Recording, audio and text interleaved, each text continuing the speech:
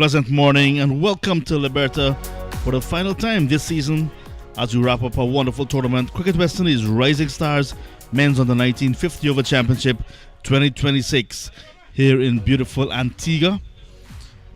It's 1 versus 2 after 5 rounds of exciting preliminary action across the island.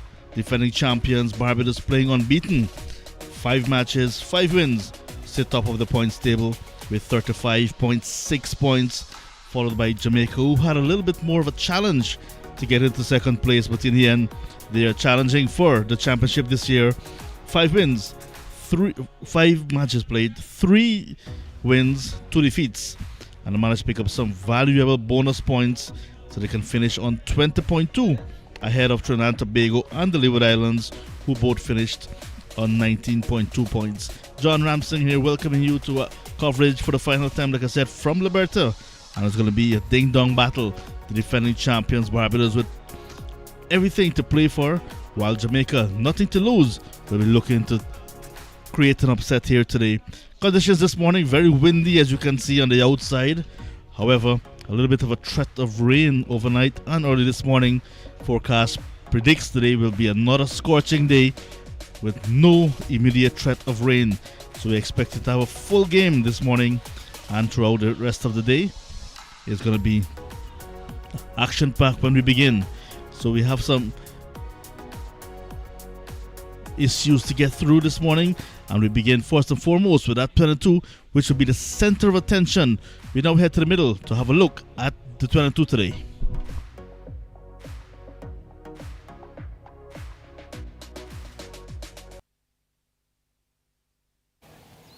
Hello, and we're back at Liberta. We're ready for the final. Now, I have in front of me the pitch. The 20 yards that matter. Pitch looks really good, excellent condition. The light covering of grass, but I'll tell you, underneath, very firm, very hard. And I think for the faster bowlers, they're going to get some early movement with that brand new Jukes ball very early on. Now, as the game progresses, I think the pitch is going to dry out slightly, and the slower bowlers will come into play. But I'll tell you, lightning outfield, relatively short boundaries, so I'm pretty sure the guy winning the toss, captain winning the toss, they'll look to bat first. Well, thank you so very much, Ronaldo McGarrett in the center. You can see the sunshine causing him to squint just a little bit, but that's exciting news for us here because cricket is played in sun, and interesting to see what the captains will do because that 22 looks very hard, lots of grass in it. Inderjeet Prasad caught up with the captains at the toss, and he has this for us.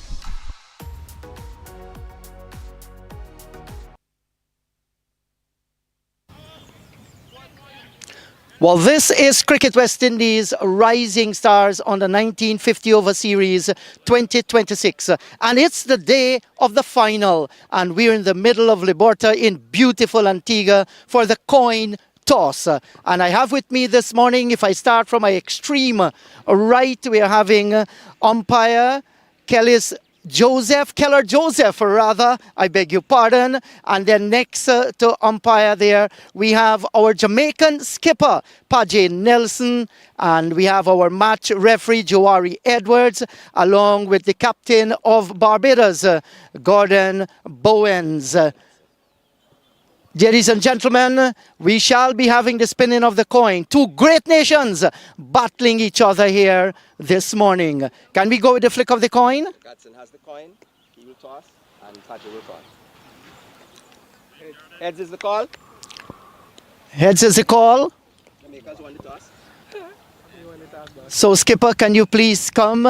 Congratulations, you have won the toss. What is it you're going to do and why? As you can see, a little bit, we're going to bowl first. As you can see, it's a little bit of maestro, and we like to use the maestro for pace to try and build some early pressure and to bowl up Barbados for low as possible. Well, the last match here, we had 542 runs scored. Was that something that you had a thought about? Yeah, of course. That's why we're bowling. A bit of maestro. We'll use the maestro to restrict Barbados as low as possible and try to get it later on. All right, go well. All the best to you and your team. Thank you, man. Gaston Bowens, you have lost the toss this morning. Are you a little bit disappointed? Not really, because we got to do what we wanted to do. I think batting first in the finals is a good initiative. Putting runs on the board, because there's always scoreboard pressure, and obviously the finals pressure would add to that as well. You'll have great memories of this ground here where you smacked a magnificent double hundred, 209. I guess you're looking for a repeat performance. I mean, it would be lovely to get a repeat performance, but I think it's more focused on the day and the team.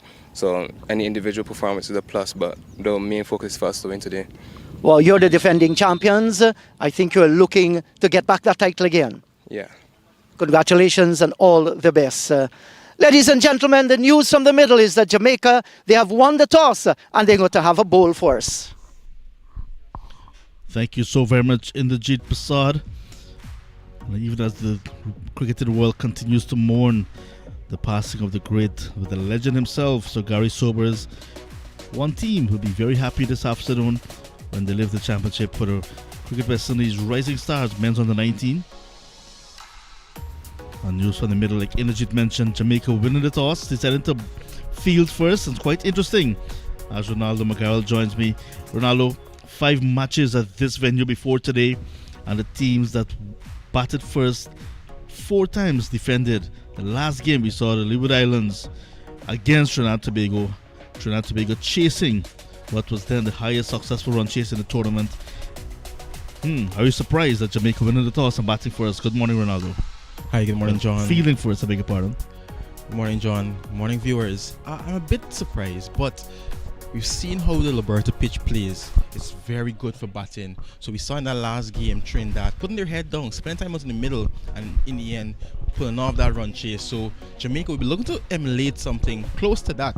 Try to restrict Barbados and then try to run those runs down. But very good pitch for batting. Still very hard. Even though it's a used pitch, I still think we're going to have a lot of runs here today.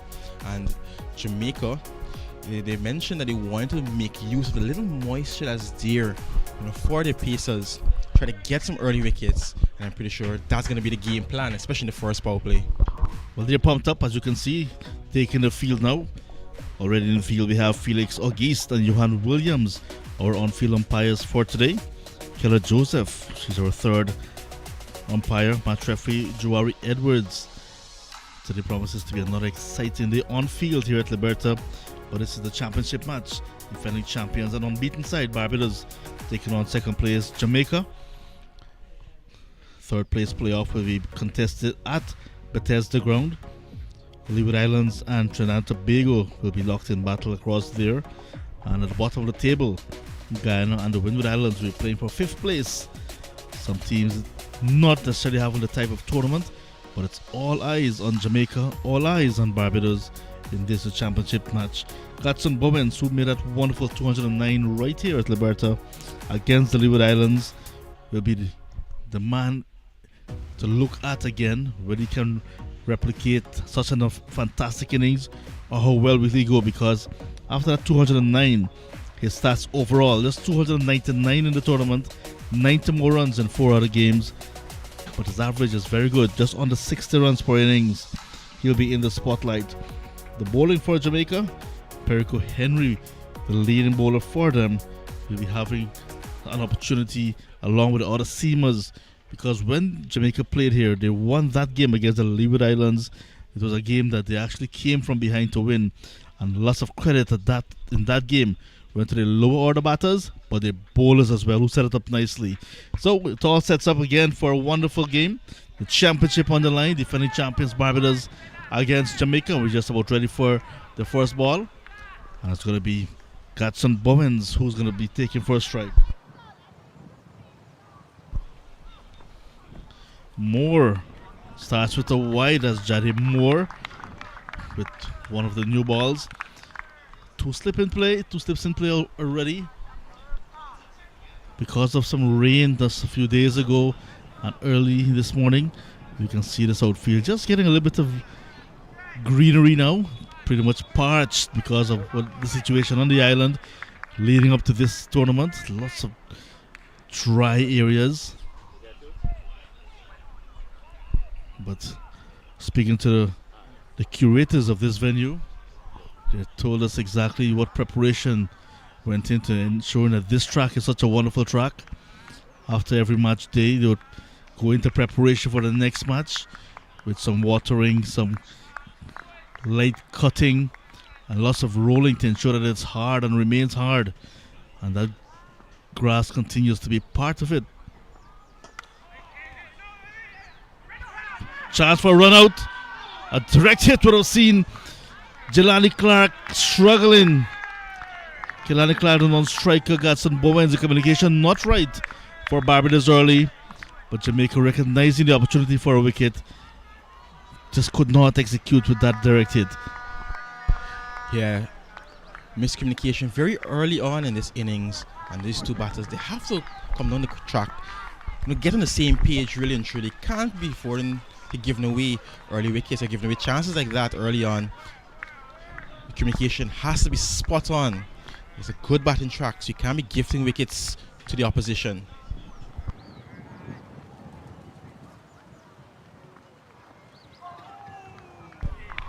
You expect that lateral movement and good bounce and carry as well. Jody Moore has some pace. He'll be very happy to use whatever moisture is there, because the ground staff mentioned that some amount of watering happens on this pitch to ensure it has a life for the bowlers, and because it's that hard as well and true, it's very good for stroke playing. So wonderful pitch again. First run off the bat, lovely flick down towards the backward square. Tumbling save from the fielder, but the batters will have enough time. So off and running, Gadson Bowens with 3. Barbados sent in by Jamaica. They're 4 without loss, still in over number 1. Yeah, the communication still needs to be a bit better. They decided on that third run very late. And you mentioned they did have enough time to come through, but that communication needs to be spot on in a final. Have to cover all your bases and try to get most, if not all, the things correct if you're going to live this championship.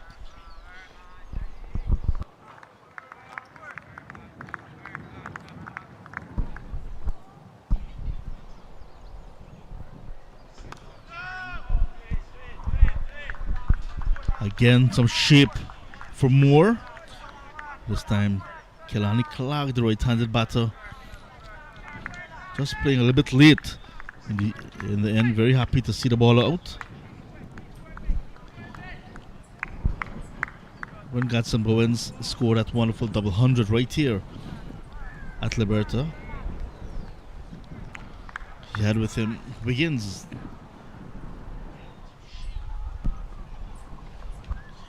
That's very wide of the mark, and a chance again. Not hitting the woodwork. This time it is the captain himself with the glove, so that's always difficult to get the throw accurately, but he managed to get it close, but not close enough. So no DeMarco Wiggins in this game, so a new opening batter, the partner Bowens. You can see the nerves on both sides already.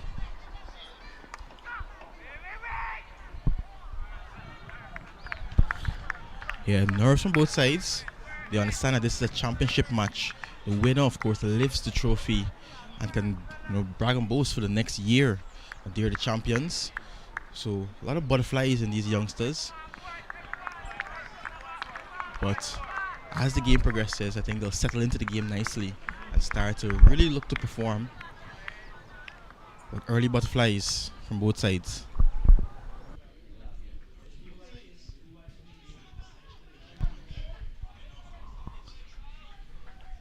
Extending the over, so already 3 wides in this opening over. Jody Moore with one of the 2 new balls to be used as is customary in 50 overs cricket. So no Begins, no Zarel Harding, and no Jeremiah Ford for Barbados, the defending champions. They're sent in.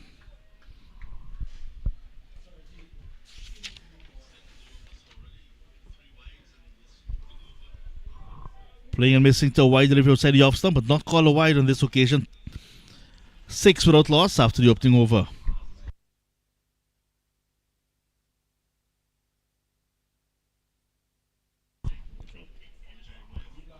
For Jamaica, they've left out Kevon Fleming, Nikolai McKenzie, and Adrian Silvera.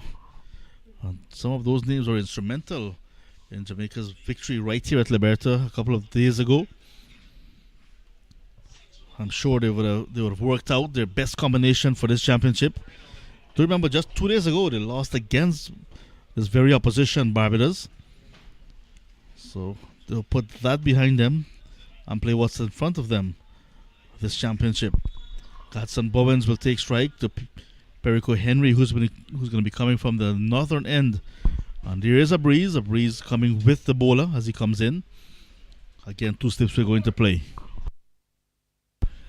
And John, you mentioned that last game of the preliminary round. I'm wondering if maybe that was at the back of their head, the Jamaicans. They batted first, didn't post much, and now they want to see what's on offer at this ground and this pitch, and then try to chase it down. They have to try to get some early wickets though.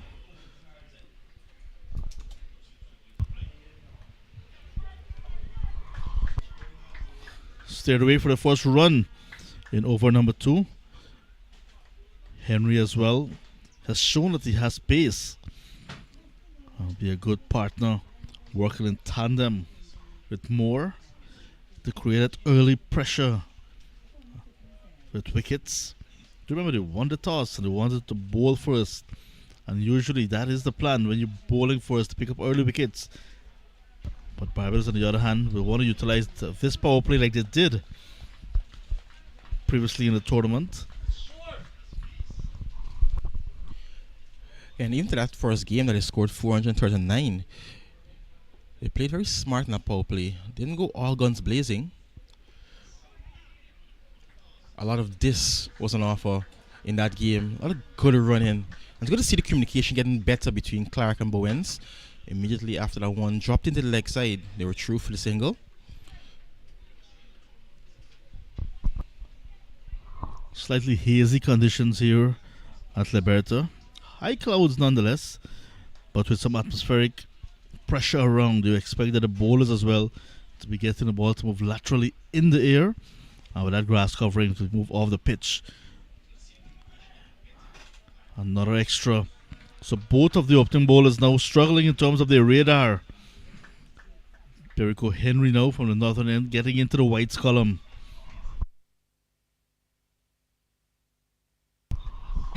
Umpire Johan Williams along with umpire Felix Auguste. Auguste the Dominican, but living in Antigua now.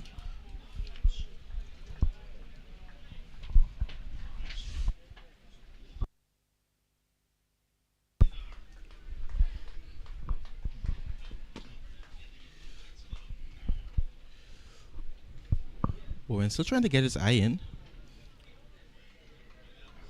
Hasn't really timed any quite as yet. When he gets going, he looks very comfortable at the crease. Early call of no ball. He can't get it past that man at mid-on. Free hit will be coming up. So more extras at the start of this innings, John. Just allowing Barbados a good start. Haven't really taken too much chances, the Barbados batters. And they're already scoring more than run a ball, thanks to those extras. Striving and overstepping Henry. What's an opportunity for Bowens to get going. He is a boundary hitter, the captain of Barbados, who wants to get going.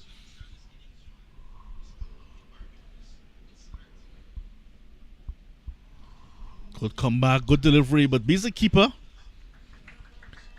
That goes into the boundary by, so more extras. Not the boundary of the bat that they wanted, but boundaries nonetheless. They won't mind Barbados. Definitely not. They'll take the runs as they come. And they're coming quick and fast in the form of extras. Already up to 14, and we're not even at the end of the second over.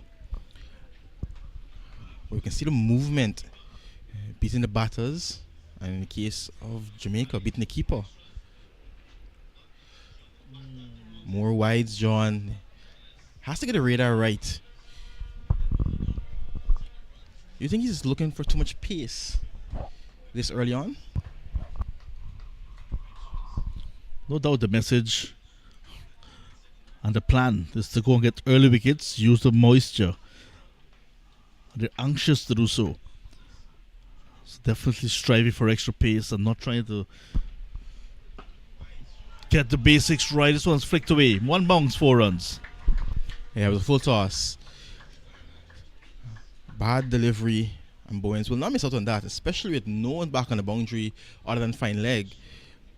Lofted it high and over the man at mid-wicket. So we did say Bowens is a boundary hitter. He's aggressive by nature.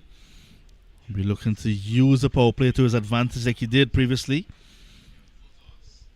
Henry looking to finish well. Stylishly behind it, lovely. So the end of 2 overs, Barbados on the 19 is off to a flying start, 19 without loss.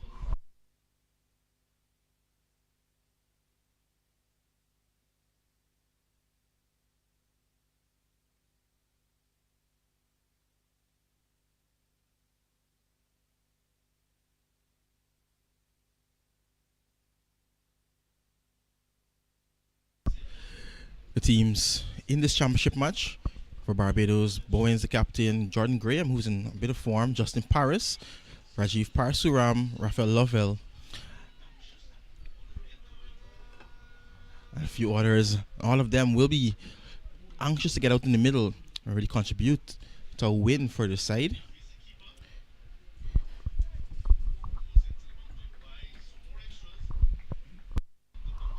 More to continue. This is over number 3 now.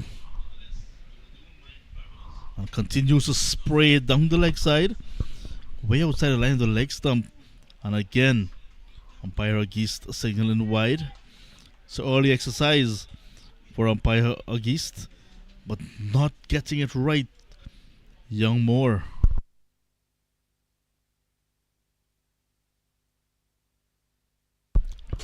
He is one of the faster bowlers in the tournament. I think he's just trying to rush the batters of pace, striving for that extra pace and sprint it all over the place.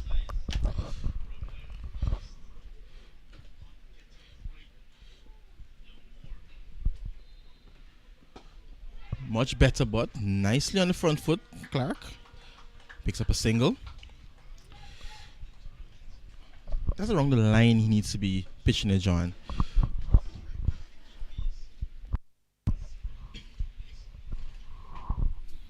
The length isn't that bad either. Clark still searching for his feet, really. So be a bit nervous just around that same line and length.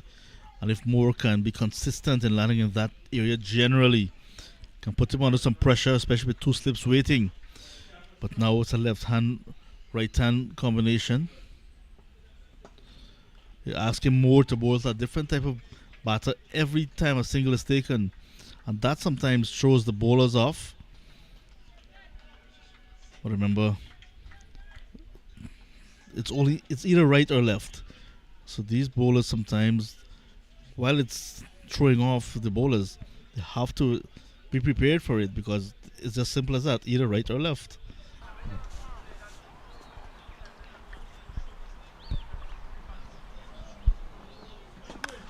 Lofted in the air and a soft dismissal for Bowens.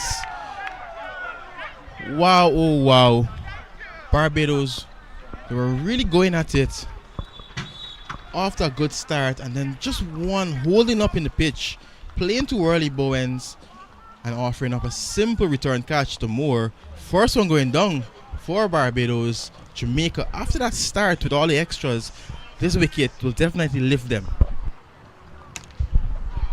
And that's what we're saying about the opening bowlers. Try to get it on line, but you're just too inconsistent and spraying it outside the line of the leg stump and too wide of off on occasion. This time he got it on the line of the batter and it was popping as it got to him, just short of a good length. And all he could have done was popped it back to the bowler, and in his follow through, he accepted nicely, just inches away from the ground. Breakthrough for Jamaica. That's exactly what they were looking for after they won the toss. Moore getting his early break. It's now 21 for 1. Captain Gadsden Bowens goes for just 8 in this championship match.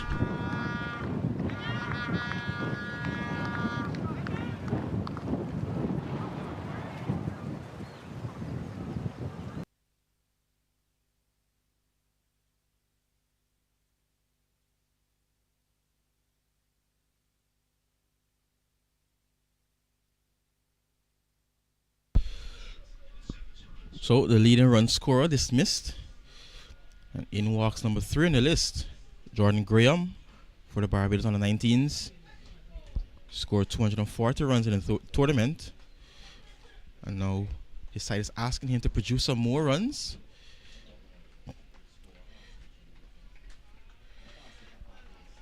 A best of 78. In very early.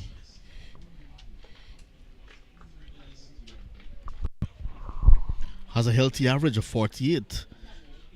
At 78 you mentioned. He has another score as well, 50 plus. He's been showing his consistency and the ability to hold the middle order together for the defending champions. Now they're pegged back very early by Jamaica.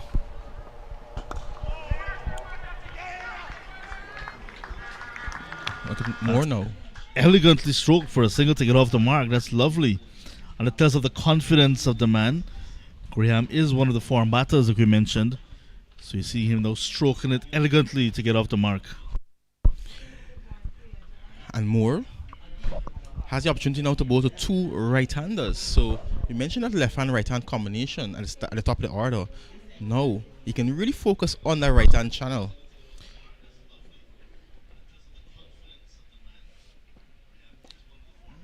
And now it seems as though he's getting it right.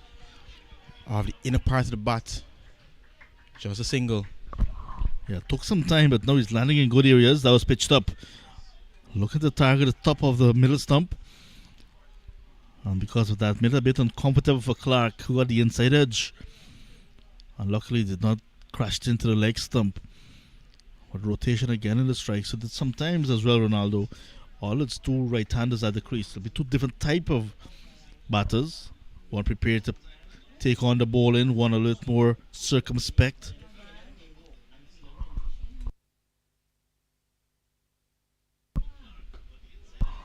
And because of that, bowlers still have to be thinking on their feet.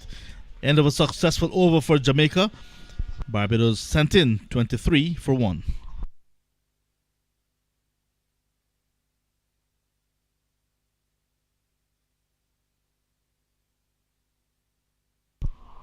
As the last game, Jamaica and Barbados in the preliminary stage. Barbados winning by 7 wickets quite comfortably. Guyana losing to the Windward Islands. Trinidad and Tobago beating the Leeward Islands. Those same matches that were played in the last round of the tournament, the last robin round, pretty much were caught in dress rehearsals really for this, the final round. The championship and the placements. All those teams losing in that last round, we belong to put it behind them because that game doesn't really matter now. All depends on what happens today.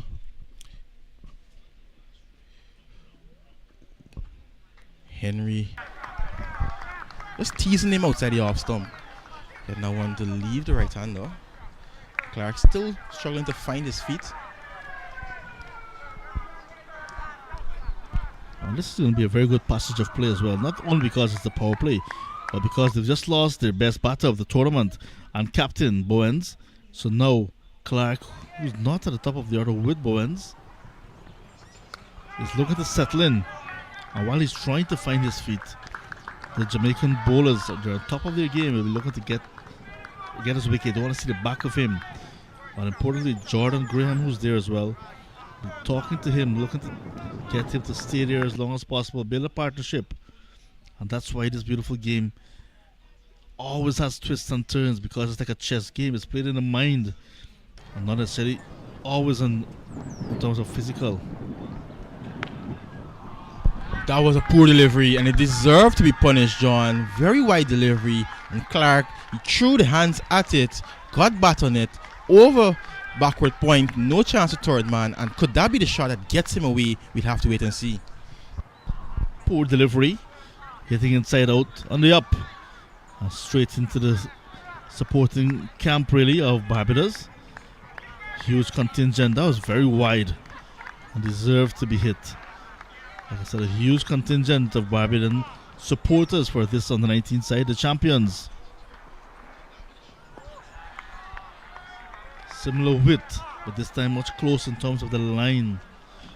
And that away movement that has been consistent from Henry.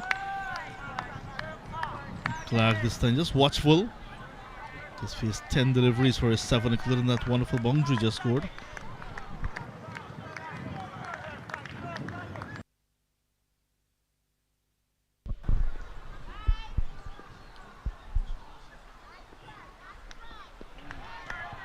Lots of movement that allowed the ball, or that caused the ball to really go wide of the mark. A signal wide by the umpire as well. We can see that early movement. He's using the breeze that's coming on his back with an upright seam and getting a lot of movement off the pitch and in the air. Once he gets it right, could be a handful for these Barbados batters.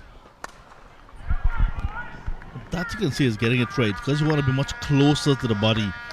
Force the batters to play more often rather than allowing it to go by to the keeper or spraying it too wide to go for wides. Henry, you can see he has his pace, has that ability to move the ball away from the right-handers outside their off stump. So we'd like to start that ball maybe on the line of leg stump, trying to hit the top of off.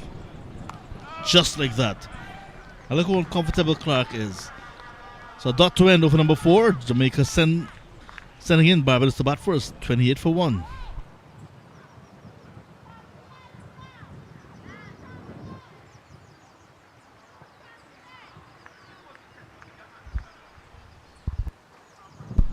Bowen's the man dismissed already. He made 8. So his total tally for the tournament will be 307 runs.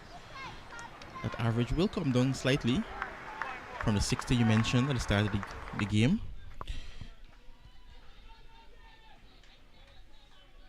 But now Graham has the opportunity to add to his tally of 240. Has a lot of time and a good pitch in front of him as well.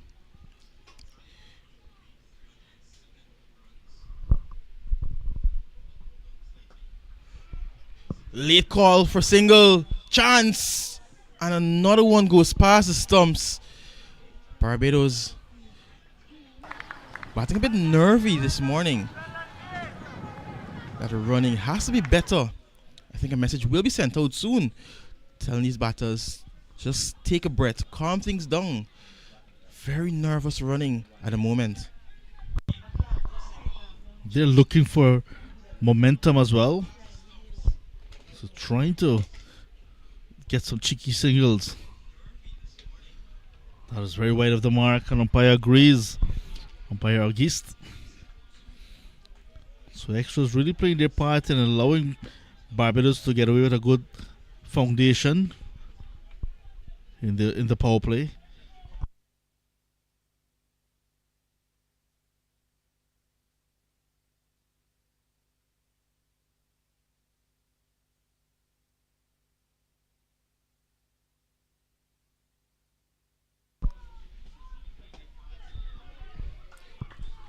That's the line and length he needs to stick to.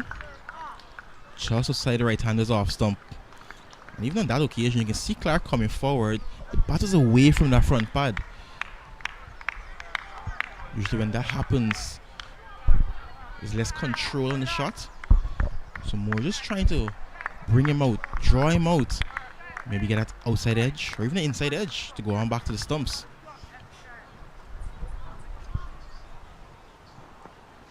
Right there, the inside edge found, and it flies to the boundary. Lightning fast outfield here at Liberta.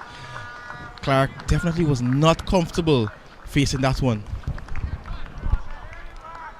Just like we mentioned earlier up in the over, what will be the right line and length? That really is, because you want to target the stumps, you want to put it on the line of the body.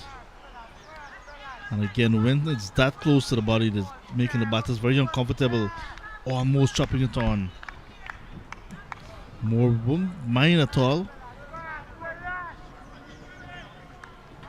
No real foot movement from Clark. And playing away from the body as well. More will be eyeing up that gap. We're going to hit the top of the middle or maybe top of the leg stump. Right there, huge appeal, but I think inside edge. We did hear two songs. I think that inside edge saving Clark. Moore serving up a good delivery there. Getting one to swing in back to the right hander. Last time Clark batted here, he got 31 from 29. But inside edge. But again, more on the line of the stumps. Very good bowling.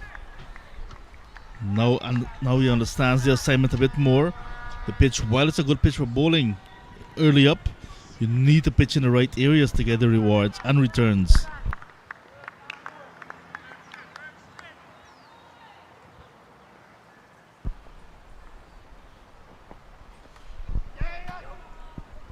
Not where he intended to put it, but gets off strike.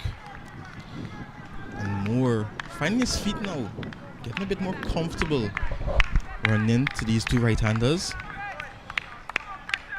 Getting that ball to move as well, causing some trouble. He wants to add to his one wicket. That current run rate still healthy for Barbados. 7.24. They just have to survive this early burst.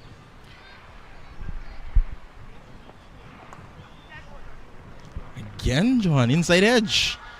Down to fine leg this time. A single to end that over. A lot has happened in this first five. 5 gone. 36 for 1.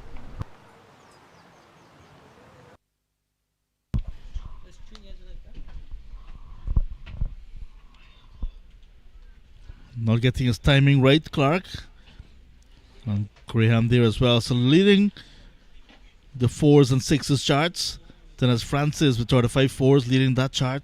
538 4s in the tournament to go with 167 6s.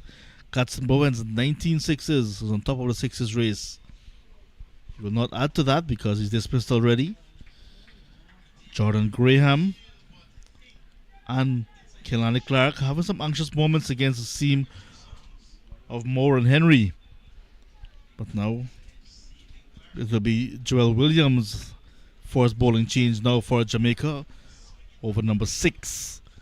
It's going to be bowled by Joel Williams. So not allowing the bowlers to go too long in these hot conditions.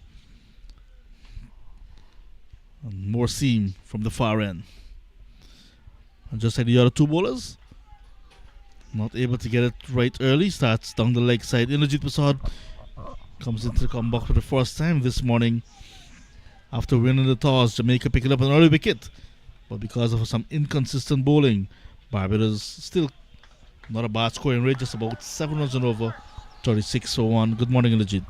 Good morning to you, John. Good morning to all our viewers and listeners.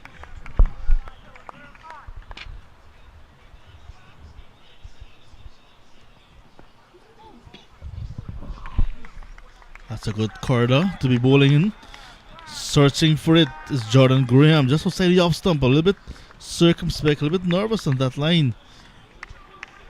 Williams, just like we saw from Moore and Henry, has some pace, but a need to begin to land in good areas to put his batters under some more pressure, especially when his captain has won the toss and decided to bowl first. To want to use the power play and use the new balls quite effectively. Over pitching, driven beautifully. The chase is on for Moore. He's going to put it up in the boundary, just a matter of feet before the ropes. But a good flowing cover drive from Graham Jordan. That's going to do his confidence wonderfully well. Yes, that's a lovely looking shot. Came onto the front foot and reached it with the full face of the bat through the extra cover region and collecting 2 good looking runs. Lots of action this morning. We have seen a few boundaries, a few missed opportunity for run out. We have seen a number of wides and no ball in between.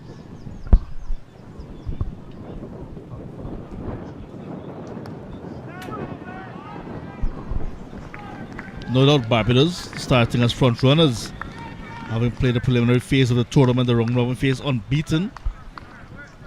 5 matches, 5 wins.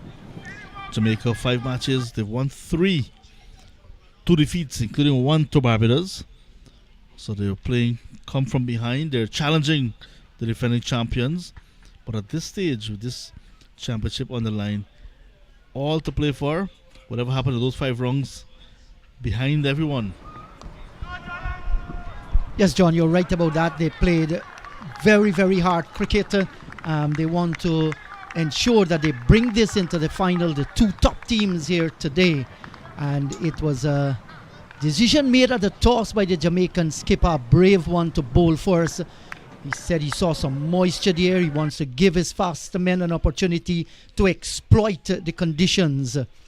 While the runs are good, Barbados, they have lost their ace batsman, Bowens.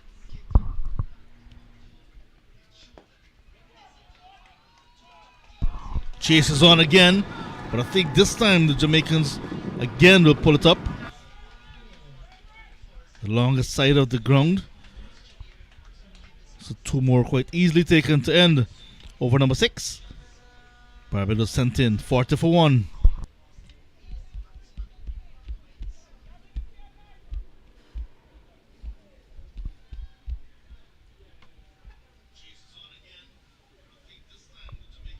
And when you look at the scorecard and you see it's 40 for 1, 6 overs gone, they're scoring just about 7 runs and over. That's not a bad scoring rate at all. In fact, that's a healthy one.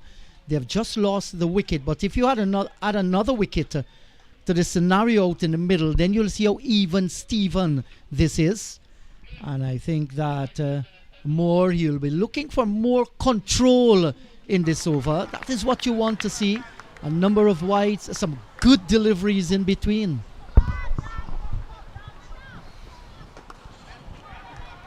The lone wicket taker had Captain Bowens caught and bowled. Bowler delivery on the line of the middle stump that popped on Bowens, who was defending, got a top of the bat. And Morris followed through, completing a simple catch. It was 21 for 1 in over number 3 when that happened. Bowens went for just 8. Highest score of the tournament, 439 for 8 right here at Liberta. By this very side as batting against the home side, the Leeward Islands. Appeal goes up, finger stays down. And they managed to scamper a leg by. So no bat involved. Indrajit, put on your umpire's cap. And let's have your thoughts. Yes, we shall watch this on the replay. To my mind, it looks pretty close indeed. Oh, that's a straight delivery. Umpire Auguste, well, he's in the vantage position. And he decided to say not out. Boy, but that one, my goodness. Big shout by Moore. Hitting him on the back foot as well. But like you said, umpire Auguste is in the best position to adjudge. And he says, not out. So Clark survives. Graham now on strike. And the on drive. Just a single. So a bit bad running on that occasion between Graham and Clark. They're still not comfortable and confident that this pair at the crease for Barbados. Yes, and give credit to Moore here. He's trying to get the ball straighter to the stumps, some away movement this morning, some wides as well. But he has come back nicely. We have seen some excellent deliveries. One that took the inside edge and went for 4. That was a peach of a delivery.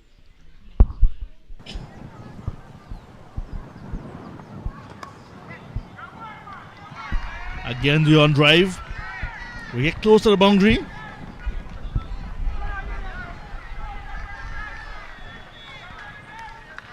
He was looking for his fielder to flick it back to. 3 runs saved the boundary, but could not save the 3. Outfield now. This is the 6th game being played at Liberta. After the last game, in fact, before the last game, round number 5, the ground was clipped. So with a little bit of rain coming in, maybe getting a little bit tall, the grass now. So holding up. Second time we've seen the ball holding up in the outfield. Jordan Graham battling. He's on 8. Barbados approaching the first 50. Nice extra bounce. You You see Graham is used to this type of bounce. Just getting up on the back foot and steering it away for a single. So rotational strike again. And despite the two right-handers in the Jeet, Clark and Graham, it's still two different type of right-handers. You see Clark more classical. Graham equal to the task in terms of being classical, but prepared to be a little more watchful.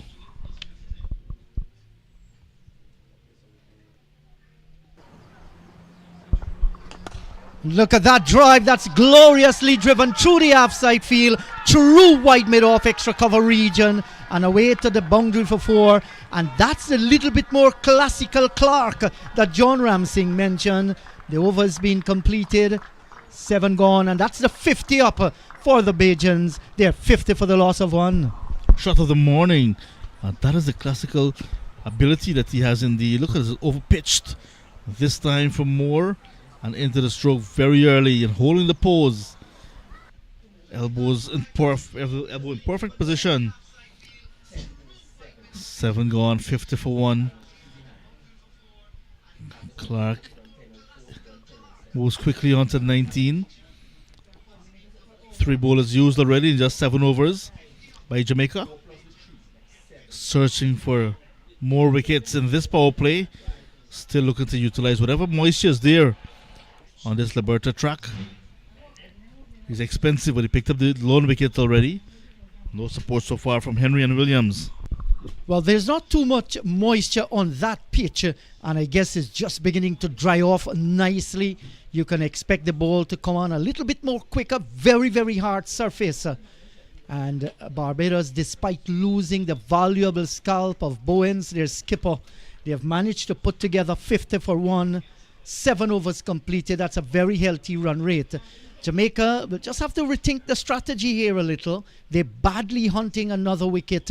If they can get that wicket, well, then you feel that the Jamaicans, they will consider themselves back on track here. But so far, so good for Barbados.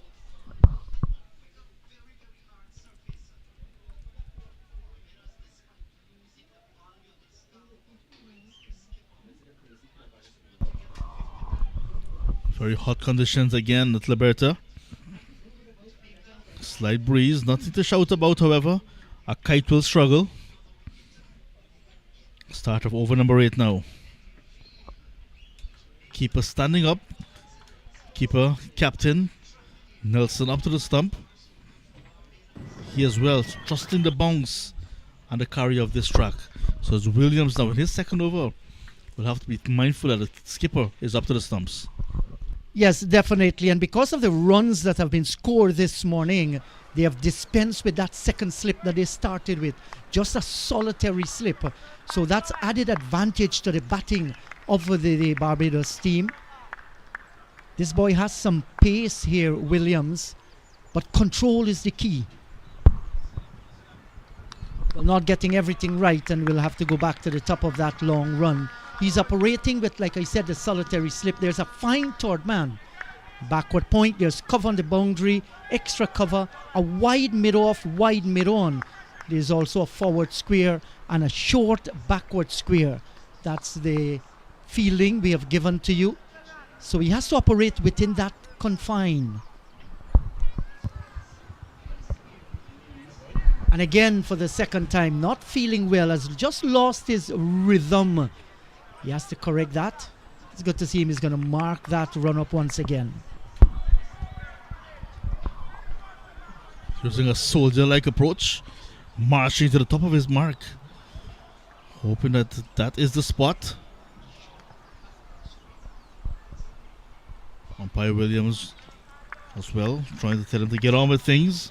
That's Johan Williams.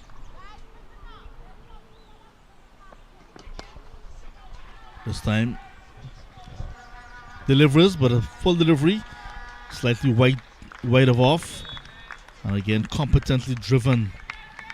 But his protection down at square cover. One of the two deep fielders in this opening power play. Third man is the other, who's right back on the boundary. Other than that, everyone else in the 30-yard circle. Clark, 19 from his 20, has had his difficult moments. Some good shot in between as well.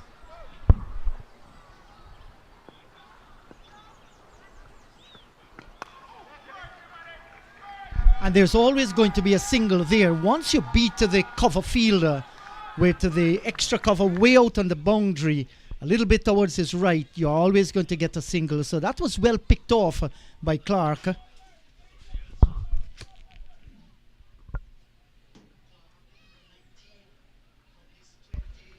Barbados, they're the defending champions. And the toss, Bowens, of course, expected. He wants to take home the title again.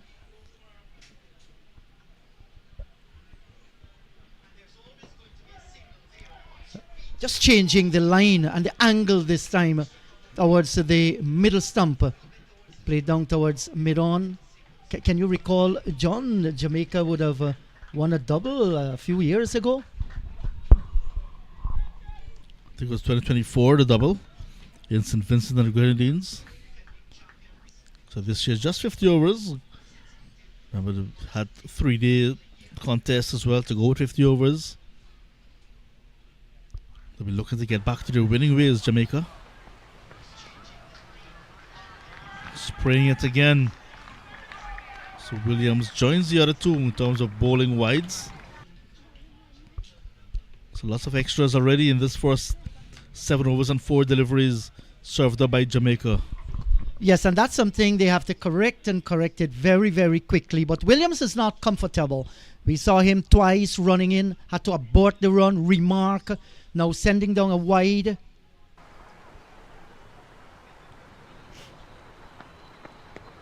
Much better delivery, teasing line and length, just outside the line of the off stumper. But the right-handed Graham is not going to have any fish at that one. Today, John, 3 days of national mourning starts in Guyana for those who have gone to the great beyond because of the mishap of the MV Barima. Lots of death. They're still searching for victims and survivors down there.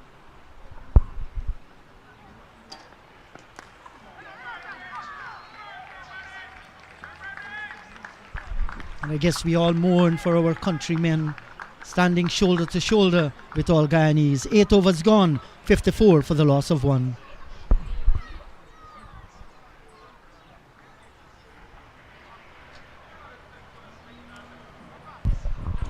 Quite tragic indeed what happened. MV Barima transporting passengers and cargo sunk just off the coast of Guyana.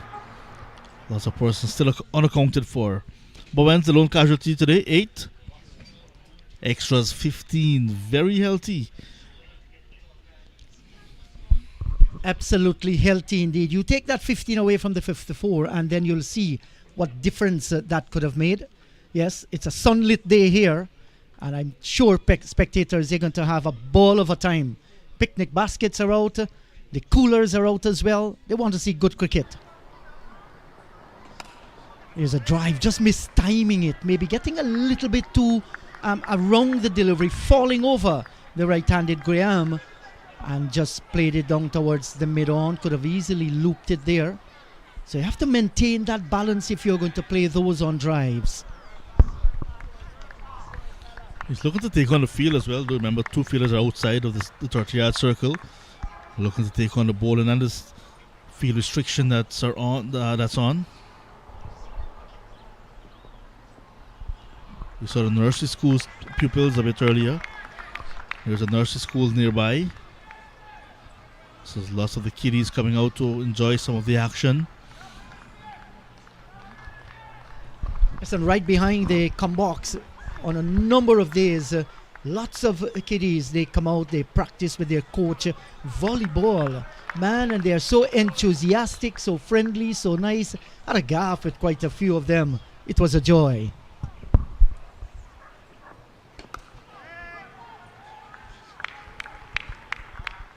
This was a much better on drive. Came across the line of the delivery, kept his eyes on it, body very still.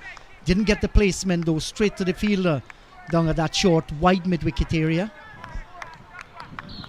There's some wind blowing across, but that's very, very high. And with the trees that are around the ground, I can imagine the heat out in the middle here at Liberta. Steaming. Steaming in action as well, as more steams in. In the air, in the gap. Just short of the boundary, but 4 runs. Graham was searching for a boundary early up in the over. Did not get it past mid-on. This time, ball on the line of his off stump, and he went inside out and gets the boundary. Well, everything was good with that shot from Graham. He got the little bit of width, nobody out on the cover, extra cover boundary. All he had to do was to clear the infield, and he did it in a fine way, getting the boundary. That's going to break the pressure a little on the right-hander, making use of the fielding restriction.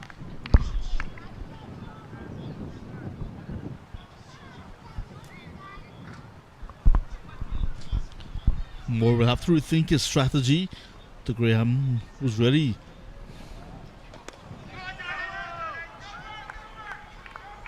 Gone back to being a bit defensive, watchful. Is a much better choice of words. Good start. Current run rate over 6.5 runs and over. That is very good considering that you were sent in, considering that you lost an early wicket. That early wicket is the captain, the leading run scorer, not only for the team, but of the tournament.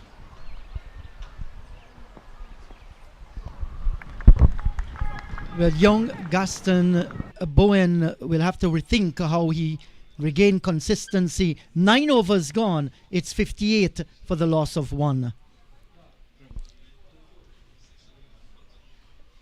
Well, the drinks have been called on, so it's a very hot day, like I said. The boys are going to take some refreshment. We'll take a little break and we'll be right back.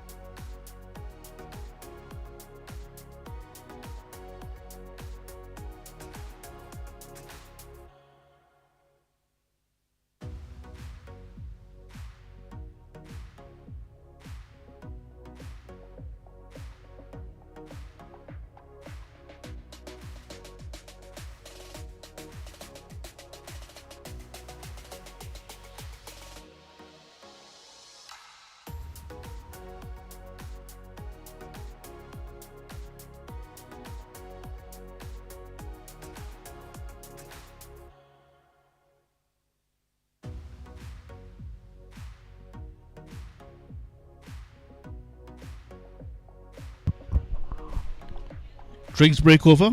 Time to resume with this intense battle for the championship here at Liberta. It's Cricket West Indies Men's Under 19 50 Over Championship. Defending champions Barbados sent in this morning by Jamaica. They've lost the early wicket of their captain and leading batter, Gadson Bowens, who was caught and bowled by Moore in over number 3 for 8. It was 21 for 1 at that stage, but a fighting second wicket partnership showing good consistency with bat, this Barbados side. Last time they batted here, they got 439 for 8, and from their first power play, they got 69 in the Jeet. So they're on course to even get close to that, if not better, as we resume the action with Clark on strike to Williams. And he starts with a very wayward delivery down the leg side, and it goes into the boundary. No signal except for the 4, so managed to get some amount of bat as well on that one. Yes, that match you talked about, John, that was the Bowens and Wiggins show here. They lit up. Even compare them to the Sunshine, they must have won the battle for brightness. That was a majestic total by them.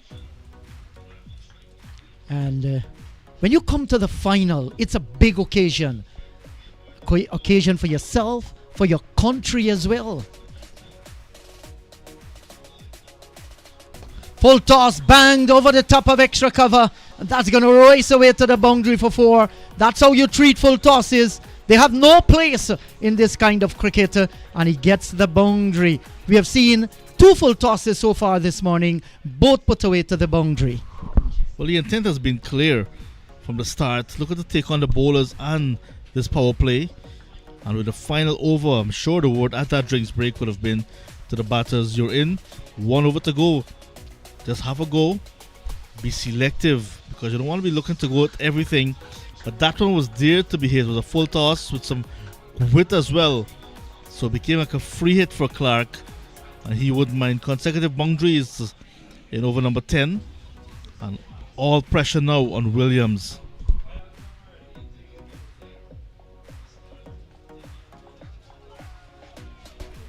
Yeah, that's a good comeback delivery. Short of a good length, raising somewhere around the hip area. But he played it well. Clark got everything behind of it and defended it out into the offside field. 2 boundaries so far in this over. And that's a good start, coming back with a dot ball. Can he maintain that kind of control? I guess any little bit of width.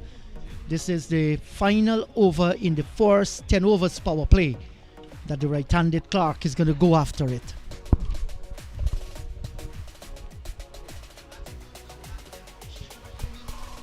This time on target again. Kept a bit low, but he's very watchful. Watch it in front of him. I'm not sure if the captain standing up to the stumps, the wicketkeeper, Nelson, is making it a bit uncomfortable for Joel Williams, who would like perhaps to express himself. But because the captain is up to prevent Clark and Graham from going out of their crease, maybe that making him a bit uncomfortable.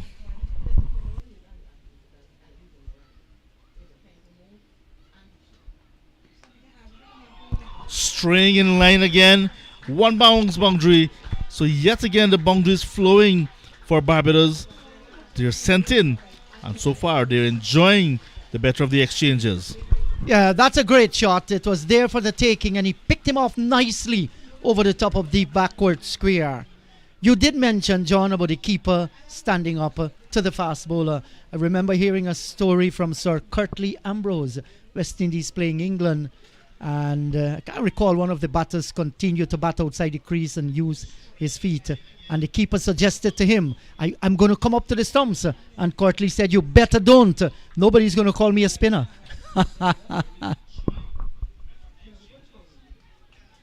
Final delivery of power play 1 coming up. And already Barbados gone past what they got in that mammoth score. Flicked away again. This one's even better than the previous one. And it goes the distance. One way to finish the first power play. 76 for 1. Barbados sent in. They've lost the early wicket, but have not lost momentum nor confidence. Yeah, look at this shot. Right into the slot and picked it off beautifully for a maximum. 3 fours and a 6. A 6 to end the over. 10 gone. It's 7-6 for the loss of 1.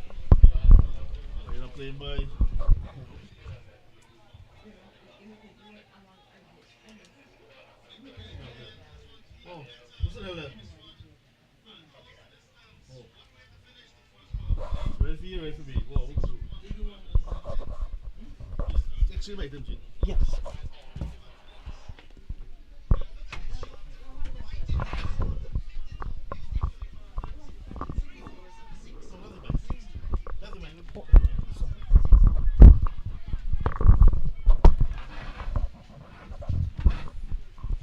So the runs are really coming here now for Barbados. Sent into bat by Jamaica. Just a lone casualty, and that is of their skipper. And Graham, 15-38 is Clark. So a fine little partnership is building here. And the strike rate is an excellent one. And look at that. The projected score from here on, 380. Spin for the first time. DeMarco Scott at the Players Pavilion in the southern end at Liberta. The Seamers not getting it right. 7-6 conceded in the first 10. 1 wicket going down. But importantly for Barbados, very healthy scoring rate. Spin now. Something slower, something different for the batters to think about. But Graham and Clark well set.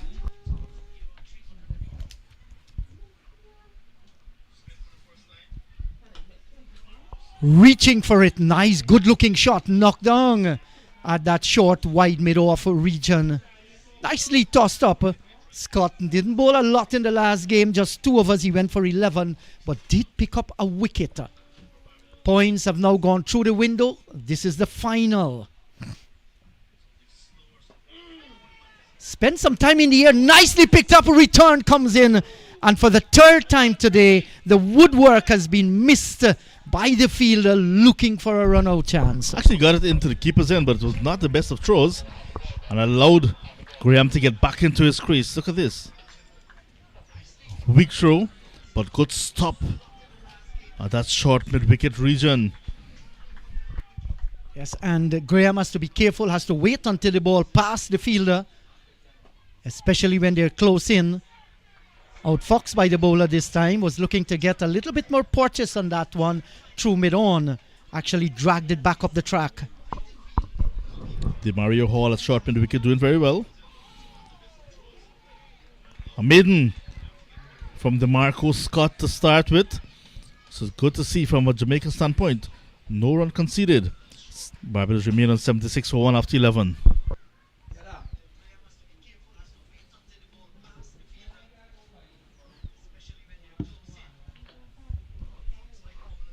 And when you look at J.J. Moore bowling in the last game, 5 overs, no maiden, 44 runs. That's on the expensive side. Didn't pick up a wicket.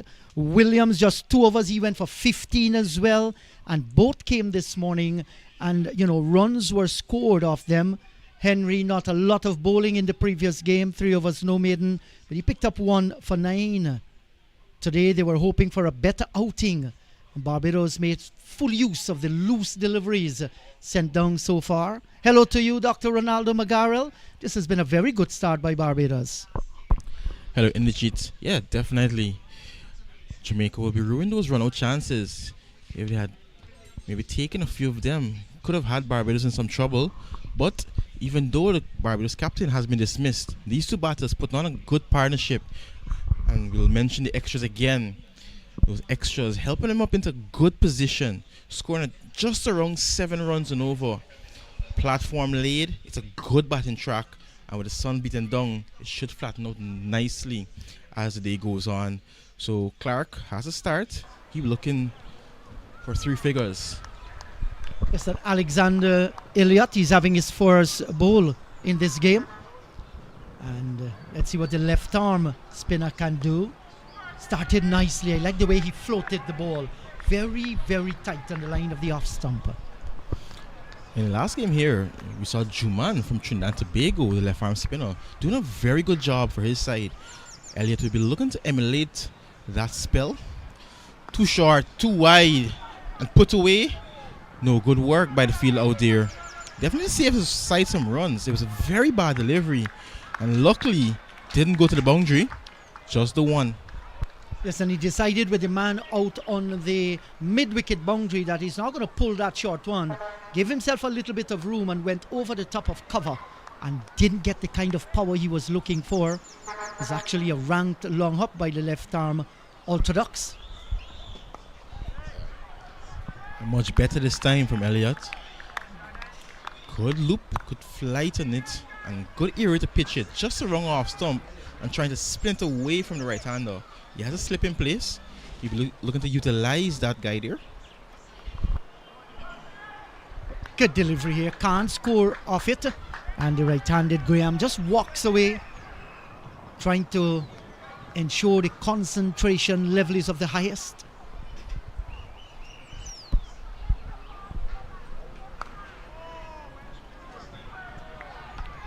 And with the advent of the spinners, right away you see there's a check on the scoring rate. Scott started with a maiden, and this so far is not a bad over whatsoever. Quick one going out the arm. So just a single off this one. Since the power play, just the 1 run scored. 12 overs gone. 77 for 1.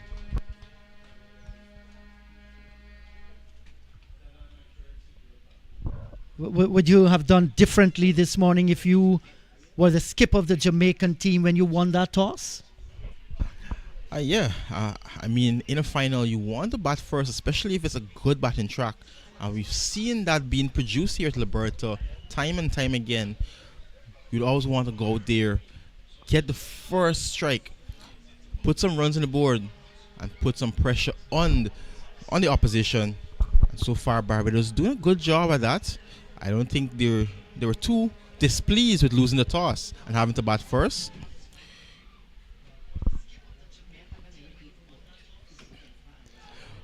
A chance, another chance goes away from Jamaica.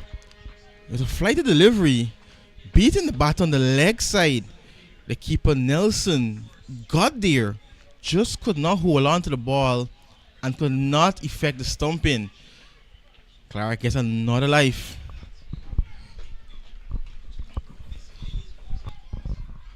They will certainly go back and complete 2 here. And these are the moments that you will look back at if you actually lose the game. And you'll just rue opportunities like that. You must be able to take them when they come. This is what you're working on.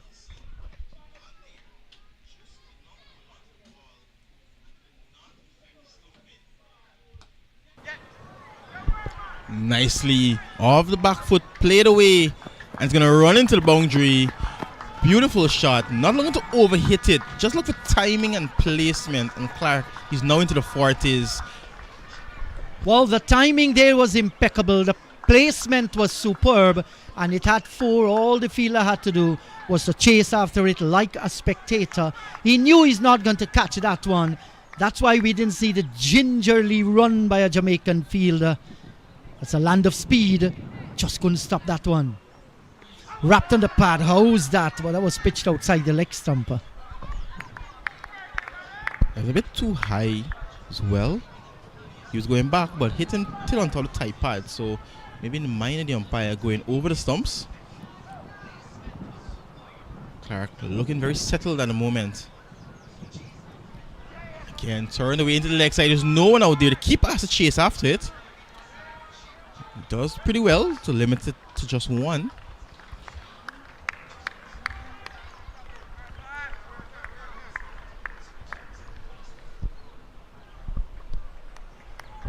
So 7 runs off this over so far. Still 2 more deliveries to come. And Barbados continue to motor along here at Liberta.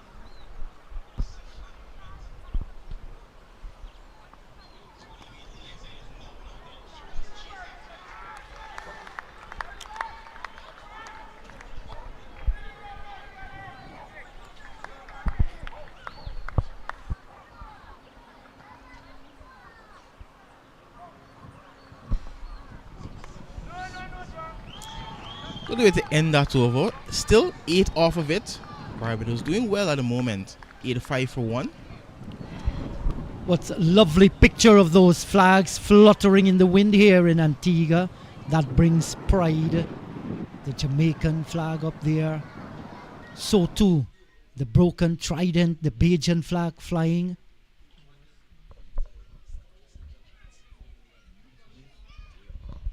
Yes, and you have sandwiching those two, the West Indian flag and the flag of Antigua. Beautiful sight.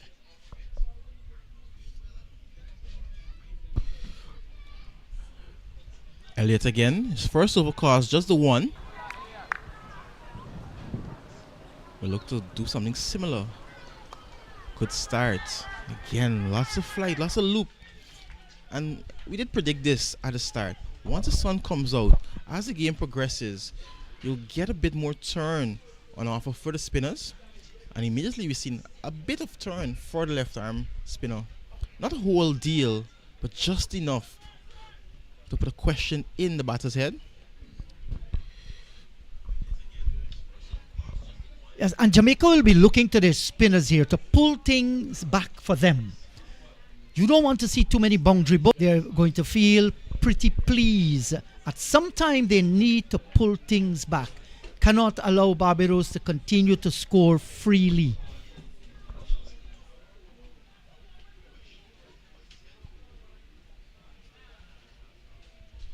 The plan this morning from Jamaica was to utilize a little bit of moisture in the pitch with their pacers, but they just managed to get one wicket. And even though they got a bit of success, a lot of wides and no balls, it took away that a little bit of a momentum that they were carrying. And even if they wanted to bring spin in that power play, they could not because of the regulations. The first 10 overs will have to be bowled by the faster men. And how accurate they were will determine how many runs scored in that period. That was a very good period for Barbados. In the gap, lots of work. Again, good work by the fielder out there. Limits it to just 2. And now after just about 14 overs and just over an hour of brilliant sunshine, I think that little bit of moisture that the Jamaicans were eyeing up this morning, that has dissipated and now it's flattened out nicely. And it should be good for batting. And at the moment, the Barbados batters, they're licking their lips and being able to score pretty freely and pretty easily. 3 of that one, 88 for 1 after 14.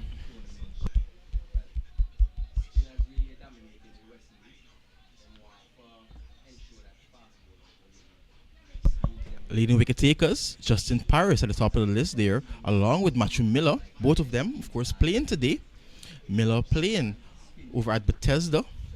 Paris, he'll feature a bit later today, right here at Liberta. So, tight race for leading wicket takers. Well, that's a good delivery. Drawing his man forward. Just can't score. Need to string a few more like that.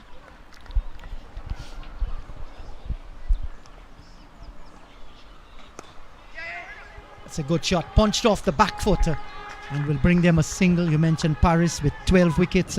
Best of 4 for 19. Miller, 12 wickets as well. 4 for 45. Parsuram, the spinner from the Barbados team, 11. Picked up a 5-wicket haul, 5 for 35. Daniel Holder, 11 as well. That's a cheeky looking shot. Picked up 1. And Perico Henry, who is in this match, he's picked up 10 wickets too from 4 matches. So he has played less matches than everybody else with the top 4 wickets there.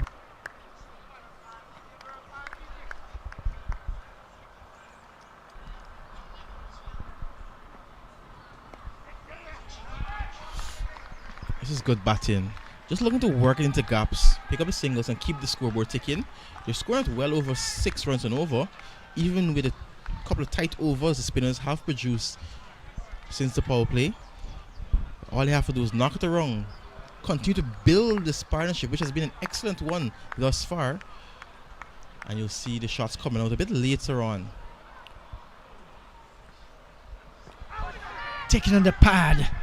A little tickle. Did he get a touch onto it? I'm not too sure. But that's going to run pretty close towards the boundary.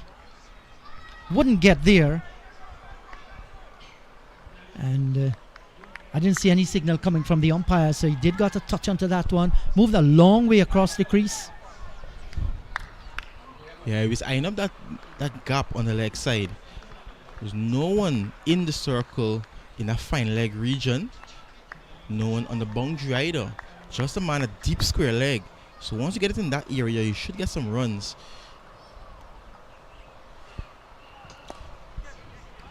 Up and over. It's going to get close to the boundary. I don't think it's going to get there. Could work again. But they're back for 2.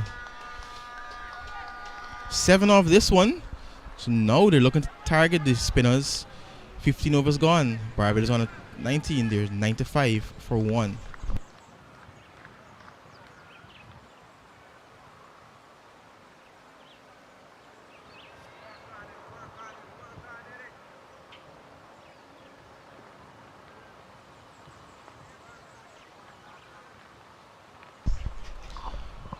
Clark getting closer to that half century. He, along with Graham, doing a good job for their side. Scoring pretty quickly and just blunting the attack of the Jamaicans, at least for the moment. Current run rate still healthy, over 6. That projected score 317 in a final. Get anything close to that or even more than that, you definitely putting the opposition on the back foot. Welcome back, John. Good job by these two. Clark eyeing up a half century.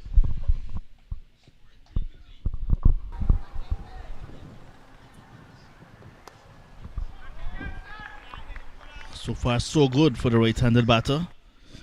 But the left-arm spin of Elliott putting the brakes momentarily on this Barbados side. Run rate still a good one, over 6 runs and over.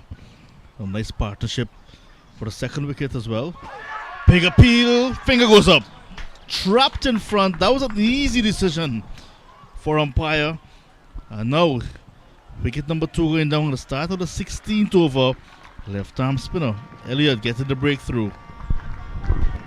That was a brilliant delivery, and unfortunately Clark does not get to half century, but it has been a good knock by the young man. Partnership broken, big partnership broken, and Alexandra Elliott, the man to do it, getting the inform and well set Clark for 49. Barbados losing their second wicket. They're scoring 95. It was a brilliant arm ball. Just kept on coming in. He was playing for a bit of spin. But none off of there. Beating the inside edge of the bat and cannon into the pads. Have another look. It's a good delivery. Stump to stump from Elliott. And just trapped on the crease more or less. And a good decision. Simple one for umpire Johan Williams. A little bit of extra pace as well from Elliott. 74 in partnership broken. That's what Jamaica were looking for a long time ago. Managed to get it in the 16th over. Run rate a very good one. As Seth Smith makes his way now into the middle. 55 runs, his best innings. Batting at number 4 with lots of responsibility on his shoulders.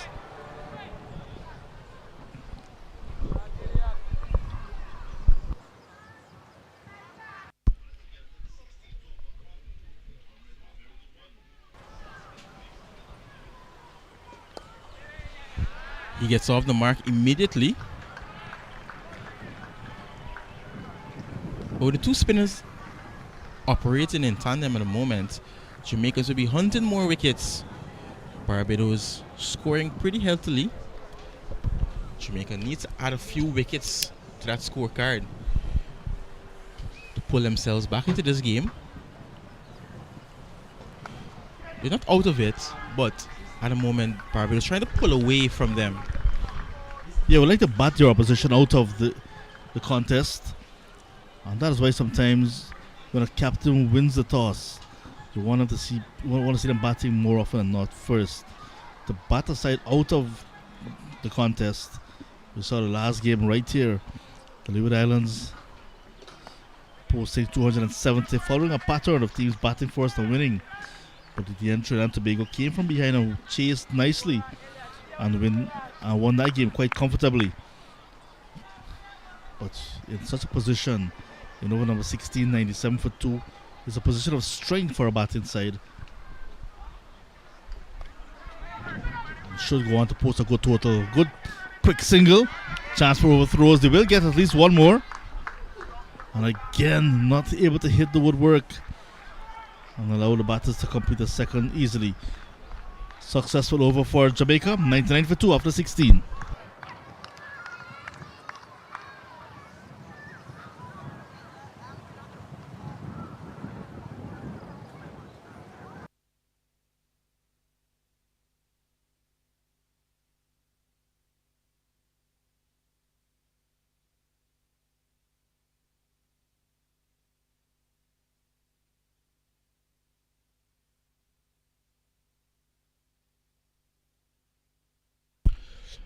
Five bowlers used thus far. A lot of dots, but look at the extras. We're only in the 16th over. 18 extras already, John. Cut away. Brilliant stop. Man at point. Diving to his right. Not allowing any single or any run that occasion. Pieces of brilliance like that can really lift the side. Especially with picking up that wicket the last over. Feeling like that can give the Phoenix side a bit of impetus as 100 comes up for the Barbados on the 19th side. The 100 coming up in the 17th over.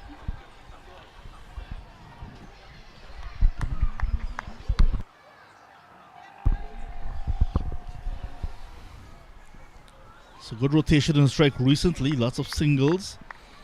Mixed with a few doubles for Barbados. So that's momentum in their innings. Seth Smith give the impression he took an off-stump guard to the off-spinner, DeMarco Scott, who's getting a little bit of turn. Good bounce as well. After Maiden in his opening over. Went for some runs. Payagi says that's a wide. It was directed outside the line of the leg stump, but Smith looking to take on the bowler. There's no feeler in that fine leg position. There's a deep backward square. So once you get it past in that area, we will get some runs. That's why Scott will want to stay off of that line. Yeah, when I saw him take that guard, I immediately thought he was trying to eye up that same region, that fine leg region, so to get across and scoop it in that area. Scott, a smart bowler, recognizing that he's trying to get closer to the line of the delivery, still putting it a bit wider. He has to reach for it.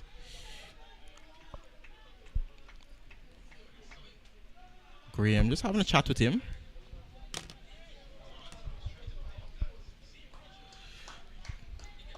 Maybe trying to tell him, don't lose patience. Middle stump knockback. Playing over full delivery with some turn. DeMarco Scott gets his man.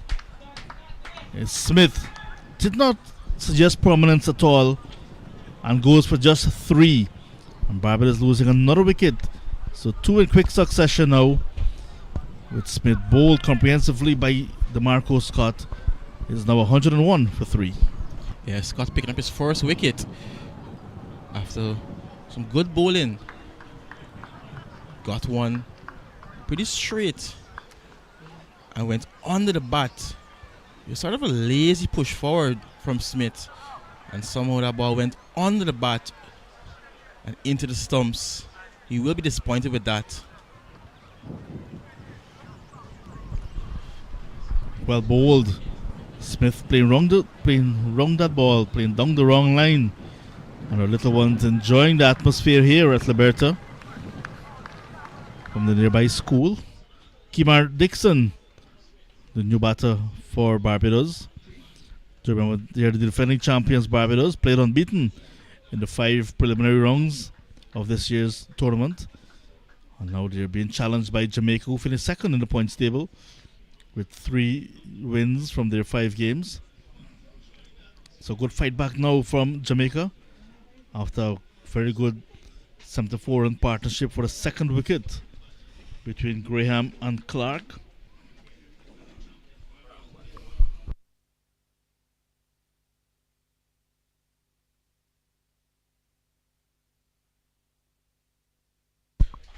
Graham has lost a couple of partners very quickly. And now he goes.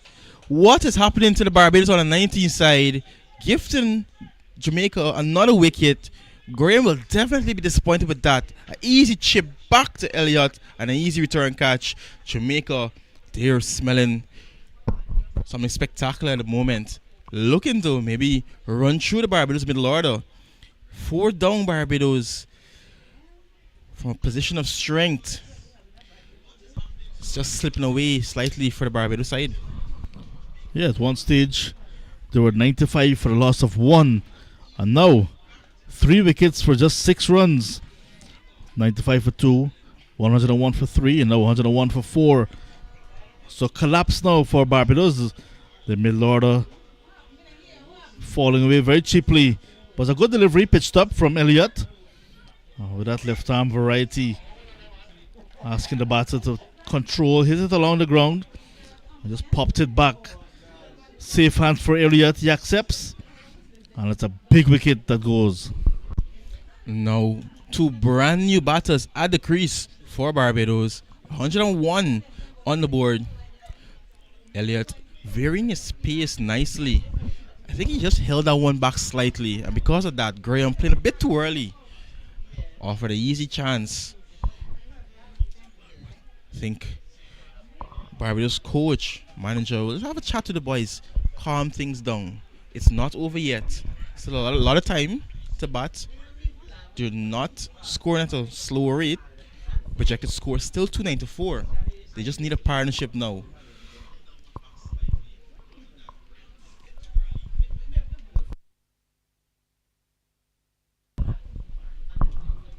Fresh batters at the crease, both yet to face a delivery.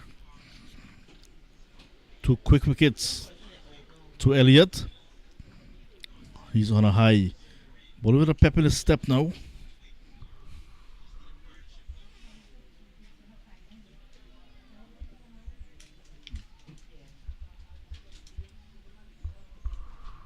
Paris is left-handed.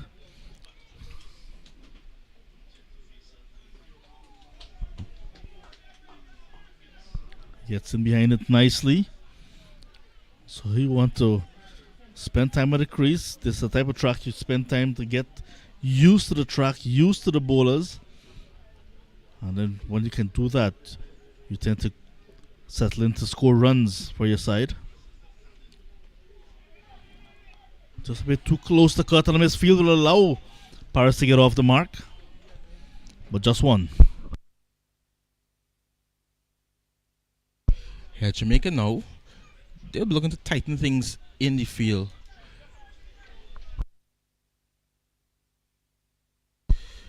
They have the opportunity to have 4 fielders outside the circle, but they're just utilizing 3. So that shows you what the captain Nelson is thinking. He's trying to limit the runs, not allow these batters to rotate strike and get themselves into this innings.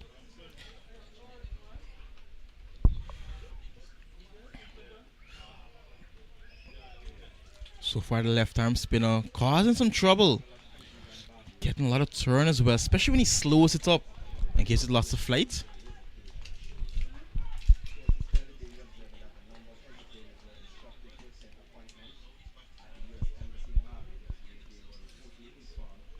That was a quicker one and nicely turned on the leg side. It might run away. No, just pull back inside. That was a quick one. He's trying to fire it in, but just badly lined. It's all part of the armory. Spinners use quick deliveries just to sometimes outfox batters to catch them by surprise, especially when things are not going your way. This one is well flighted to an over number 18. Barbados sent in. It's now 104 for the loss of 4.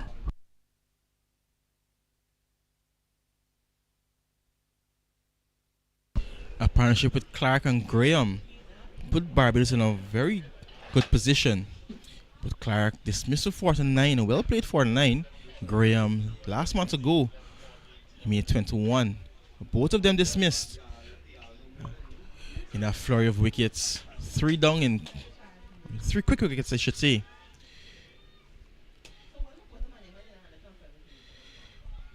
Now they're looking for a partnership.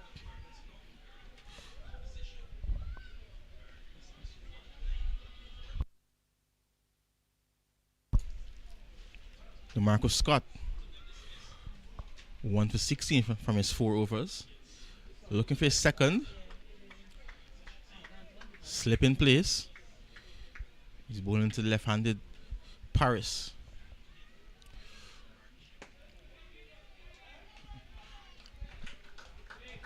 He gets to the non-striker's end. A bit too sharp from Scott on that occasion. Maybe a bit too quick as well. So from the other end, when Elliott slowed it up, he's getting some turn, extracting a lot of turn from the other end. So maybe if Scott can slow it up, get a bit fuller, especially to the left-handers, can cause some trouble.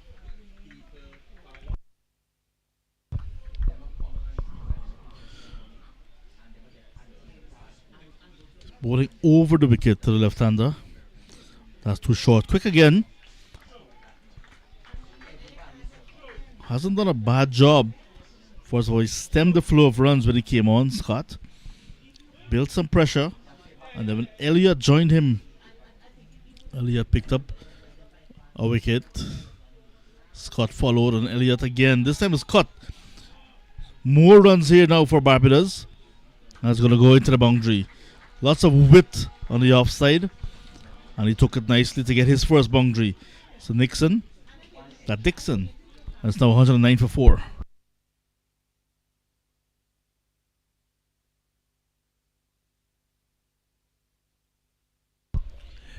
It was a brilliant lead cut. Played it right under the eyes.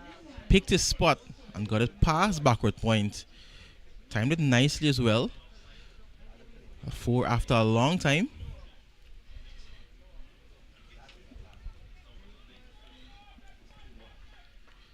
They need a few more of those to maybe counter punch Jamaica.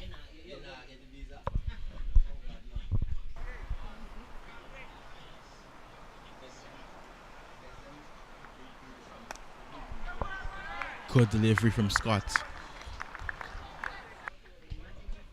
And equally good in defense, Dixon. He's going round the wicket this time. Trying to get close as possible to the stumps. That one jumped. So dot to win. 5 runs from the 19th is 109 for 4.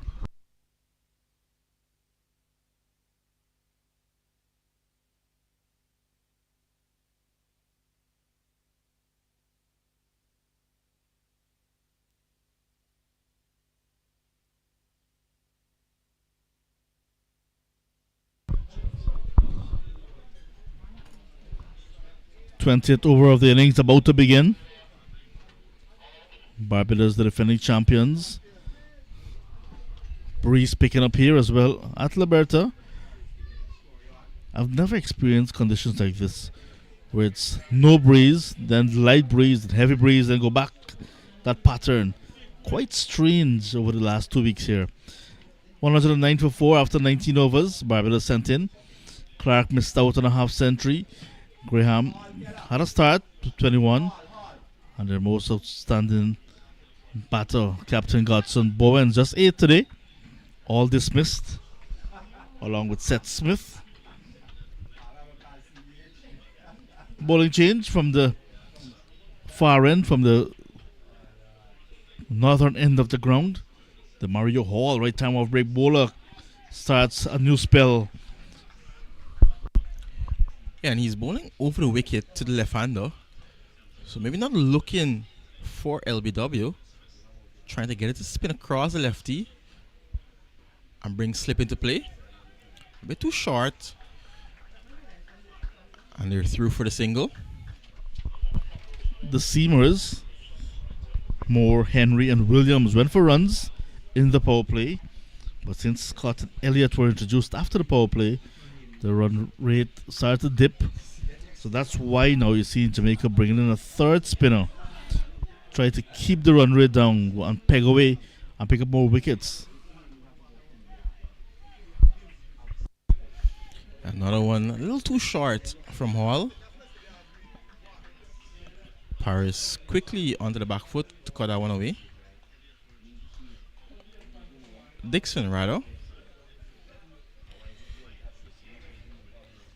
Has to get it a bit fuller. Make the batters come forward. Let them reach for it. And that way you can try to get it outside edge. You have them on the back foot. Much like that. They're going to get a single, but if you pitch too short, you allow them to go back, have more time to see what's happening, and be able to pick their spot.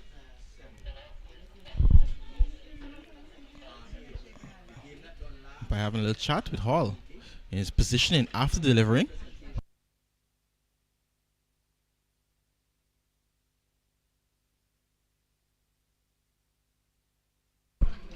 Four singles. So while not getting a boundary, Barbados managed to pick up 4 singles already. So sometimes it's not always about the boundaries to keep the scoreboard ticking. Working the gaps and running with positive intent helps as well. That's all it will be from this opening over from the off spinner, the Mario Hall. 20 gone, it's now 113 for the loss of 4.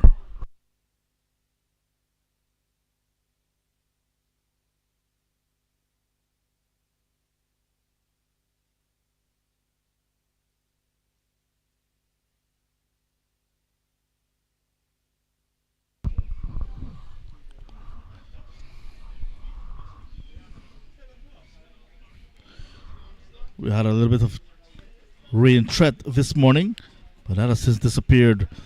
Conditions perfect for cricket at the moment at Liberta. Scott continues. This one peels off the outer part of the bat. More runs for Dixon and Barbados. Just one, in fact. Scoring rate has dropped appreciably since the introduction of spin. After 10 overs, Barbados were running away with 76 for the loss of 1. 113 after the second 10.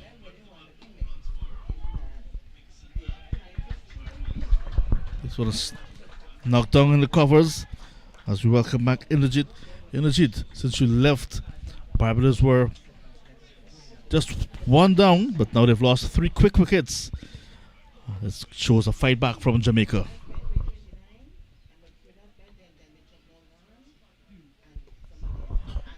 Hi John, hi everybody. Scamper the single, stiff return coming in.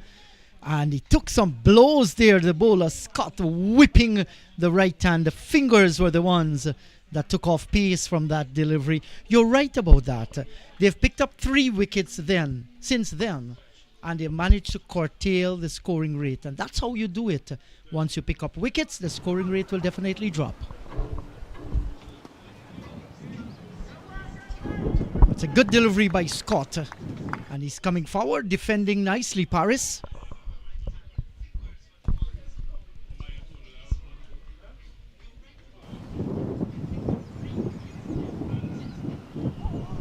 Nice bounce. This pitch continues to be a good one. The spin is getting good bounce as well. A little bit of turn. Over number 21, projected score dropping below 300. At one time it was way above 300. Then it started to hover, and now it's gone below. Short ball, hint of turn. So 3 singles, 3 dots to end over number 21. 116 for 4. Barbados, the defending champions, sent in here at Liberta in the championship match of Cricket West Indies Rising Stars Men's Under 19 50 over tournament.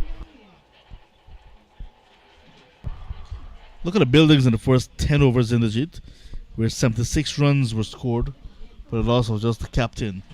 The second 10, 37 runs scored, 3 wickets going down with the introduction of the spinners. It's been a very rewarding, successful portion of play in that last 10 overs. Yes, Jamaica, they have done extremely well with that. Hall continues.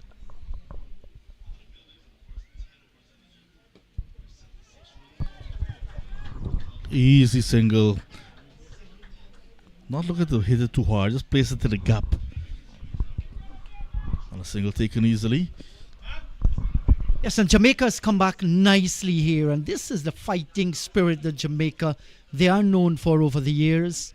Standing tall as the blue mountains of that great country. Another good delivery right on target, and the spinners here. The Mario Hall is keeping it very decent, very tight.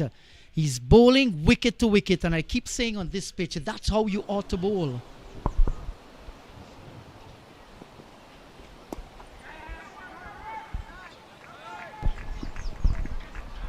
This time they'll have enough time for the second.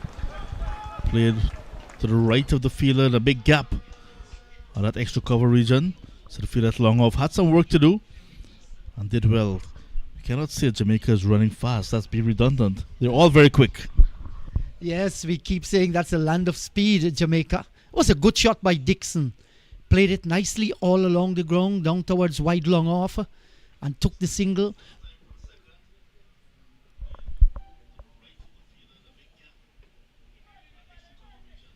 Now, there's always danger when you're giving yourself that amount of room to back away and cut.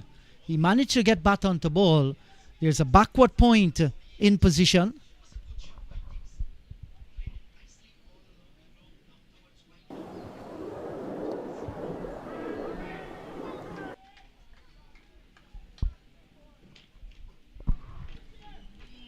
Three runs in the over.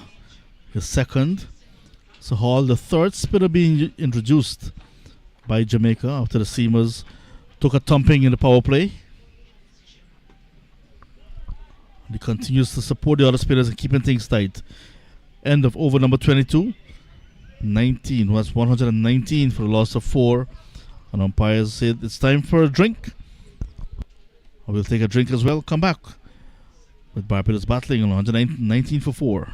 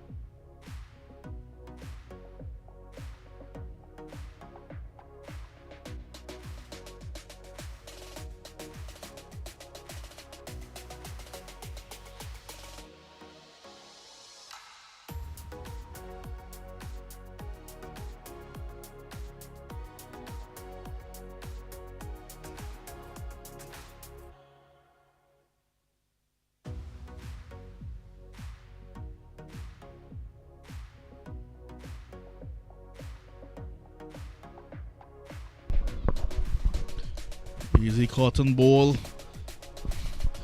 The first wicket going down pretty early in over number 3. Catson Bowens getting a ball that popped on him from Moore. But that was the only success for the opening bowlers. Since then, it's been all Barbados taking the attack to the seamers. Moore, Perico Henry, Drill Williams all punished in the power play. The first 10 overs of this encounter, you can say, despite the wicket going down, belonged to the defending champions Barbados. Elegant strokes as well.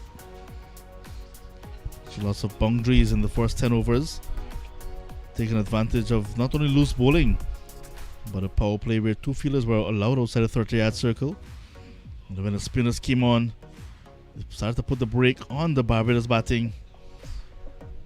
DeMarco Scott, and now the left arm Elliott picked up the prize wicket of Clark, who was a judge leg before the breaker partnership of 74 for the second wicket.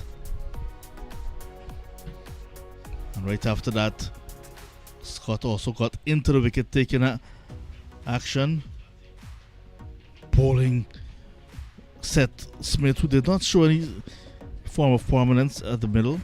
Went for just 3. Comprehensively bowled, playing down the wrong line to a ball that dipped on him and turned, hitting back the middle stump. And the last wicket to go was that of Jordan Graham, offering a simple return catch to Elliott, who picked up 2. So it was that stage 101 for 4, and the spinners picking up 3 wickets in the second 10 overs when just 37 runs were scored.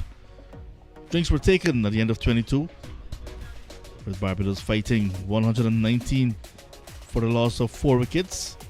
Left-handers Dixon and Paris at the crease. So still a far way to go. 50 overs allocated to Barbados. We resume the action with DeMarco Scott, about to start his 7th, 1 for 24 already. Kimar Dixon on 11 on strike. And indeed, quite a proud nation, Jamaica. You mentioned the Blue Mountains. I remember the days of listening to commentary. You hear about Gilbert Park, of course, Trelawney, Discovery Bay. How can you forget Sabina Park in downtown Kingston? But quite a proud nation. You hear about Halfway Tree. And of course, Montego Bay. Or Mobe for short. Land of reggae, land of speed, land of Bob Marley.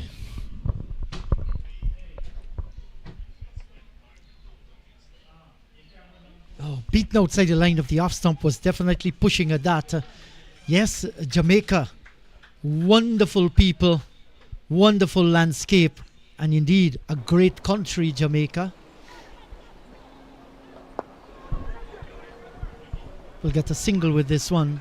I grew up as a little boy reading The Young Warriors, the story of the Maroons and their battle against the English Redcoats, and I was fascinated by that story, hearing the name Charlie, Uriah, you know, and I wanted to see the Blue Mountains, if the mountains were actually blue.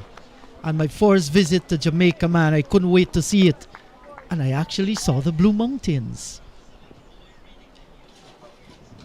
Terrific sight. Quick single. So there's a bit of a gap on the offside in cover. That was played in the gap for an easy single. Scott did not like the fielding effort, but was easily played and quick running. Over number 23 about to come to an end. They haven't had a boundary for quite some time. Rebuilding process now for Barbados. Extra bounce, extra turn. This one is going to speed away down towards backward point and get it. Just no. It's about to say get a boundary that I was speaking of, but not a good bit of running from the Barbados batters to end over number 23. 124 for 4.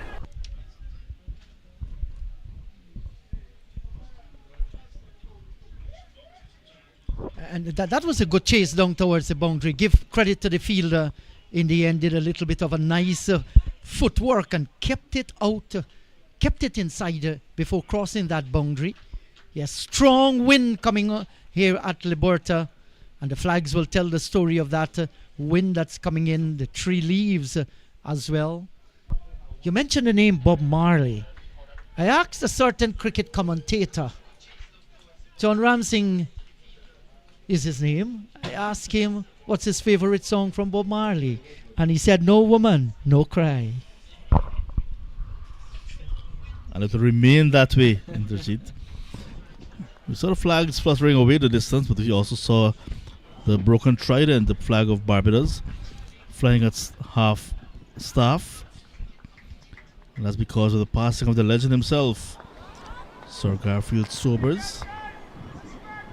The Mario Hall continues.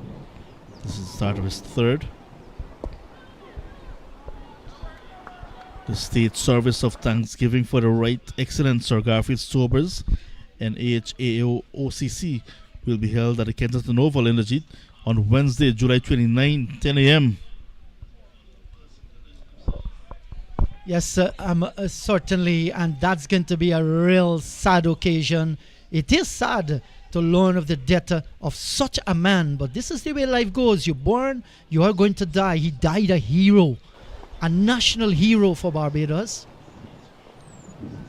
And I'm certain Kensington Oval is going to be packed out, the home of Sir Gary Sobers. When you hear all these beautiful stories about the man, in cricket, outside of cricket, you just cannot help but to stand up, salute and take a bow.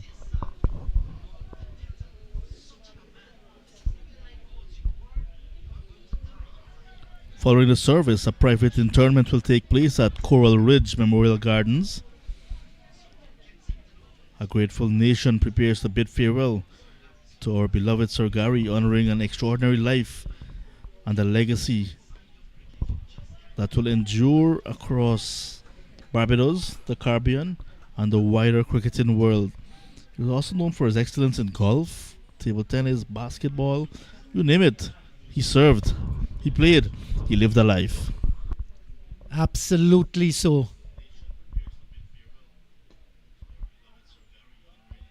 Diving effort here, just can't prevent the single, milking it down towards the wide long on region and collecting a run. 24 overs gone. It's 125 for the loss of 4.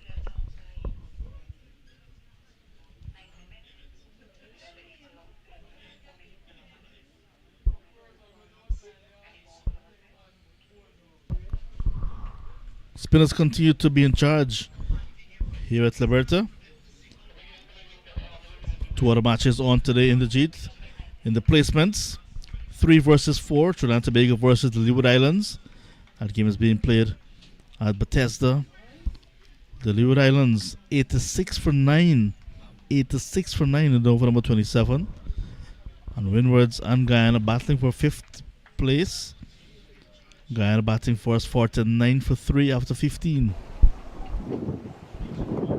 Yes, interesting battle going on there. And this playoff stage, the final and playoff stage, is actually how the teams reach each other in that 5th round. Interesting battle with Trinidad and the Leewards. They're going to take a cheeky single here, standing tall and opening the face, soft hands. Well played. And Trinidad actually got the better of the Leeward Islands. That game was played right here. A good run chase, getting up to that 271 required. It's 272. Any scores coming in from the Guyana and the Windward game? Oh, sorry, I missed that one. Concentrating out in the middle. Both teams playing for pride there.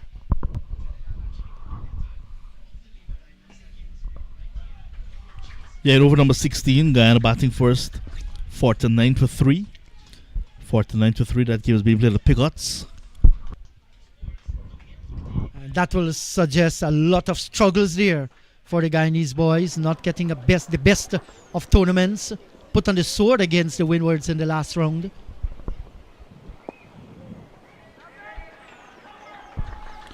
Another disappointing score for Coach Sigurbin, the established opener.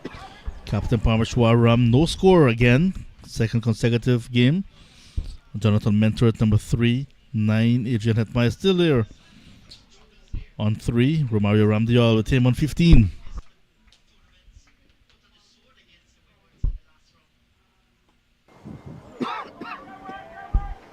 Here, Jamaica showing great fight against Barbados.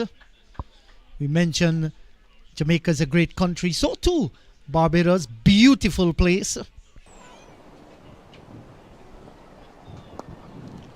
That's the home of Mia Motley. Hello to you, Madam Prime Minister. 25 gone. It's 128 for the loss of 4.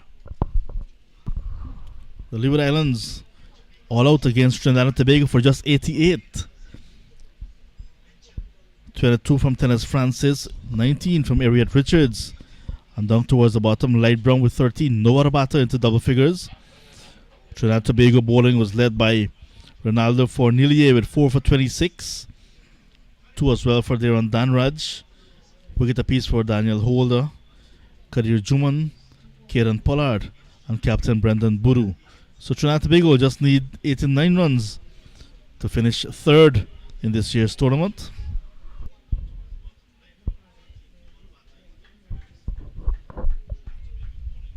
So that's interesting battle going up there. Not a huge total to chase down. Here, Dixon is on 18 from 27 and Paris 9 from 20 as Renico Henry. He has been brought back into the attack, an opening outburst of 2 overs that cost him 14. That's a sharp lifting delivery and he steered it nicely. Full control, the left-hander, and getting a single in the process. Sunshine continues to stream down here at Liberta. Antigua enjoying heat and sunshine for the longest while. As I say hello once again to Dr. Ronaldo Magarel. Hello, Inderjeet. Yeah, very hot conditions. I ensured I walk with my cap today.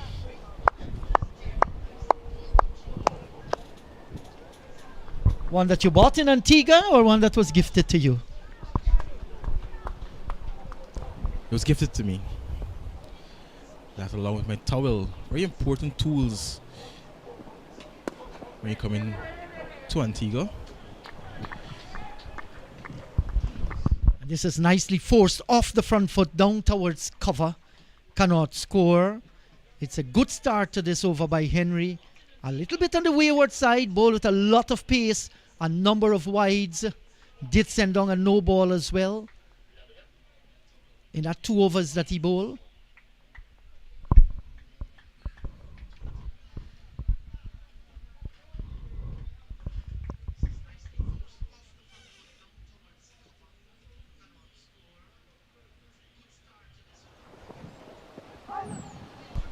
Past the keeper. It will run away. Henry has some pace. Nelson can't hold on to it. And more runs for Barbados. Yeah, that got a nice little productive edge of the left-handed Paris. And he gets the boundary in the process. And this will all help. An effort by the keeper wasn't good enough. Nelson. So he's operating with a third man. There's also cover on the boundary. There's backward point, extra cover, and a wide mid-off. Here's a drive. Gone down towards extra cover. Knocking it, but cannot prevent them from scoring the single. And this is a good approach here by Barbados. You're not going to be bogged down for long. You must be able to explore the open gaps, play with soft hands, look for those singles, rotate the striker. Yeah, they had a very good start. The first 10 over 76, losing just 1 wicket. After then, Jamaica came rolling back handsomely. There must be a fight back by Barbados. Not a chance. Direct hit this time, but he's made his ground. But one time, they hit the stumps. Battle does get in. And umpire Felix Ogis was right down there. I bowled that one right up. Good vantage point. Says not out, but good throw in.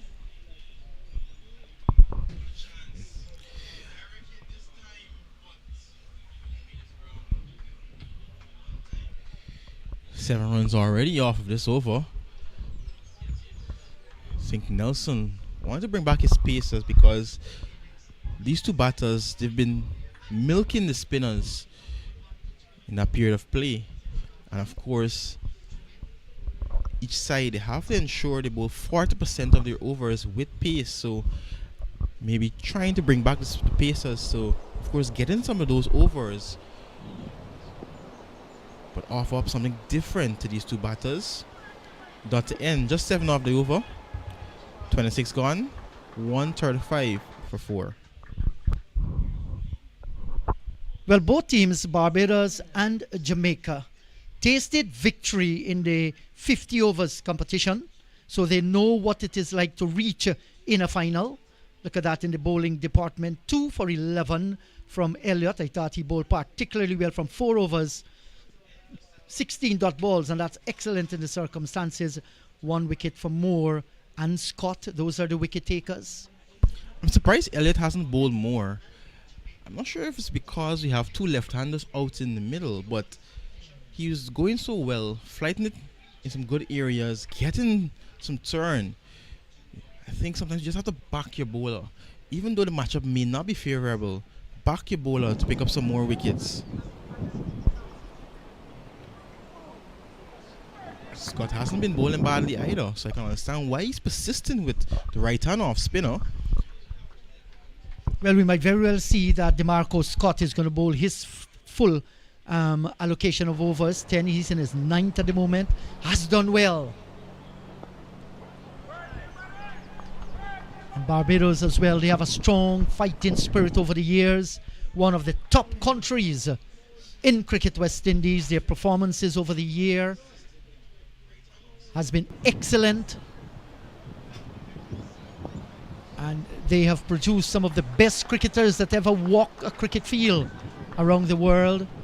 None other than the great man himself, the greatest Sir Gary Sobers, a complete cricketer, a gentleman, a personality that took the Caribbean burden upon his shoulder to the foreign world. We grew up hearing the names and seeing people like Greenwich and Haynes, those stalwarts of Barbados cricket. Oh, and this is coming off the edge of the bat. I think that's deliberately played out towards the fine third man region, and that's gone away for 4. At the last moment, very late, he deciding to open the face, no slip in position, and he gets the boundary. Yeah, smart cricket. Just opening the face at the last moment, playing it basically out of the gloves of the keeper. I think that fielder should have done better. The ball was just trickling to the boundary, and look at that. Just couldn't get the fingers on it to haul it in. 4 more to add to this partnership. And this time nicely on top of it, and stroking it out into the offside. So you can see that they've started to score runs off of the spinners. And I think that's why they try to bring back Henry to maybe, be that strike bowler for them. But they were able to knock 7 off that over. I want to see if they're gonna continue with pace from that end. That's nicely turned as well. It's getting very close to the boundary, and that one hits the ropes as well. So very expensive 9th over for Scott. 10 off that over. 27 done. Barbados motoring now 145 for 4.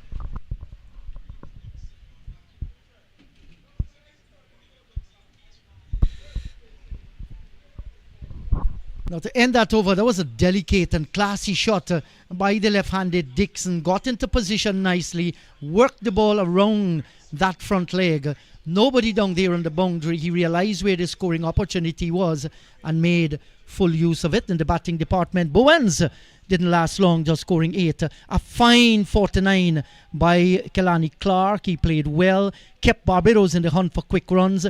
Graham 21, and the wicketkeeper Seth Smith, he scored 3. Those are the players back in the pavilion.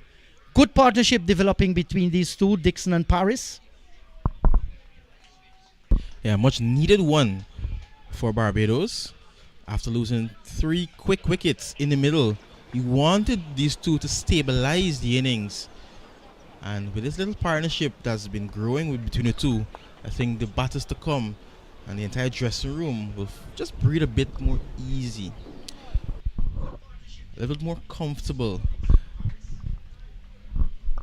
So here is Henry once again over number 28.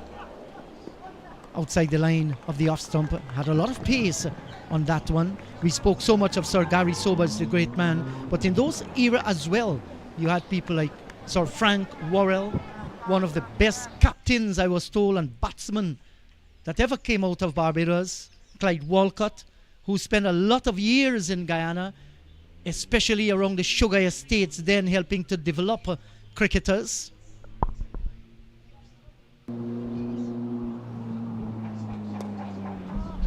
Good delivery. And there was something special about cricket and cricketers in that era. Sir Clyde Walcott, he was credited with getting on the scene people like Rohan Kanai, Basil Butcher, Joe Solomon. But you know what he said? He said, when I came to Gaisuko, these guys were already ready for Test cricket. So that will tell you the quality of players then.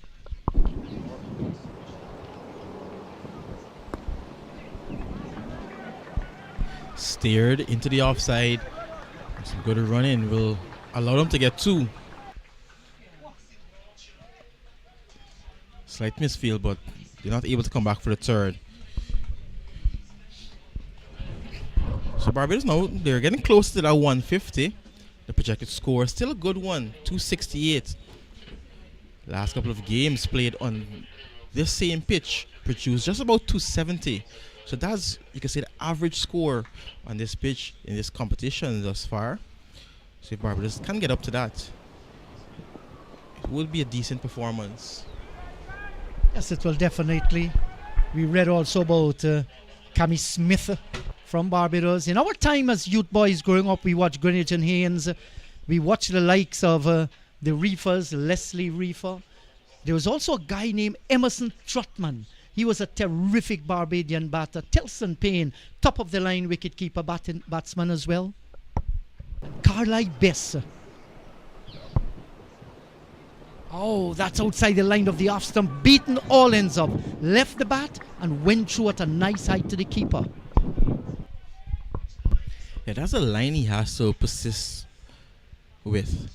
Just an off stump, leaving that left hander with the angle taking it away from the outside edge. That's a beauty. Yeah, Sherwin Campbell, who also went on to play Test cricket for the West Indies, opened the batting on quite a few occasions. Gets a single to bring over number 28 to an end. Working through the onside, it's 148 for the loss of 4.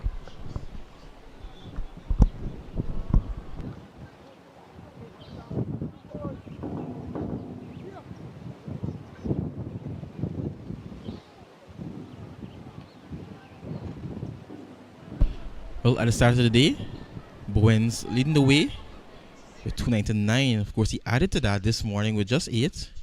Then there's Francis, some runs behind. John Graham with 21 today. Some of the other leading run scorers, Edward from Windward Islands, Tyson Gordon Jr. We'll see him later today in the same match here. Odin Binns. Some names. You mentioned Bowens. He actually scored 308 runs in the entire tournament, inclusive of the final. But you take that 209 that he scored against the Leeward Islands, kind of tailed off. In his 5 other innings, there weren't really any score that you can consider. Didn't pass the half-century stage, I think. So that's something the youngster will have to work at. One good innings will not take you there. It's the consistency that will get you there. So that's something that he needs to work on.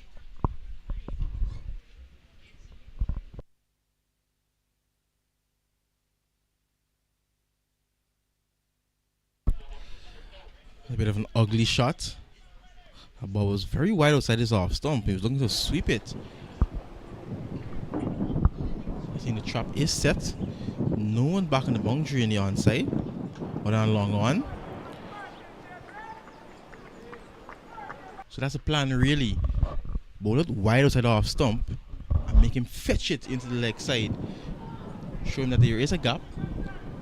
And let's see if he's going to be tempted into playing a rash shot.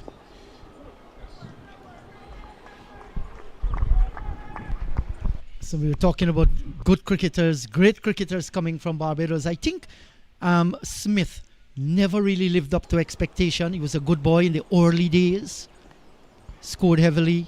We actually did commentary on radio in one of the test matches, West Indies versus South Africa, when he made a century on debut and looked the part, but really tailed off. Yes. Wasn't Devon Smith I was talking about, Dwayne Smith. Thank you, John. Yeah, Dwayne Smith, very good player, but never really lived up to that expectation.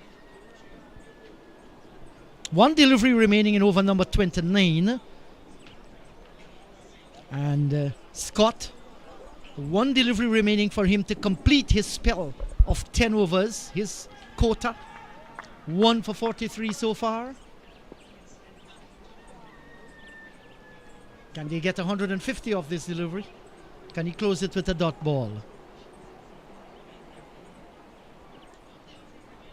Well, it's outside the line of the off stump. He ends with a dot ball. The score will stay on 149 for 4. He completes his 10, 1 for 43.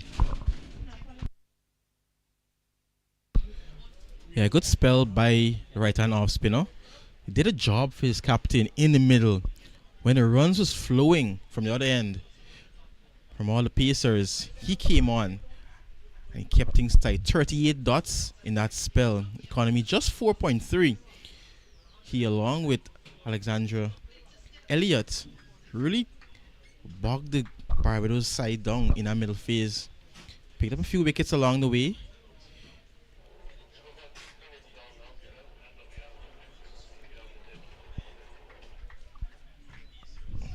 And he was instrumental in just bringing that projected score down, taking his current run rate to just about 5. Good delivery, back of the hand in the G. You spotted that one. Yes, you called it right. Back of the hand delivery, well bowled. And mentioning all the good Barbadian batters that we've seen over the years. When I saw the left-handed Bowens and the way he scored his runs, 6s and 4 galore, I cannot help but think about the right-handed, our dear brother, Philo, Big Philo Wallace.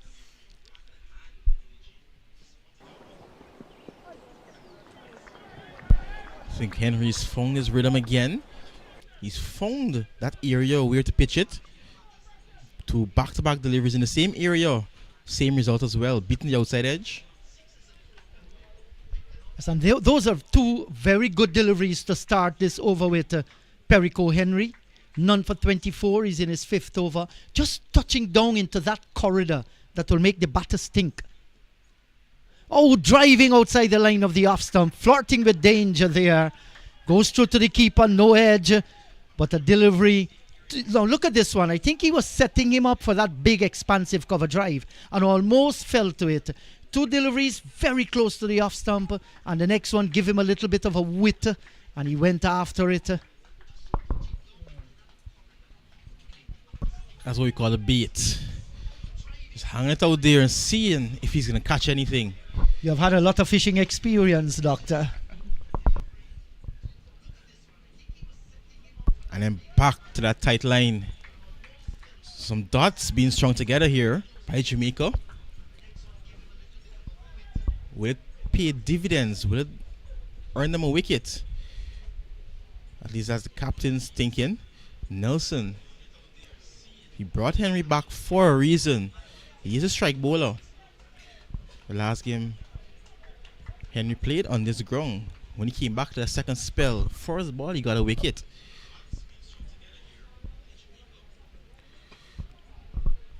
Not a good delivery. I'm very full. Coming out of the inner part of the bat. It's been a good over. 5 dots already. Yes, and he has shown great control in this over. This is something that was missing to him when he was brought on the attack this morning. Good to see him come back and is looking the part. He has pace, and I know that our selectors, they're watching some of our young fast bowlers. You want to see them develop. Nicely worked into the onside field, out through forward square. Brings the field away from the boundary. They'll get the single. 30 overs completed at the end of 30. That's 150 up 2 for Barbados, 150 for the loss of 4.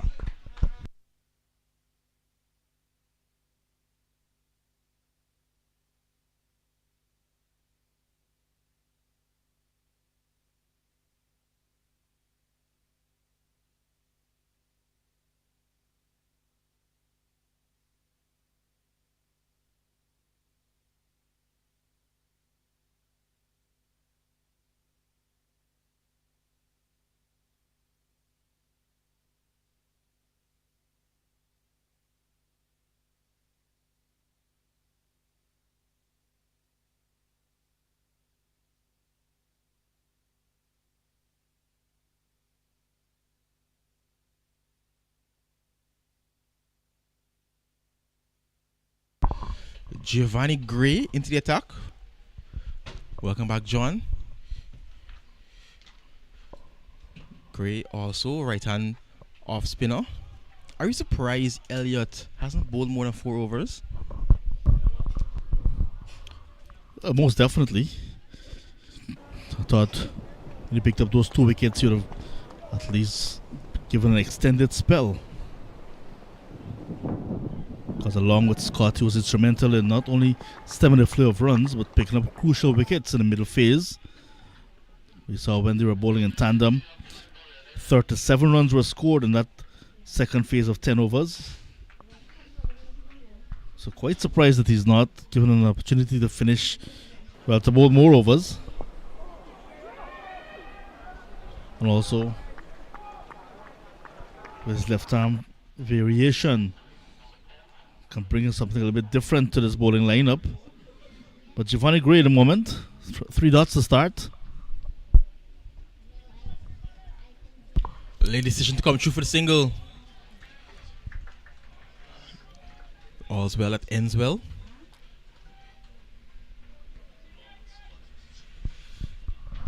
So the third phase of 10 overs. Again, Barbados scored 37 runs in that phase. This time, no wickets going down. Edge beats the keeper, beats the slip as well. That's going to run away. Oh, will not get there. That's a very healthy edge. And because of that extra pace, beat the keeper, beat the first slip who's diving away to his right as well. So chance, but not going to hand.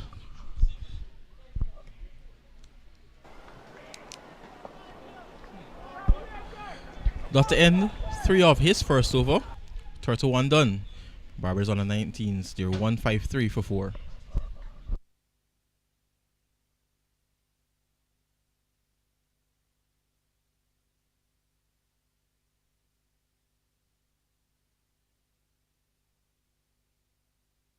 Spoke of Elliott, 2 for 11 from 4 overs.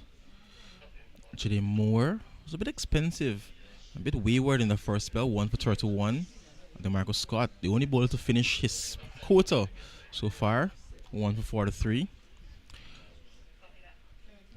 19 overs to come. How much can Barbados muster? Slight hold up in play. 2 batters trying to get a bit of hydration. It's a very, very hot day. The sun beating down out there, John. You can understand why, but at the same time, the umpire has to do his job. Just trying to hurry things up.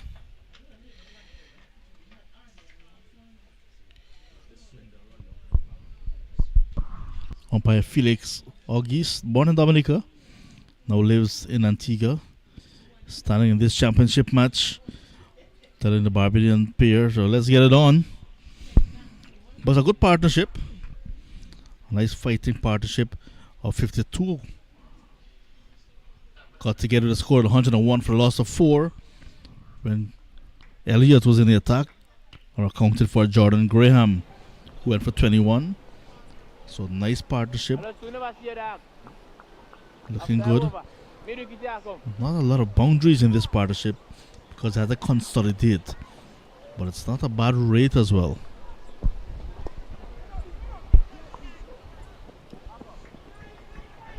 Direct hit needed to be accomplished there. Doesn't hit. I want to notice with Henry, since he came back in this second spell, the moment he pitches on that leg stump or gets too straight, they're happy to just clip him off the legs and pick up a single. And the moment he gets to the off stump, causes a lot of trouble, unplayable when he gets it right there. Lots of dots recently. Mainly because the spinners were in operation. This one is ill-directed. Lucky to get rid of that one, Henry. On the lines of leg stump, and Paris looking to just tickle it fine. Missed out. Yeah, Henry has to be careful. He had found a nice area to work on in the last over. The last over gave him 5 dots and just a single. So he needs to just stick to that area. He's trying a bit too much in this one.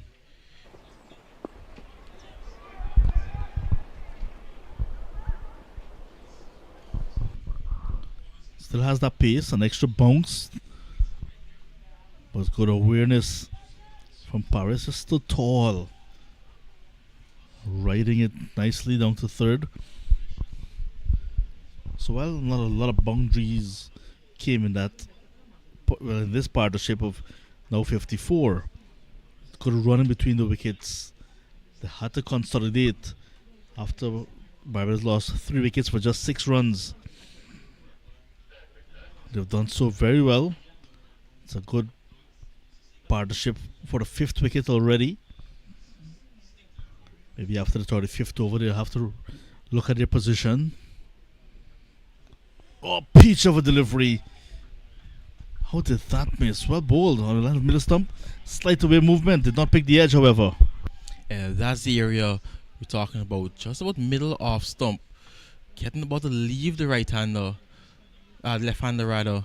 And the moment he pitches it on leg stump, they're happy to clip him down the leg side. Has to stay on that line. Can't come too straight.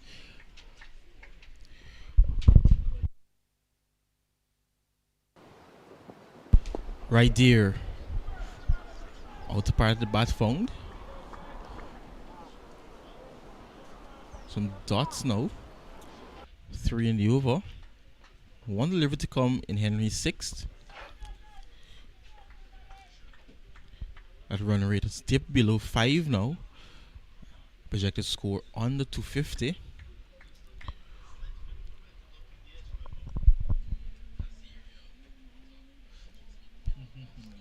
Okay, and try one another leg stump. Not sure what the plan is there because it doesn't have much protection on the leg side. Anyways, 32 done. Barbados on a 19. They're 155 for 4. Just 2 singles. But he was outside the line of leg stump on a number of occasions in that over. And lucky to get away with it. Dixon on 28. Paris 25. Projected score 242. They'll be very happy to get at least 260. This pitch we saw in the last game, 270 being chased. But 260 will give Barbados a good opportunity for the bowlers we know that they're very good bowlers. Give them something to bowl at. Gray continues. This is now his 2nd over. He's bowling from the pavilion and the southern end of the ground. The breeze is in front of his face. Too close to cut, but he got bat on it. And I think he's going to get 4 runs. Yes, he does. He does get 4. He washed it right onto the bat, but it was very, very tight on that off stump. But 4 goes into the scorebook. He was pretty quick. Just once he kept it out, steered it past the keeper's glove, and shot against the boundary that he's been looking for. Justin Paris, proven to be a very good all-rounder, Paris, because he's the leading bowler in the tournament with 12 scalps, along with Matthew Miller of the Leeward Islands. Showing his all-round ability, spending time in the middle. And good awareness to put away the bad balls. Much closer this time from Gray, knowing that if he should give the batters any room, he's going to be punished.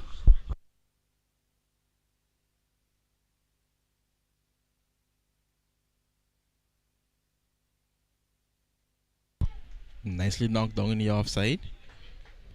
No run on offer.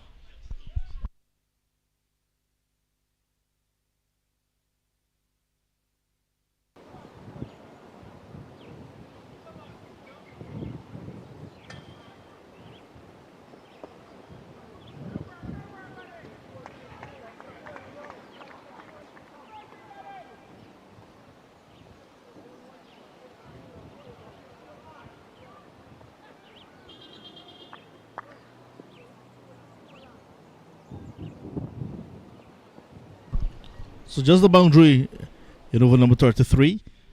Barbados 159 for 4 after being sent in by Jamaica.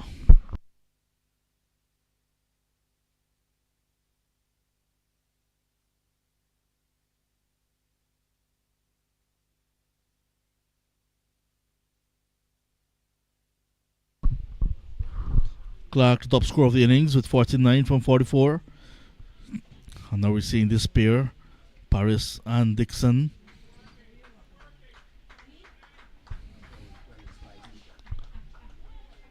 $17 overs to go, so maybe at around the 35 over mark. After that, Barbados will want to reassess their position, and the last 15 overs considered a happy hour in 50 overs cricket. They want to have a launch pad, so that's why they're consolidating at the moment. Not looking to take a lot of chances, but want to still be positive with the scoring.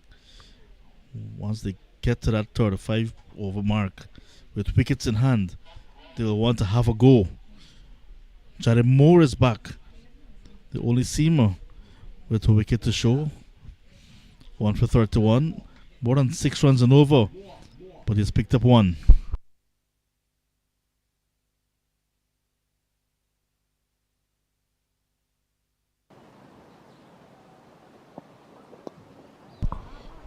He is well working on that leg side line, the leg stump line, and easily tucked off the pads. So I'm not too sure what the strategy is with that line. So Henry bowl that line more now, starting with that same line.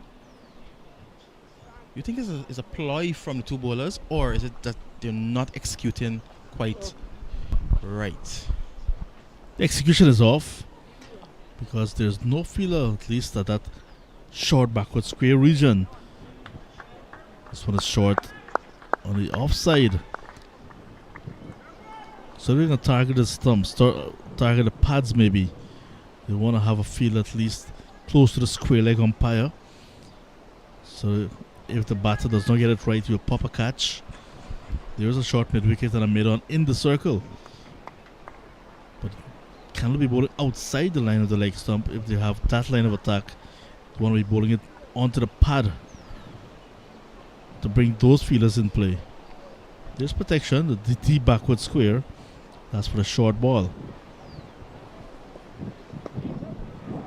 And again, we're seeing the line of attack is on the line of the leg stump. But that's too easy this line. And single taken.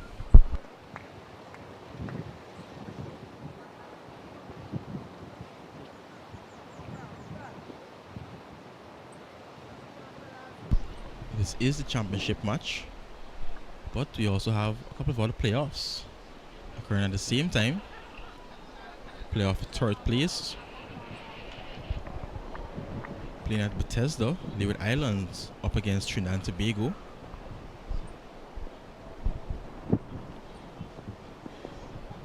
Flicked away. Man at fine leg comes into play. Earlier we heard that the Leeward Islands, they were bowled out for 88 inside 27 overs. Trinidad and Tobago, they've already started their reply. After 5 overs, they're 31 for 2. So they're just 58 runs away from that third place position.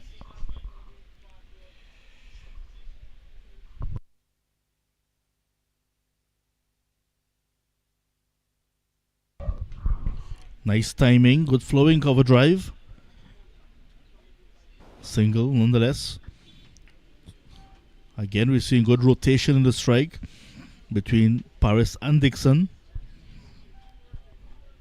Partnership growing all the time for the 5th wicket.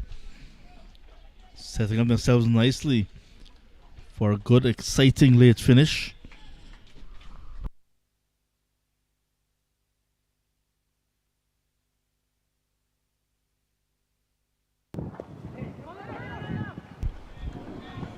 Six of that over. 34 overs completed. Barbados on the 19, they're 165 for 4. Over at Pigots, the fight for 5th place is taking place between Guyana and the Windward Islands. Guyana are batting first. They're 91 for 5. Last update given, Hetmaya and Ramdial were batting. Both of them now dismissed. Lewis and Danish Prasad at the crease. Not going the way of the Guyanese at all this year. Wickets shared for all the bowlers. Players will take a short break. We'll take a short break as well. Don't go too far.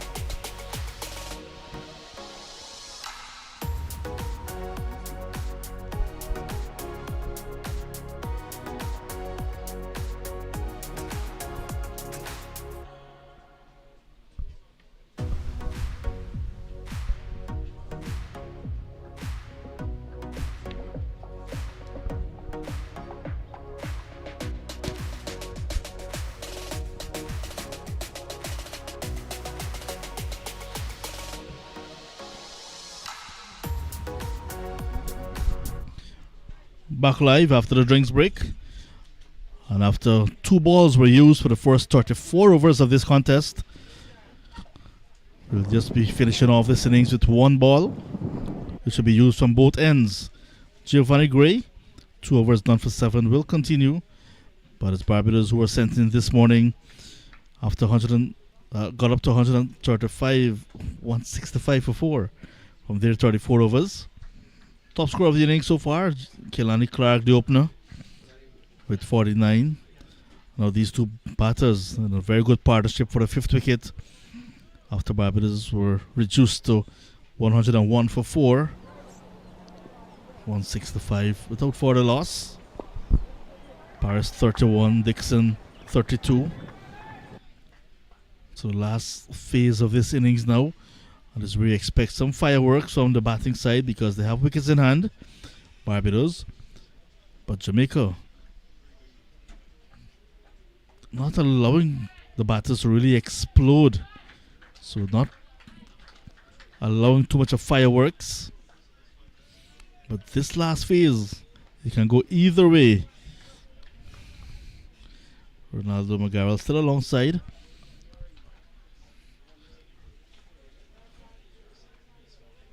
But it's good to see Test cricket returning as well to the Trinidad Republic of Trinidad and Tobago. West Indies will be taking on Pakistan in 2 matches. 25th to 29th. The Brian Lara Cricket Academy will be the venue for Test number 1 in that 2-match series. Then the return to the historic Queen's Park Oval for Test number 2. August 2 to 6. Tomorrow, the Global Super League, the ExxonMobil Global Super League opens in Guyana. Defending champions, Guyana Amazon Warriors, and 4 top franchise teams from around the world battling again at Providence in Guyana. Singles in over number 35. Jamaica won't mind these singles at all. It's the boundaries they do not want to give away. 6 or 7 run partnership for the 5th wicket. Good partnership again. There's a partnership of 74 for the 2nd wicket between Clark and Graham, both dismissed. Clark no doubt will be disappointed not to get the half century. He was dismissed for 49 from just 44 balls. And Giovanni Gray now into his 3rd over. Continuing to be very economical, just like the other spinners employed. DeMarco Scott, 1 for 43 from 10. Elliott picked up 2 from his 4 overs before he was taken out of the attack. We haven't seen him since. DeMario Hall also bowled a couple of overs of gentle off break. Gray continues. This is his 3rd. 3 singles in the over. And that's all it will be. Score remains 168 for 4 after 35.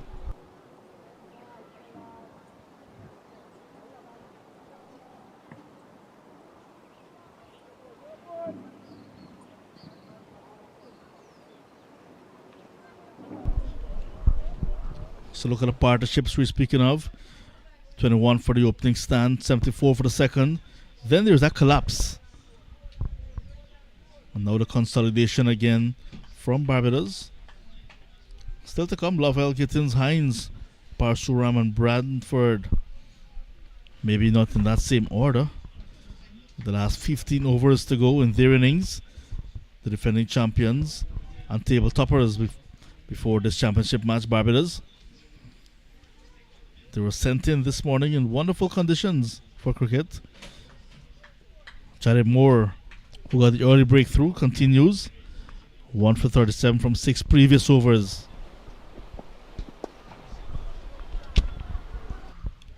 Test cricket returns to the Trinidad Republic. Energy returns to the commentary box. Thank you, John Ramsing. And that's good Test cricket in Trinidad and Tobago. I heard you mention it.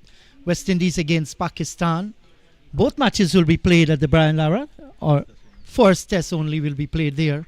That's good for Trinidad and Tobago, and all those who want to tour and see Test cricket. Should be a good series. A great victory for West Indies last night in that one-day international.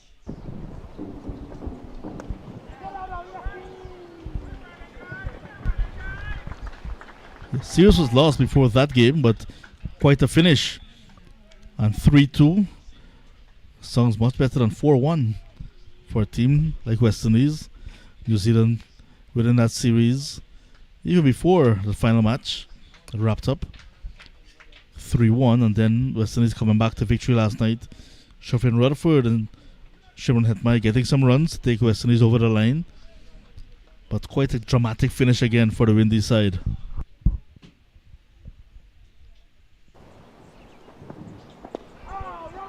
It's a good delivery. The return comes in and misses the stump. Squeeze one. They're going to squeeze a second as the overthrows goes into the outfield. Good running between the wicket here. And that's a pillar of this partnership. One of the hallmarks. Good running between the wickets. On that occasion, good presence of mind to come back for the second, realizing that it was on. Keeper did not gather, and the ball went into the offside for the second. So good running again. Yes, and a good fight going on out in the middle. Barbados looking to capitalize on this partnership, which is continuing to grow.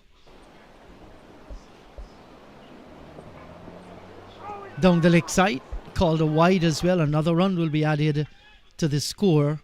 And there was that 10 over, John, that we mentioned prior to this stint when they had 76. If that had continued, Barbados, they were heading past that 340, 350. So well done, Jamaica, so far, but this partnership is going to be of immense concern. The longer these two stay there, it's going to be more bothersome for the Jamaicans.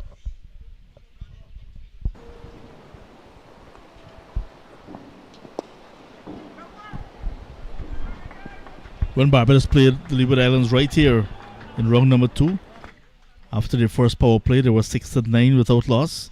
Eventually got 439. Today, after their first 10 overs, they were 76 for 1. You're thinking that, again, history was going to repeat itself. Maybe another 400 plus score, but like you said, right, Jamaica coming back to peg back the Barbados side, picking up 4 wickets very quickly. And now look at the projected score, 242 at the moment.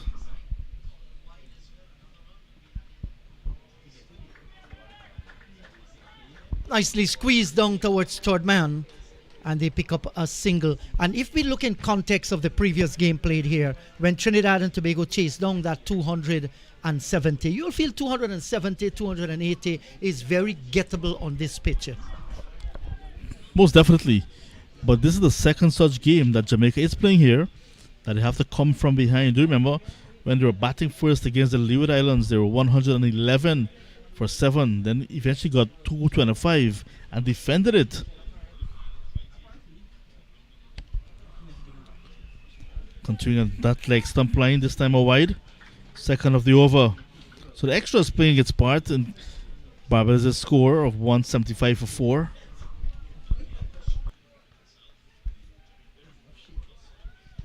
Moore has been a good comeback from him. Started this morning with quite a few pacey deliveries. But the thing is this, the control wasn't there. And that's something the youngsters must work on.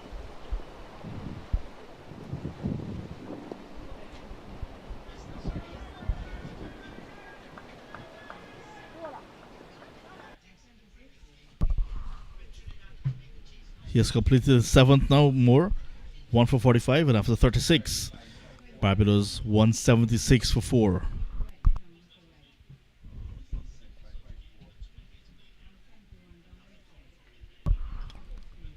ExxonMobil Global Super League opens tomorrow in Guyana Inderjeet. Lots of expectations for another wonderful series at Providence. Yes, certainly. I think a number of Guyanese are looking forward for this tournament, the Global Super League, and certainly Providence is going to come alive with that tournament. And this is happening just after those 3 one-day internationals between New Zealand and the West Indies. Things are really heating up there. We are looking forward for that as well as we travel to Guyana. Jamaica under 19 left arm sensation. Just been snapped up by the Desert Vipers for GSL. And I'm particularly happy for young Vittel Laws. There are many who felt that he was thrown into a big man game, a little boy. But sometimes these things do happen. West Indies looking for talent. Some of the proven guys over the years in regional cricket has not made the transition to international cricket. They saw the talent in young Vittel Laws, given the chance. He has not disappointed whatsoever. And now he's been snapped up by one of those franchise team. Good for him. We're looking forward for that tournament and to see him bowl as well.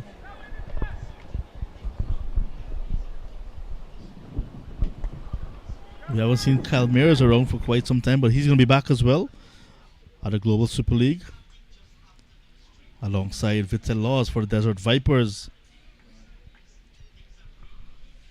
Ramon Simmons as well from Barbados. Zachary Carter. So lots of young players getting the opportunity this year's Global Super League. And what it does as well, John, is to create that atmosphere leading into the CPL.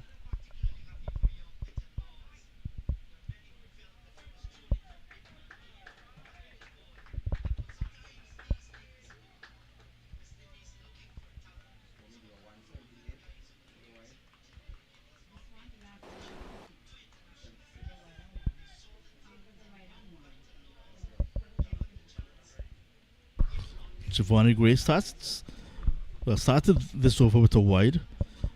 Since then, kept Justin Paris very quiet. Projected score still around that 240 mark.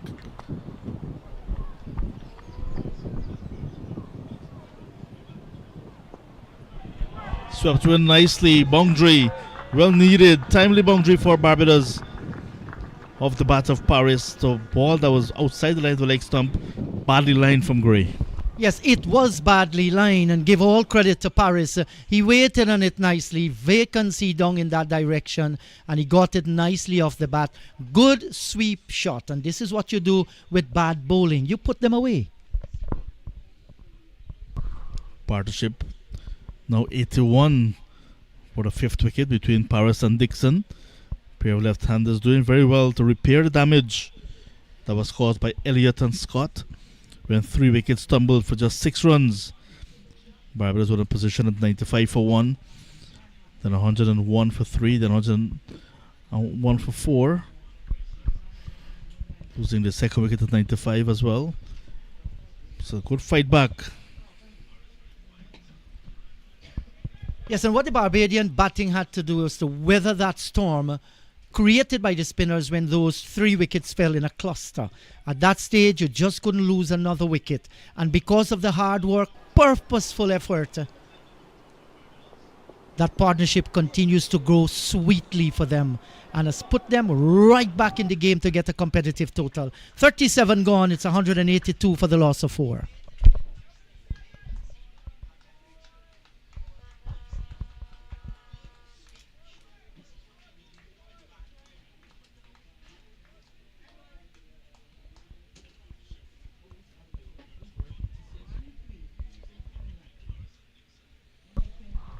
.25 extras in the first 37 overs.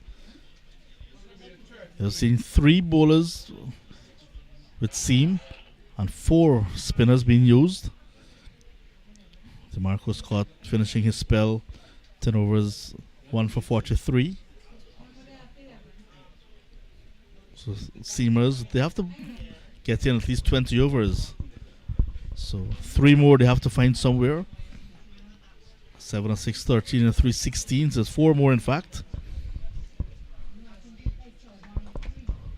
But they still have quite a few options there to get through those.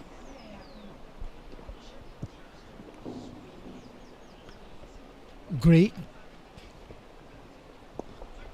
That's nicely cut away. Fluent looking shot. Getting on top of it. Opening the face nicely but not finding the gap. He was looking for that gap between the backward point and the short third man.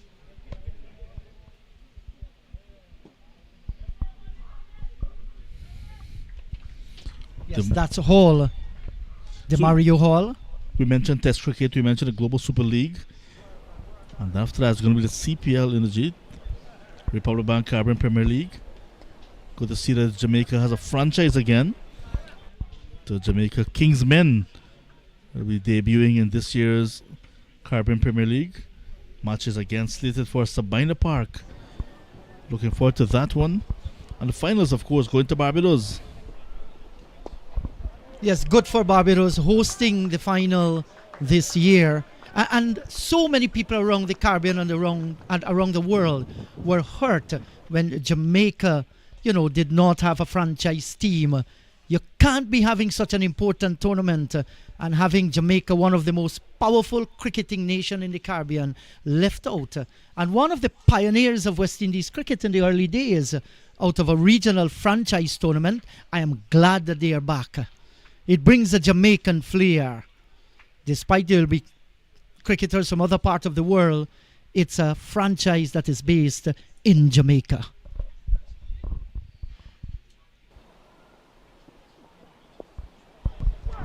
Full toss that is swept away. More runs for Barbados. Going to get pretty close to the boundary and enough to get into the boundary as well. So another boundary. Consecutive overs now. We're seeing boundaries for Barbados. Getting closer to 200. What's now 187 for 4. Yes, and that ball took its time and still went by down towards the boundary. It will tell you how good is this ground here at Liberta. Nicely played once again by the left-handed Paris. He's into the 40s now. He's on to 43. Partnership of 86 for the 5th wicket so far.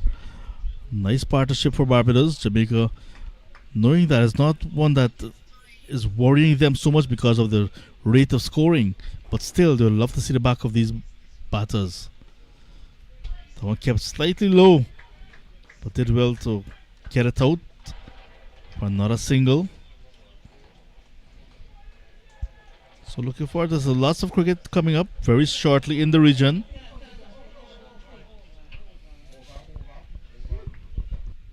Yes, you're right about that. Lots of cricket across the entire Caribbean. Now the deep backward square has been pushed out towards the boundary. 38 overs gone. It's 188 for the loss of 4.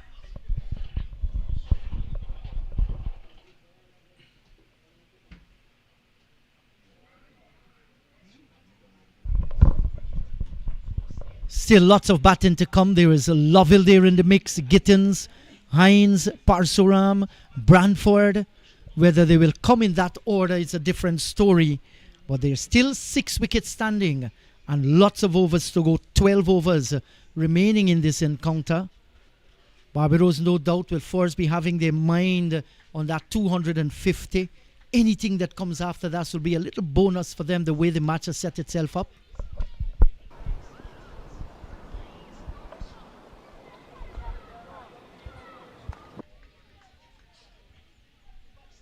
He has to be careful with this line that he's bowling, though, Gray. 2 overs ago, he was swept down towards the backward square for 4. Nobody down there. You don't want to stray wide outside the line of the leg stump. Right into the block hole. This is exactly how he needs to bowl it. Concentrate, be consistent. There's a short, fine third man, backward point. There's cover out on the boundary. There's extra cover.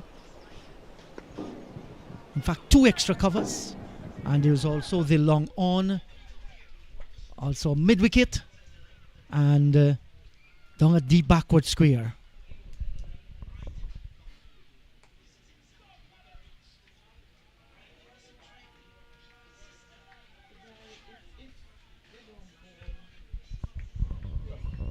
Getting a single. And rotating the strike of the 4th ball of the over. 3 dots to start with. So it's turning out to be a good over. There's still 2 deliveries remaining here. Squeezes it out into the offside and they come through for the single. And they're going to go back and complete 2. The return goes to the keeper's end now. So this is what pressure can do here. Open the face with soft hands. The fielder came in from backward point, shied at the non-striker's end, missed the woodwork, and the man was deep in the outfield, allowing the second. It's a very busy passage of play now for Barbados. Starting to step on the accelerator once again.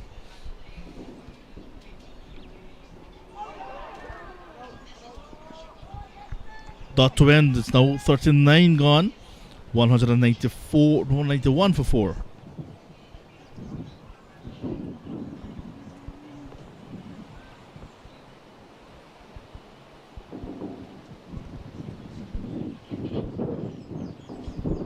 Yes, Clark top scoring with 49. It's a pity he didn't get that half century fighting knock Paris. 45 as well. Say, God, big starts. Didn't carry on. Dixon 40. Look at those three. Someone should have converted. Well, we have Paris right and Dixon out inside there. And I'm sure these boys will be looking forward for their half century and go way beyond that. Elliott 2 for 11. And more chipping in as well. 390. 39 overs gone, 191 for the loss of 4. 3 wickets in cluster. But since then, it's been the Dixon and Paris show. 90 so far for the 5th wicket. Got together in the 18th over when Graham was dismissed. Caught and bowled by Elliott. Graham went for 21. Godson Bobbins forced to go for 8. Seth Smith, wicketkeeper, went for 3. And Killarney Clark, you mentioned, top scorer so far, 49. You haven't seen him for quite some time. Now he's back. Alexandre Elliott, 2 for 11. The pick of the bowlers. Disappeared for a long time. And now he's back to bowl over number 40. He's going to be bowling from the northern end with the breeze behind him. And continues from where he left off. Good start. Well, that's a no ball call by the umpire. It was a delivery that was good in the circumstances, but just overstep and as a spinner.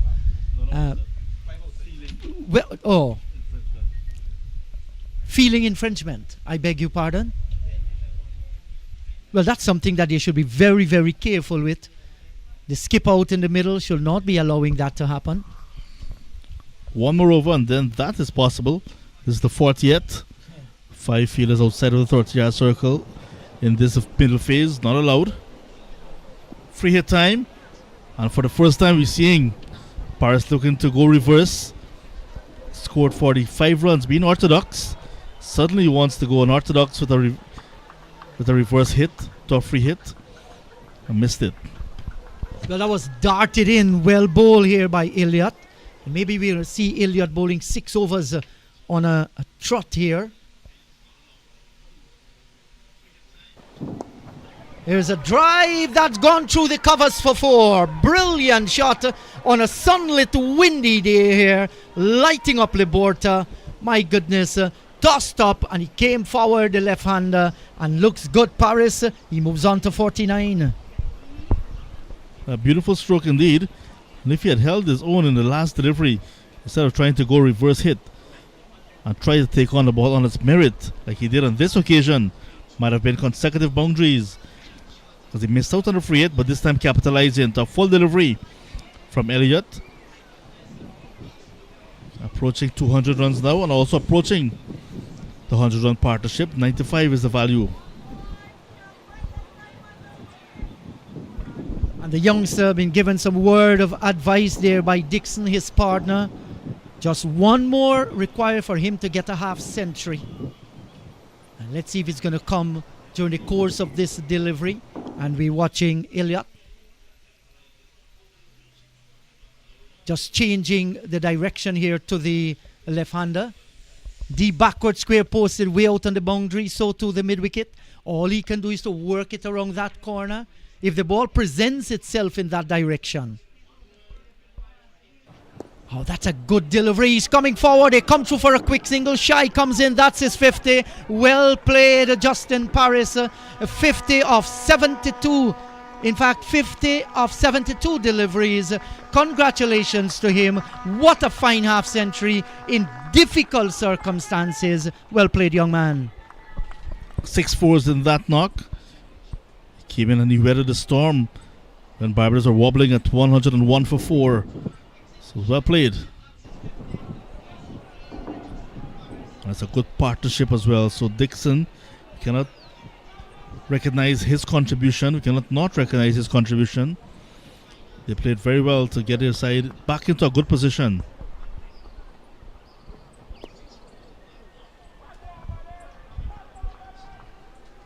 Yes, and the part looking to score his half century. He should. There aren't too much devil in this wicket. Still a good batting track. Be motivated by your partner. And they get another run here. So 40 overs completed. At the end of 40, it's 198 for the loss of 4. The last 10 overs, Barbados scored 48 runs and importantly did not lose a wicket. So they're going into the back end, the last 10, with wickets in hand and with momentum. Yes, and that's almost 5 runs and over for the Barbadian, 4.8 in the last 10. And the ace about that they haven't lost a wicket. Congratulations to them. So Paris is 50 from 72. Clark, he has gone 49 from 44. Dixon is still there, 41 from 66 deliveries. So, power play now, signaled by the umpire. 10 overs to go. This current run rate is 4.95, and that projected score is 248. Good time to say hello, and good afternoon once again to Dr. Ronaldo Magarel. Hi, good afternoon, Inderjeet. Yeah, this game is well set and perfectly poised, especially for the Barbados side. Brilliant partnership between these two, allowing them to breathe easier and feel a bit more comfortable. It allows now the lower order to really come out and bash it in the last 10 overs. Gray coming from the southern end. Oh boy, another chance, another run-out chance in this innings. Once again, when it matters, they do not hit the stumps. Dixon was left stranded in the middle of the pitch there. Yes, while the Jamaicans are full of speed, I'm afraid they are missing their target. And that's not the cross line when you're sprinting. We're talking about the stumps. We have seen them quite a few occasions today missing the woodwork. That's something they must practice. Short and put away. It's gone all the way. What a way to bring up the 200. What a way to bring up the 100 partnership. Dixon capitalizing on that poor delivery from Gray. Wow. Nicely timed. Yes, and look at that shot. The man on the back foot and picked that up and deposited brilliantly over wide mid-wicket for a maximum. He had the power, he had the timing, and he chose the right ball. Everything was perfect about that shot by the little left-hander. He's eyeing a half-century. He's on 47. And if to celebrate the half-century by his partner, Paris, he's saying this is the way that we can do it.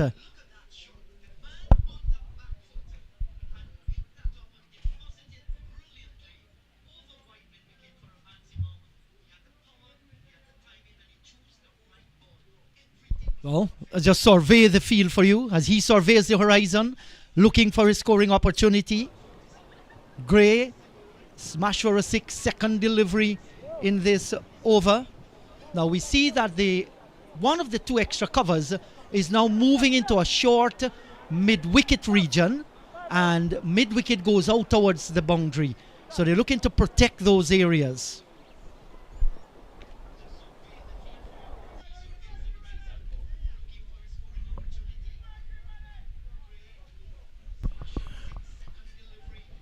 Eyeing up that half century.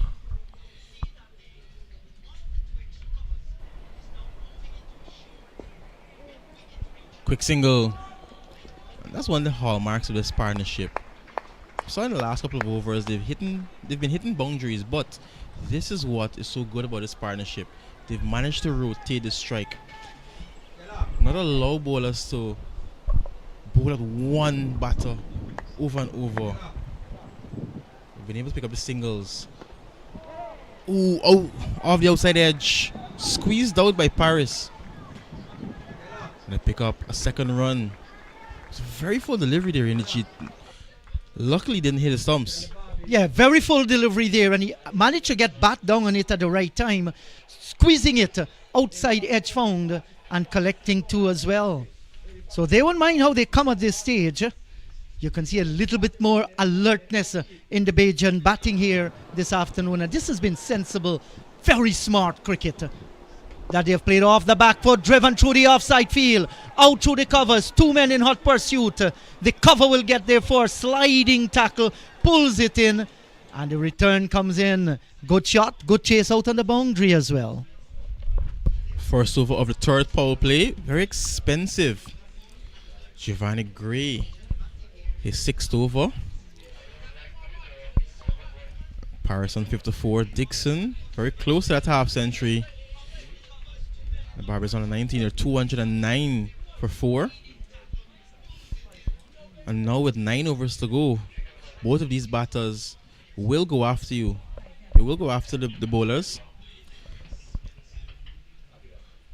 Yes, and once they pick the gaps with any semblance of power, those balls are going to run close towards the boundary or even get to that rope if it's not protected. Such is the beautiful ground that we have here at Liberta. So Elliott will continue. Oh, he's bowled down the left-handed Dixon. Bowled down on 48 from 70 deliveries. Well bowled by Elliott. Looking to be a little bit too cute. Moving around the delivery. Looking for the tickle. Down towards long leg. Missed it completely. And the ball cannon into the woodwork. And the young man will have to walk back to that dugout. But he has played an excellent hand here for his country. It's a pity he didn't get that half century. Well played. He has to go back. Yeah, partnership broken. I think he'll be feeling a bit unlucky. He was walking across the stumps, looking to turn it into the leg side, and maybe coming off the pad, and just somehow going back onto the stumps. He was looking for that vacant position down at fine leg area. That's why he was moving across, looking for the little tickle, but he missed it completely. And that's a good wicket to get somebody that is well set now. So Hines, he comes out into the middle and he will partner Paris here. Paris will still need some support. It's going to be interesting here, Doc, to see what role Paris plays here now. I think he'll go after it. Still has 5 wickets in hand. 8 overs to come after this one. Hines and the others to come, they can bat. So I don't think he's too worried about that. He's well set. He's faced 74 deliveries. He just lost his partner. That partnership worth 108 runs. But look at him concentrating and focusing at the non-striker end. I do think he will go after the bowling. Yes, and Alexander Elliott, he is a motivated factor out in the middle there. Great motivation. Look at his bowling. 3 for 18. He's in his 6th over. Set a very high standard. And that's why we've been calling for him. He's been out of the attack for a long time. When he was in the attack, he was causing some trouble for the batters. And a moment 2 left-handers came to the crease. For some reason, the captain pulled him out of the attack. And now with things slipping away, finally going back to him. And look at that. Giving you the breakthrough.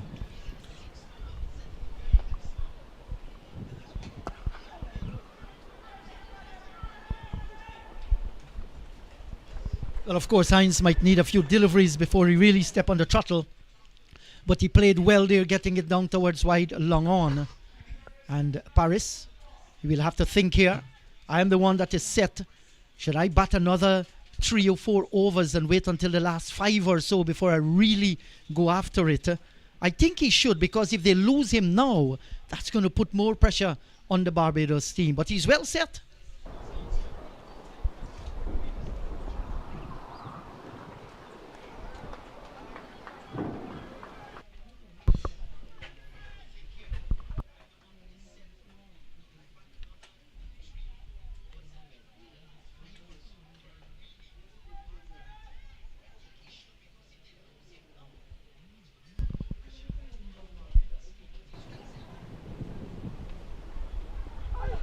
Huge appeal, but I think pitched outside of leg.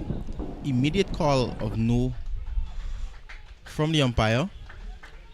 And signals leg by. It was a quicker one fired in from Elliott, trying to surprise Paris. Yeah, Paris has to be careful how he's moving across that stump. He watched his partner Dixon go in that manner. Wasn't like before, but it went onto the stumps. There's a big swing of the batter, and Willows hit the letter. Hasn't enough. The catch taken out at the white long on boundary. He had to fetch it from outside the line of the off stump. Didn't get the clearance he wanted, and Paris goes. Yeah, double strike for Elliott in this over. The 42nd over, bringing 2 wickets for Jamaica. It was a short delivery, and Hines looking to take on the bowler. Swung very hard, but just couldn't get the distance. Had a lot of elevation, but could not clear the man at a wide long on. You can see that coming off the top part of the bat. And in the end, wicket going down. So 6 down now for Barbados. 211 for 6 after 42.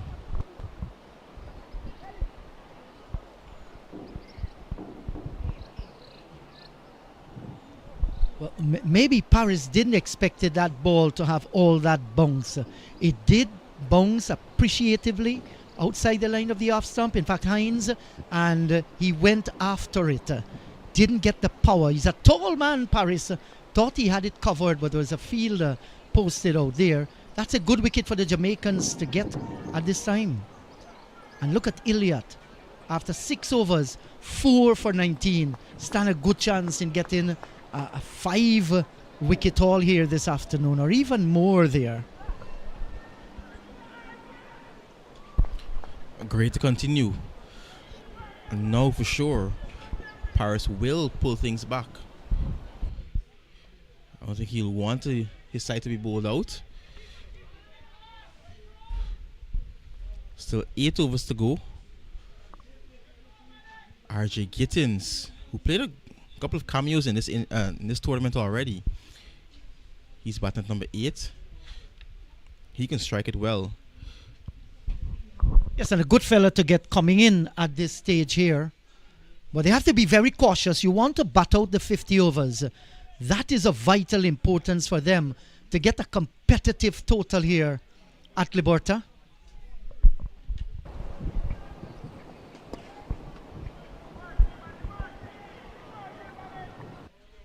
And Gittins, he too is a very tall boy, and carefully steered it away into the offside field.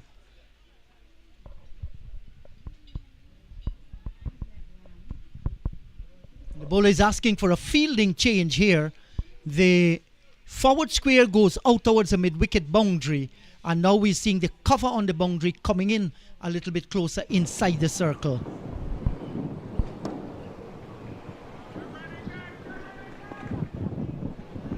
Off the mark. Gittins.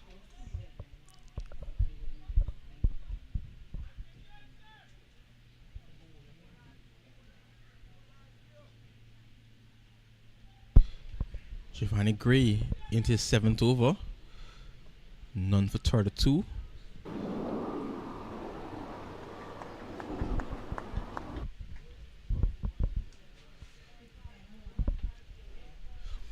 Hasn't picked up any wickets, but has tried to keep it tight for his captain. Going at less than 5 runs and over.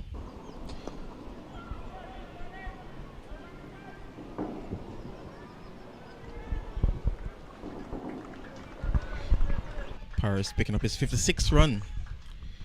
He looks solid today.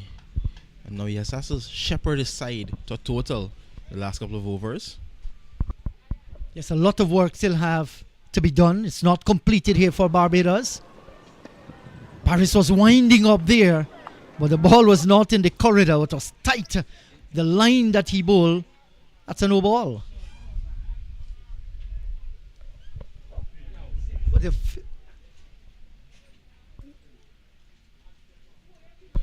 that's not a front foot no ball.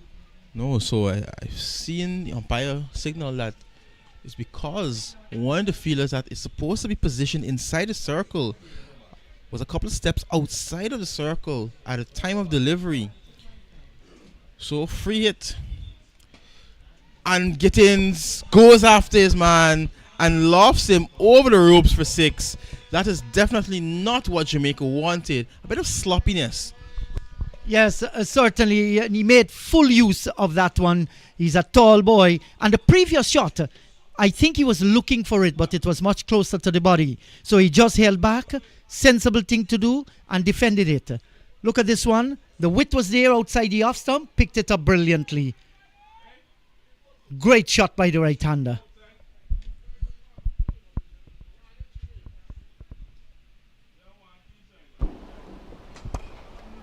That's blasted a lot of power. But no run. The bowler getting the hand in the way. And he's showing no emotion, but that was a lot of power he had to stop. How things have transpired. Paris still there on 56. A couple of good knocks from Clark and Dixon in the 40s. Just falling agonizingly short of half centuries. And then Gittins, not too long, joined Paris. He's on 7. And after 43, Barbados, they're 221 for 6 with 7 overs to come. Yes, and the projected score from here on is 257. Still very possible for Barbados. Paris is in strike. Yes, this is good cricket. Coming forward, soft hands, dropping it away to cover and picking up the single. So the plan with that shot that was played by Paris is that I'm going to bat like this, very sensible, right on to the 45th, 46th over. It is left on Gittins now to go after the bowling. And I think it's a good plan. Cannot go at it from both ends at this time. There's still a lot of overs to be bowled.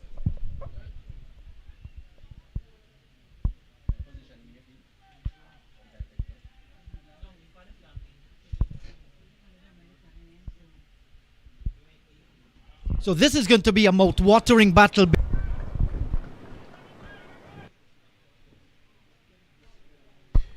At the moment, Paris and Gittins just giving Elliott some respect. I'm not going to go after him, at least not as yet.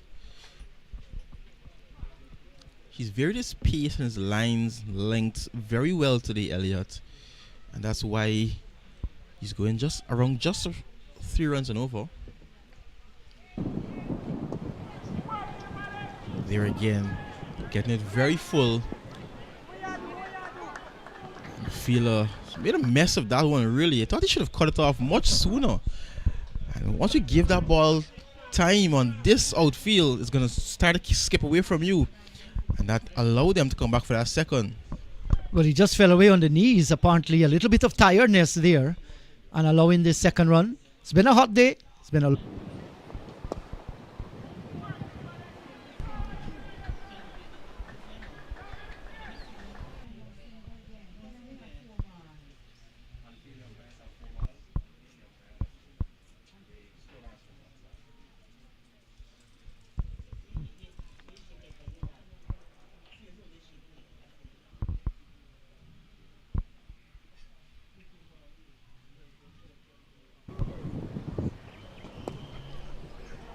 Very good. Tight lines to Gittins. And they're back for the second. Now, I'm just wondering what's happening out in the middle. That should have never been two. The fielder was caught napping, and give credit to the two batters, especially Paris, who saw the opportunity. He was the one turning and watching the fielder, and they decide to go through for it. Now, Jamaica just cannot allow this to happen here. Barbados will capitalize.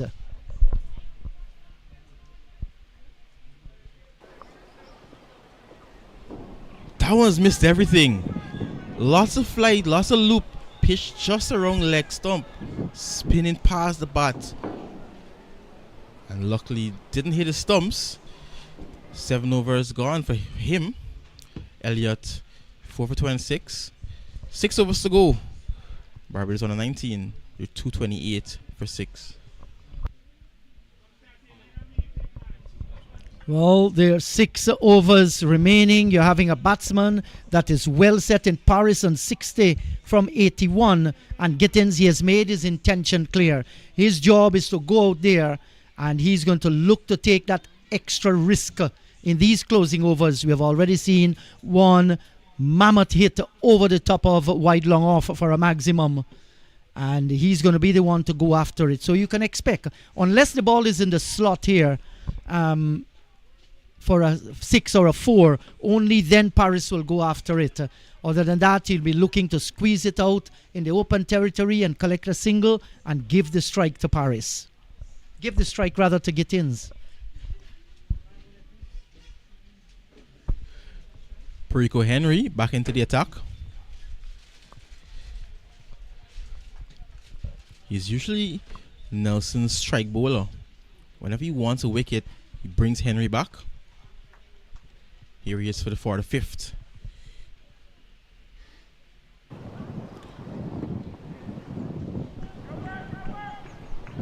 Should be able to get a leg by. Very tight line from Henry to start. Was looking to get much better than that. His eyes lit up when he saw the ball maybe darting down the leg side there from about the leg stump going forward. He missed it, cannon into the pad. But he has done the right thing. He has given the strike to the right-handed Gittins. And with Gittins, we see the cover on the boundary. Third man on the boundary. Deep backward square on the boundary. Long on the boundary. So too, long off. These are the boundary rope bracers at the moment. Big swing. And misses it. Goes by to the keeper. It was a little song, but it was bat hitting into the pitch. You can see Gittins is looking to open up. The left leg going towards the leg side, opening up his body, trying to power it over mid-wicket.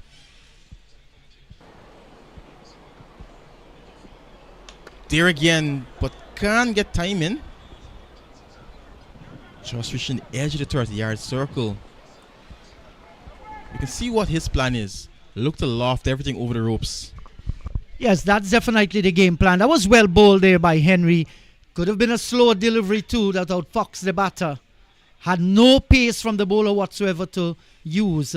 So the ball came on slower to the bat. That's the reason why he poked it away to mid-on. Oh, that's beautifully flicked. Didn't get the direction he wanted, but it came off the bat nicely. But the rotation of the strike continues to be impeccable. And Henry's second and third spell, he's been looking good. Hasn't given away a lot of runs compared to that first spell where he was very expensive. Slow one, and Gittins waits for it. He hung back and waited, picked his spot, and lifted it over mid-wicket. That is a shot of a man in form. Yes, and he cleared the front foot brilliantly in a twink of an eye. And that's a very quick, wristy shot. Lots of power in that wrist, over mid-wicket, and it sailed away. That's a maximum terrific shot by the youngster. Yeah, he held the pose afterwards for the cameraman. He picked that slow one beautifully. Quicker one. Just gonna get a single though. So 10 of that over. They're looking to motor now. 45 gone. 238 to 6.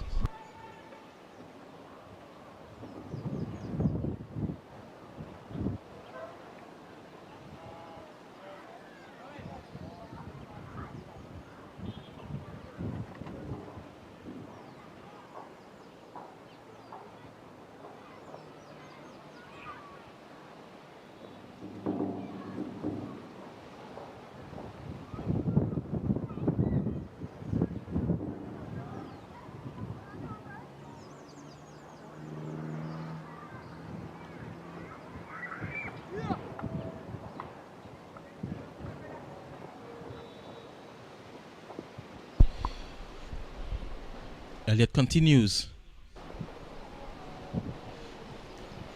Welcome back, John. We've been calling for Elliott to be brought back into the attack.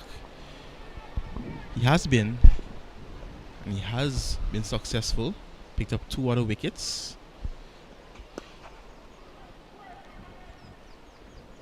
And Barbados batters haven't really been able to get him away as much as they would have wanted. Do you think the Jamaicans missed a trick in bringing him back so late? Wow, definitely. But it'll be interesting to find out why he was not continued when he started that amazing spell and slide. Not sure if he was off the field for a little bit and had to spend some time back on the field. Nice. Making room, finding the open area on the leg side. A big step across this offside, Paris, and looking to just sweep that one into the fine leg region. He succeeds in doing that, and he gets 4 runs. Nice control, and he deserved 4 runs. Look at that. He's now up to 65.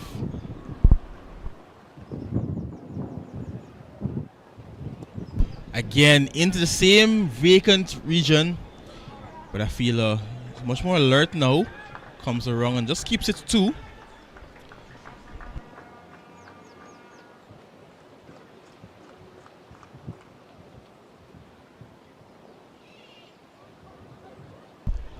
A projected score 269. With Paris there, they're looking for a bit more than that. Last couple of deliveries being played in the fine leg region, and immediately fine leg instituted. This time the reverse sweep comes out. He's just toying with the field now, John. Couple of sweeps in that direction, picked up 6 runs in total, and now the moment the field is removed, he utilizes the reverse sweep. We saw him trying to play it earlier in the innings, missed out. So you know now that it's part of his armory. And getting some good telling blows now. This late momentum is certainly doing Barbados very well. Look at that. Not so many dots like we saw when they were consolidating for the 5th wicket. But now momentum taking them towards 50th over with runs this time. Reverse sweep again into the gap. Work for the man on the boundary. Back for 2 to bring up the 250 for Barbados. Still 4 overs to come after this. 251 for 6. We're still in the 46th over. Barbados now maybe looking for 300. They should get there. A good recovery after being reduced to 101 for 4. Nice partnership got them back into a good position. And now the late push. And if they continue to bat this way, they can push to get that 300 that we speak of. Maybe a bit uphill, but you never know. Yep, 14 runs off that over. 46 gone. 252 for 6.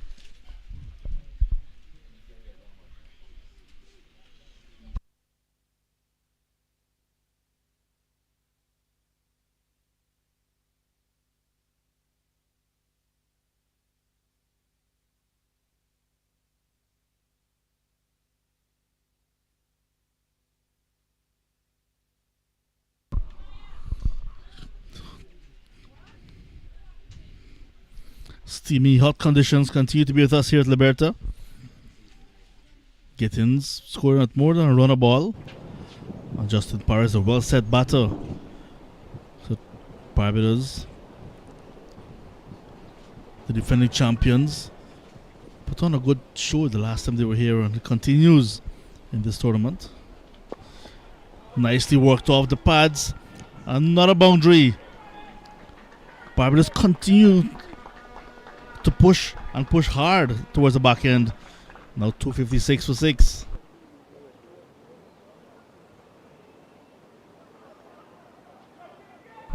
So Paris just 22 runs away from what will be the 4th 3-figure score in this year's tournament. And if he gets there, to be a wonderful innings and a timely one for Barbados as well.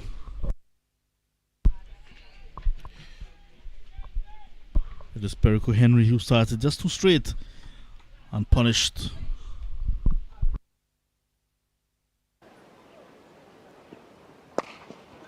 Powerfully pulled. No one out there. Everyone will just have to stand and watch that one go over the ropes. Paris, he's a man on a mission now. Eyeing up that century as you mentioned into the 80s now. Too short. Half tracker. And this pitch has dried out nicely now. Tailor-made for batting. Will not miss out on that one. Huge acreage of space on the onside. And he found the boundary easily.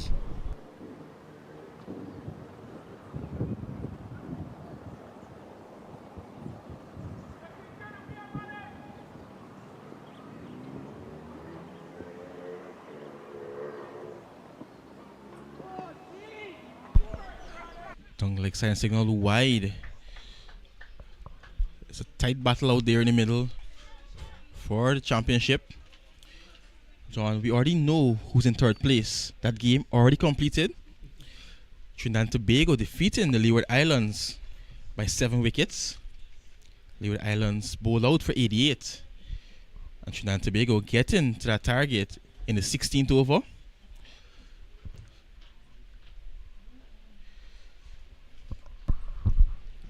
If it was a paying patron for that game, I would have demanded a refund. Steered backward of point. There's a fielder there and goes into the boundary. Consecutive boundaries now, barring that wide the delivery before. And now Justin Paris, 14 away. All we can do is just admire that shot. Using the pace of Henry and lifting it over the man inside the circle. Look at that. Dexterity, control, and that shot deserved 4 runs. Expensive start to the over. Not a lot of width outside that off stump, but like the pace was enough. Just steered it as a fielder was in the circle at a backward point position, bordering a short third, and it went over his head deliberately. So Paris, after a slow start, almost at the runner ball now. 91 deliveries for his 86.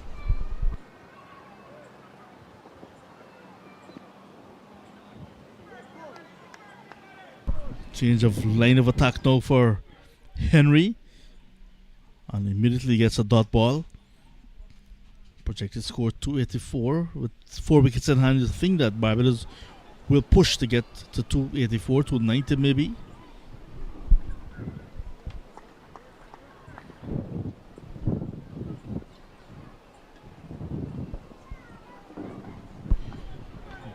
That one's going to be called wide though.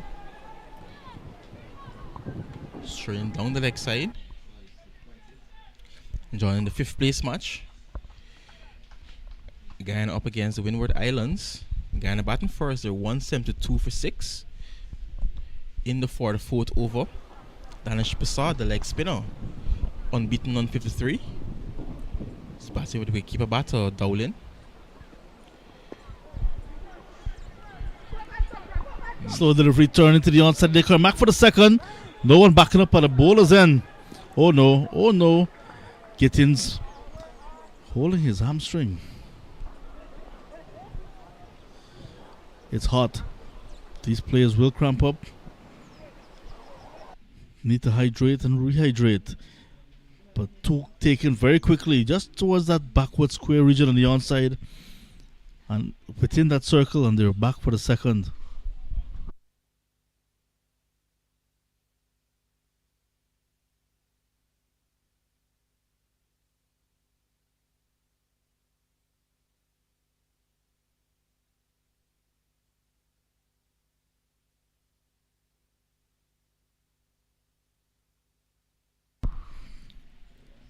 Anticlimax to the over.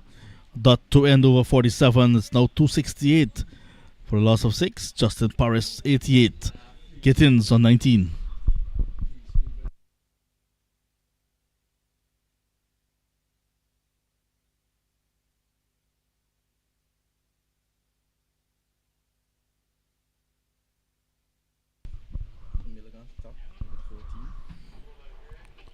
Four spinners, 3 seamers used.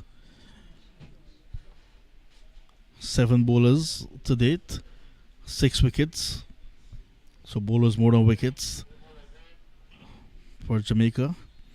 But Barbados putting on another good batting display, 268 for 6 with 3 overs to go.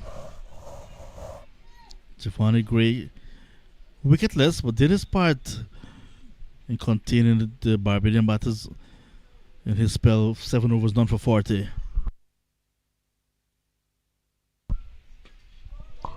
Well, Gittins goes after the right-hand off spinner. That one's out of the ground, John. Over the fence.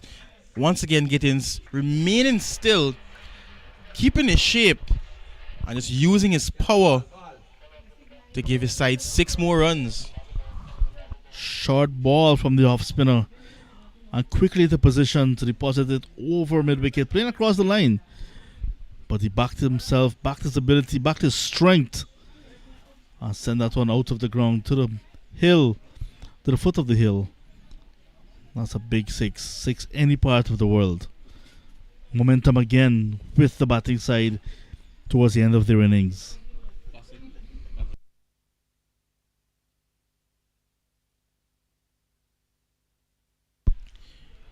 The hold up is because we need a ball change. That one has left Liberta. It'll take a lot to find that one back.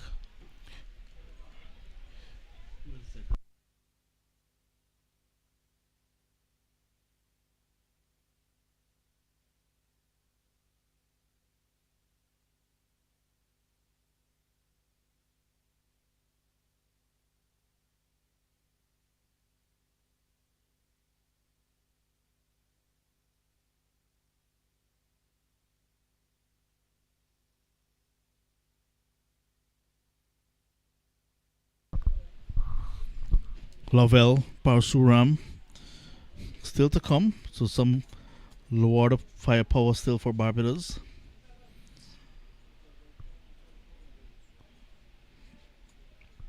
There's also Asher Branford, but for the moment it's all Gittins and Paris. Nice batting display for everyone to enjoy here at Liberta. The ball is back. In fact, it's a new ball. Gittins missed out there. It was a similar line, similar length as well, but just a change in pace, quicker from Gray, and went by Gittins before he could get bat on it. Well, he doesn't miss out on that one. Waited for it as well, and that one has left Liberta's 2. We will need another replacement. 2 balls ago, it went far, and I felt there's no bigger 6 I've seen at this ground. But this one beats that by some distance. Another short delivery pace off again. This time it was further down on the line of the leg stump, and he got into position again and sent it out of the ground. This one did not land at the foot of the mountain. It actually went into the mountain this time. Massive hit. At this rate, the 2 standing umpires just keep the ball box out there. Another change.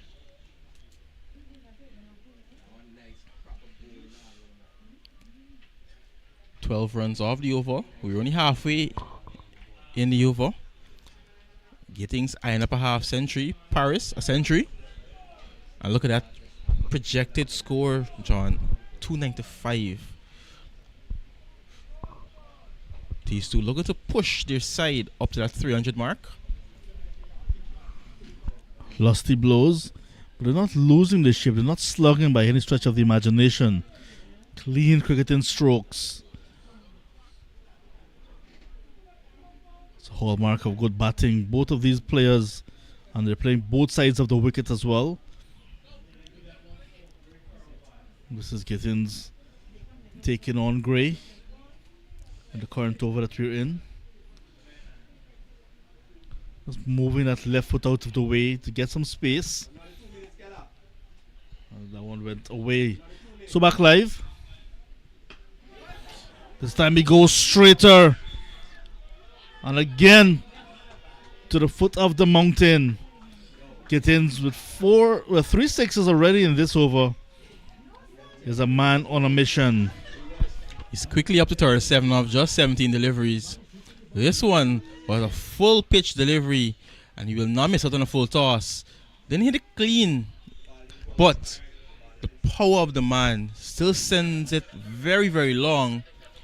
And I think they may have to get another ball. Hasn't gone as far, but as you mentioned, all the way to the mountain there. It's an expensive innings because the number of balls that gone missing already in this innings of 37 from 17 for Gittins. Look at the timeline of the balls in this innings towards 47.4 overs. 6 in the last 3 scoring shots.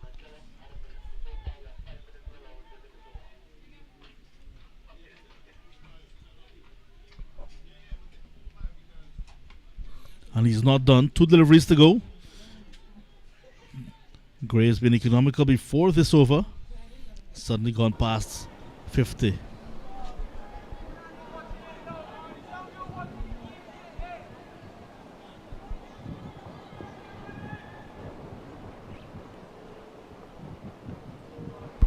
Keeping a bit low and going through everyone.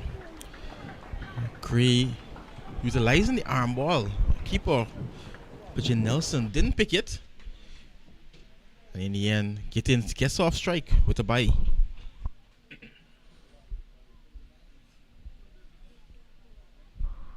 Yeah, that was much quicker as well. And he changed his line of attack. He went round the wicket to the right-hander. Now he's going to continue round the wicket to Paris, who's left-handed. Paris started with a strike recently, but I'm sure won't mind. He's enjoying the best seat in the house. John, how did he find that gap? Again, took a huge step across his offside. And there was 2 men positioned in that square leg region. One a forward square and one a backward square. And somehow Paris got it in that gap. And now he moves into the 90s. Sweetly played. The one that forward of square was actually at mid-wicket. Felt he had a chance because had more time to get to the ball, but it was so well hit and well placed. It went into the boundary ahead of him. So a very productive over coming to an end. Barbados now definitely in with a chance of getting to that 300 mark. Paris also with time in his hand to get to 3 figures.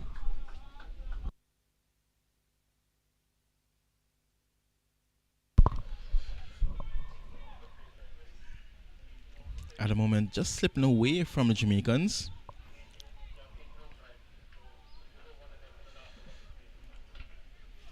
Barbados on the 19th side, really looking to cash in the last couple of overs.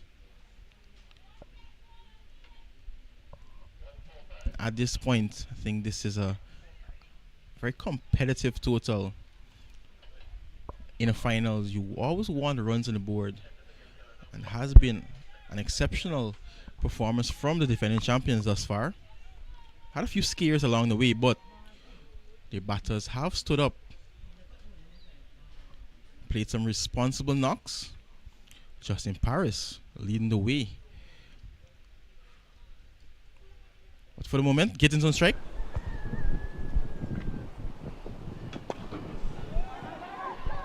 I don't think he's gotten all of it. The field is settling, and he takes it. So the cameo from Gittins is over. What a knock though. 37 of just 19 deliveries. Gave some great impetus to the innings towards the end.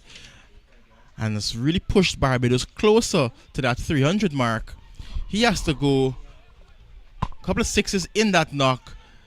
I'm pretty sure his entire team will appreciate that knock though. But he has to go.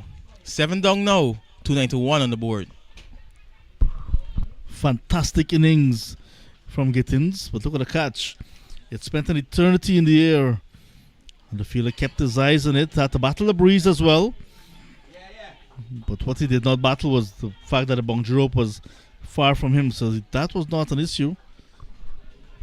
And a wonderful catch being completed, good judgment being shown. The new batter is Raphael Lovell. And he's striding to the crease with a lot of confidence. I think his objective will be to continue what Gittin started.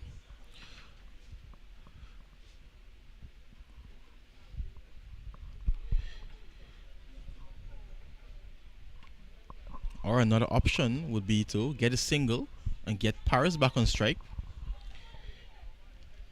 He's eyeing up a century, 92 from 95. They had a good start, Barbados, after they were sent in. Got to 95 for a loss of 1, then lost 3 quick wickets. Then a consolidation in the middle between Paris and Dixon. Then they lost Dixon. In came Gittins, and he managed to power the balls to all parts of the ground. Now another boundary. So Lovell getting into the act as well. First ball into the boundary. So no need for Paris if Lovell is going to continue to score the boundaries. Yeah, at this stage, everything must go if you're in the Barbados camp. That was badly lined by Moore on the pads. And Lovell just had to find that gap between square leg and fine leg. I know, but it's 295. He's going to get 4 runs. 5 away now from 300. Still 10 legal deliveries to come. Huge appeal, and the finger goes up. He was looking to make room and try to find that same gap. Hit in front, and the umpire raises the finger. So number 8 going down for Barbados now. 295 on the board. Once he didn't get bat on that, it was an easy decision. He was well across in front of his stumps. And Moore picking up his 3rd wicket in the innings. Second in the over. It was full. So that's what made the decision much easier for umpire Felix Auguste. Just 2 deliveries, but not wasting any time at all. Lovell. So he goes back to the pavilion. So 2nd wicket in the over for Jarry Moore. Looking to wrap things up now as the number 10 comes out. Rajiv Parsuram has been among the wickets. Parsuram, let's see what he can do with bat.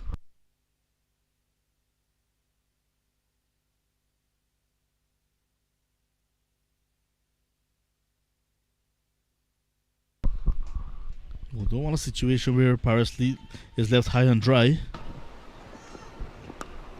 Single will be very much needed, and exactly that. Parsuram picking up a single to get off the mark, but also to give Paris a strike. He can do two things: be the aggressor, continue the scoring, with the heavy scoring, and also try to get to 100. 100 in the final, cannot dispute that, cannot write that off in no day.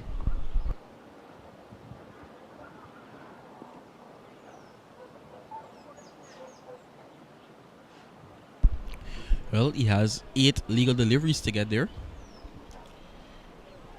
His side closed in on 300. And there he goes. A pitched up delivery. He deposits over the ropes to bring up the 300. In the 49th over, 302 for 8. Paris goes to 98.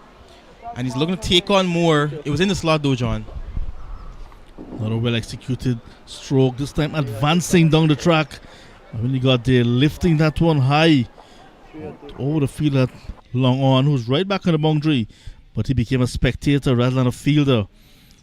A magnificent way to get to 300. What is more important is that since the 40th over, where the score was 198 for 4, so it means now that in just about 9 overs, more than 100 runs have been scored by Barbados. Now opening the face, slight misfield, and they're going to come back for the second. That second brings up 100 for Paris. What a knock of responsibility, and he deserves to celebrate. All of Barbados will be cheering this young man on. What a knock. And look at the celebrations, John. Congratulations, 97 balls, 12 fours and 1 6.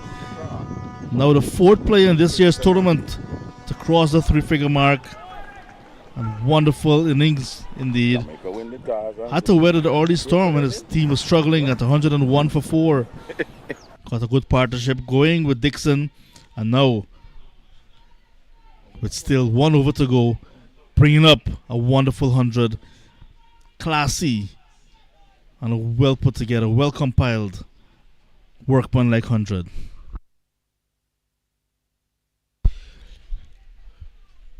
What a feeling getting 100 in the final. Joel Williams to bowl the last over of the innings. Paris, he's gotten to his milestone. Parasaram, all he has to do is try to get Paris back on strike. Allow Paris the 5 deliveries to really take advantage and punish the Jamaican bowlers.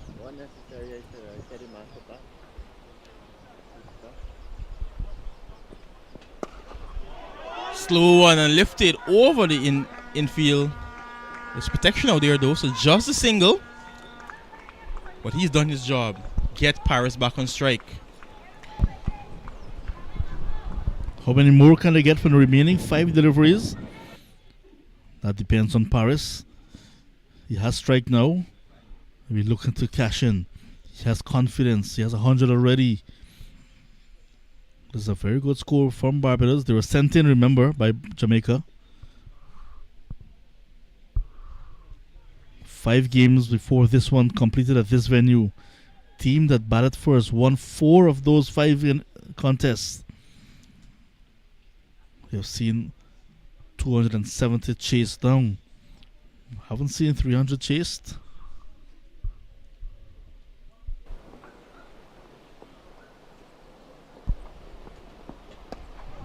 Slow delivery, and Paris looking to go over that man at short cover.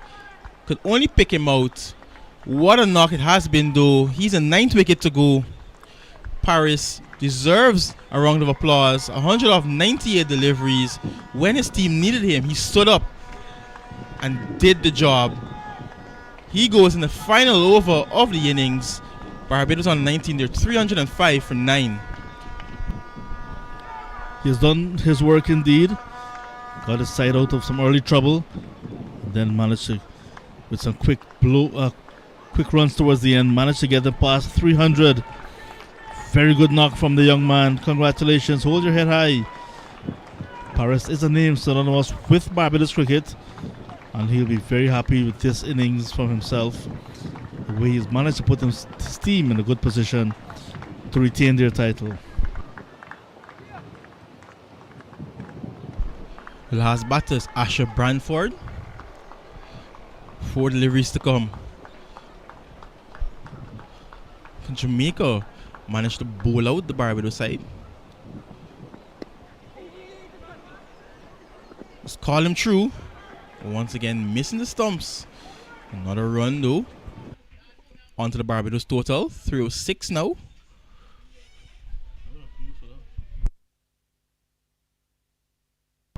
So leg by, yes, definitely. Just 3 deliveries to go. Do not want to be bowled out, but they already have a good score on the board. But 306 all out as opposed to maybe 310 for 9. So that's the difference.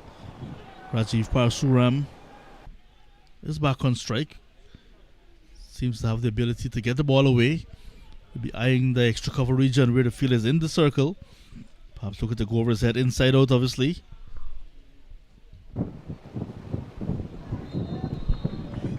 Very slow delivery from Williams, but it was badly lined down the leg side. He has to rebowl that one. 307 now.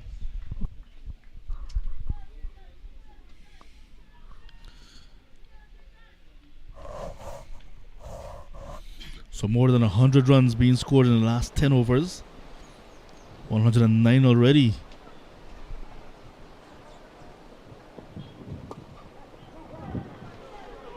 It's in the gap. It should come back for 2 comfortably. And they do so. So the ploy here from Williams is to take pace off. Trying to deceive the batters. Parsuram was equal to the task and he was able to put it in the gap. 309. Can he get up to over 310?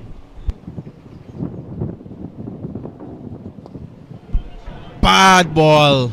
And that one deserved to be put away. That was a gift of delivery, John. And Parsuram says, thank you. I'll have some of that. I love the ability of Parsuram. I love the look at what he's offering up. That was a poor delivery from Williams. And he had to reach it. And he did so quite easily. He could have allowed that to go back to the keeper. But he said no. Once I can reach it, I can get a boundary. And he did so. Still a delivery to go. And already gone past that 310.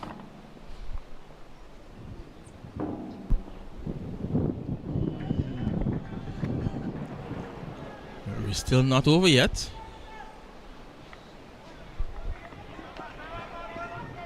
They're looking for runs, but umpire has signaled dead ball. Williams will have to rebowl that last delivery.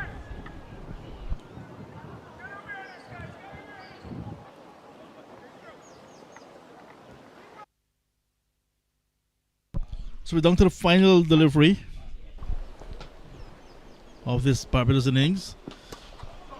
Got under it nicely. Does he have enough to clear the ropes? Yes! And what a way to finish the innings. 320 for 9 Barbados, sent in by Jamaica in this, the championship match of Cricket West Indies Rising Stars men's under 19 50 overs tournament. And after 50 overs, 320 on the board represents a position of strength for Barbados. Absolutely. That was the decision to put Barbados in, and I think Jamaica will be looking back and thinking maybe they should have gone a different route. 320 posted by Barbados. That is a mammoth total, but it is a good batting track.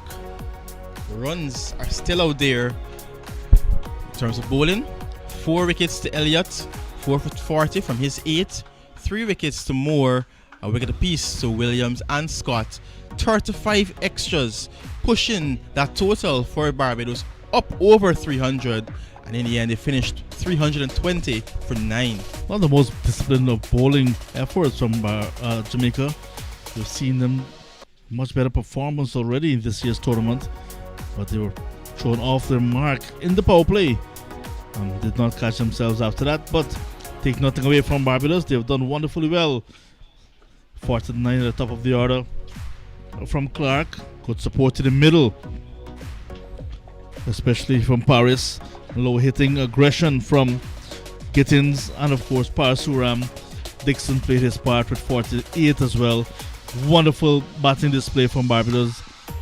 320 for 9.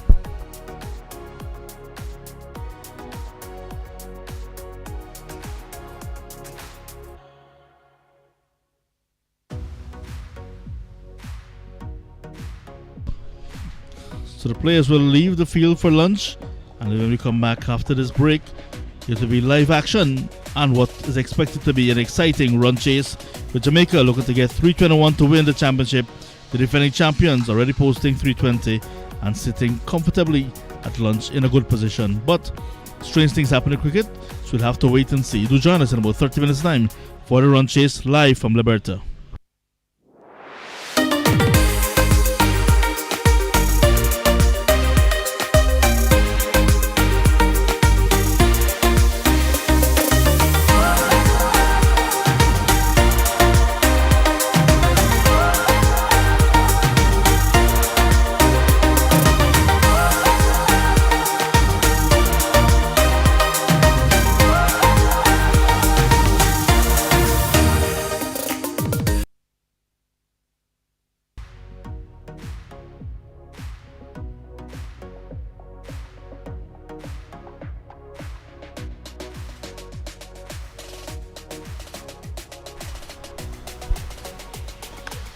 Lofted in the air and a soft dismissal for Bowens.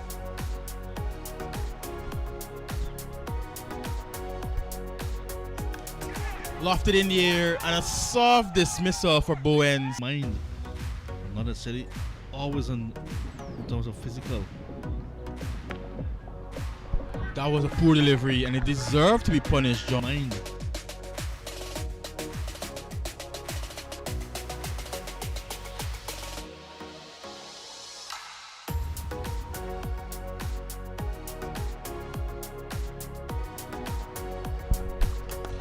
Look at that drive, that's gloriously driven through the offside field.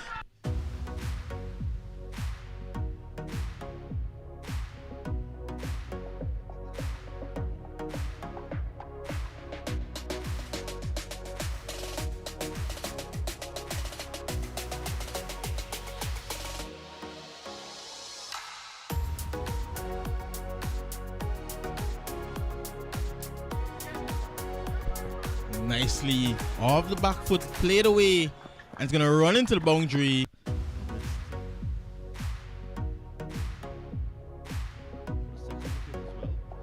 Big appeal, finger goes up. Trapped in front. Patience. Middle stump knocked back.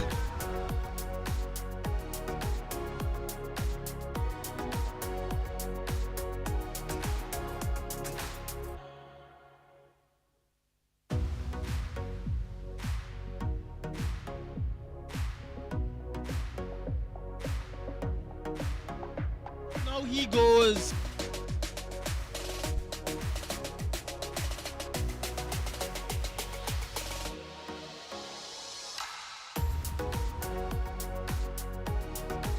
Scott followed on Elliott again. This time it's Scott. More runs here now for Barbados.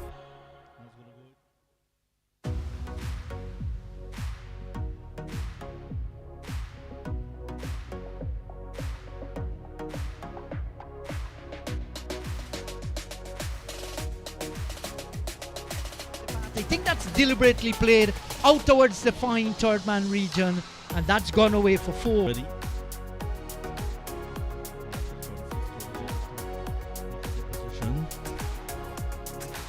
Oh, peach of a delivery.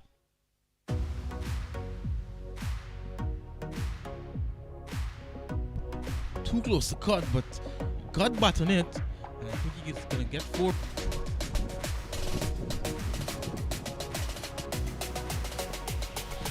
Swept to in nicely. Boundary.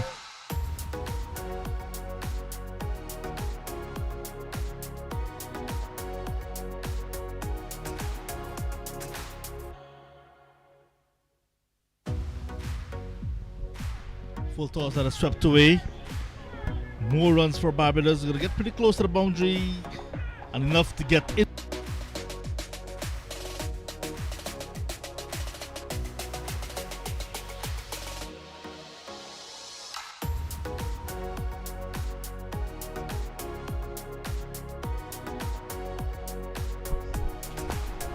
Short and put away.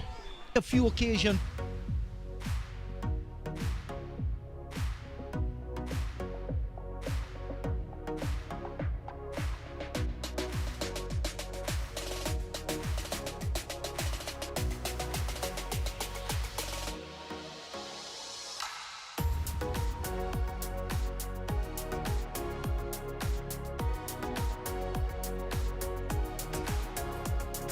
Oh, he's bowled down the left-handed.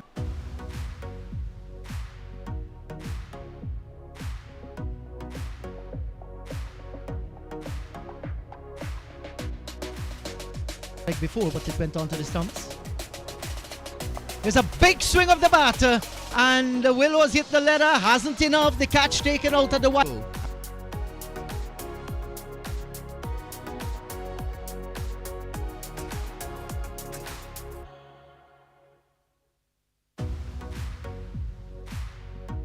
So free hit. And Gittins goes after his man and lofts him over. One, and Gittins waits for it. He hung back and waited.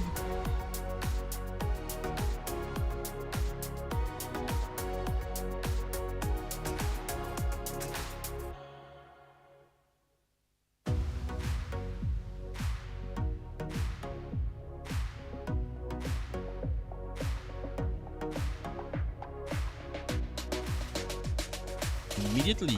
Fine leg instituted. This time, the reverse sweep comes out. He's just toying.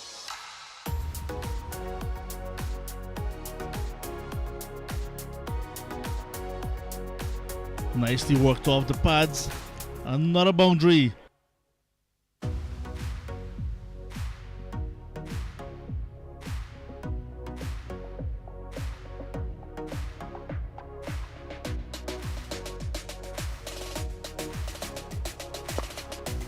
Powerfully pulled. No one out there. Everyone will just have to stand and watch that one go.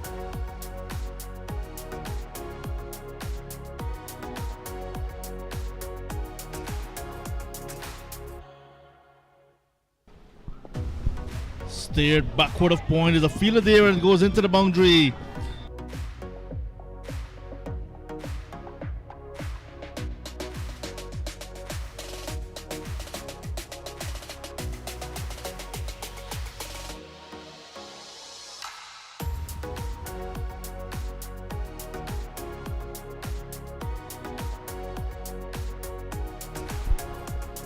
Well, he doesn't miss out on that one. Waited for it as well. And that one has left Liberta's.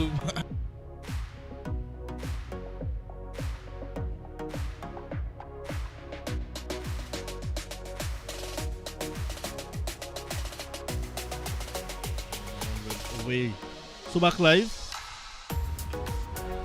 This time he goes straighter. And again, Wilson.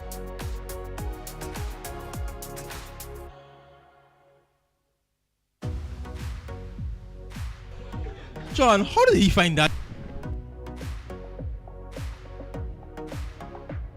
He's gotten all of it. The field is settling, and he takes it.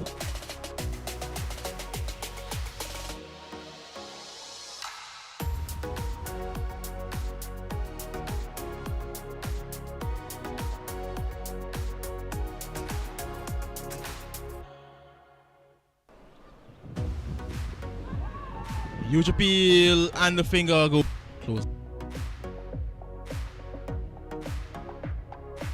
There he goes. A pitched up delivery. He depart. Celebrations, John.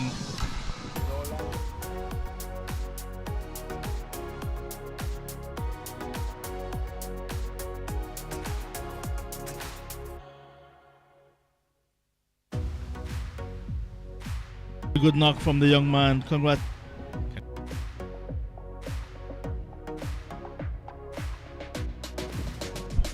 Bad ball. And that one deserved to be put. Delivery of this Barbados innings. Got under it nicely. Does he have enough to clear the ropes? Yes. Delivery of this Barbados innings. Got under it nicely. Does he have enough to clear the ropes? Yes. And what a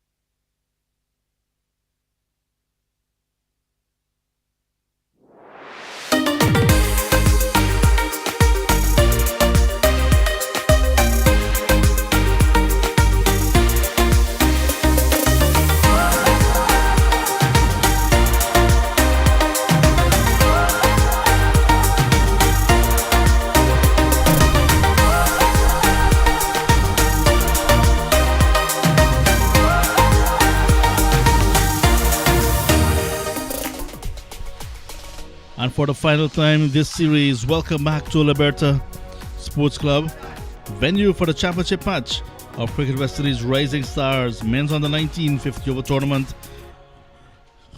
This is what transpired this morning after Barbados, the defending champions and unbeaten side this season, was sent in. Bowen's the most prolific scorer before today. 8. Kelani Clark held it together nicely with 49. Good support in the middle from Dixon and Paris, who eventually got to 100. And in the end, Gittins with a magnificent innings of 37 from 19 deliveries. Bowling, 4 for 4 to the pick of the bowlers, Elliott, but no other bowler got really into contention. 3 for 58 was expensive. The seamer, Chaddy Moore, and support from Williams and Scott. In the end, 320 runs being put up on the board by Barbados on the 19s. And now Jamaica will need to get 321 if they're going to go win this championship coming from behind, because at the start of the day they were up against it. Barbados played unbeaten. Jamaica lost 2 games to finish second in the points table. It was first versus second that to be contested in this championship game. So 321, quite a big ask for Jamaica, but this is a wonderful batting track. Good fast outfield here at Liberta, and the pitch has dried out nicely and we are ready for the run chase. The batters are in the middle, the umpires are there as well, and we're getting ready for what promises to be a fantastic end to this year's tournament. Inderjeet Prasad alongside Inderjeet. The wind is with us still, and it has picked up nicely throughout the course of the day, keeping things cool, and we're ready for a good, exciting end to this year's tournament. Good afternoon, Inderjeet. Good afternoon to you, John. I like your phrase, we are ready. And the players are ready outside as well. The run chase promises so much. In order for Jamaica to overhaul this target, they must begin with a positive mindset. When Barbados batted, they got 76 from the first 10 overs. And then 37 from the second 10, 37 from the third 10, 48 from the fourth 10. But then the final 10 overs went for 122, and they lost 5 wickets towards the back end. But by then the damage has been done. 320 on the board. What a fantastic batting performance from Barbados. And he'll get off the mark this time. Forces it away down towards the cover. Get the single. So Jamaica, they're on their way challenging that 321 that is required for victory. Yes, you're right about that, John. And I think that partnership for the 5th wicket between Dixon and Paris, more than 100 runs, really pulled Barbados into this match. And because of that, they blossom in the last 10 overs where they banged 122, like you said.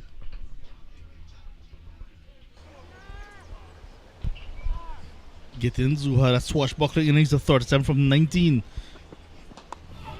has the responsibility of bowling the opening over. Tyson Gordon Jr.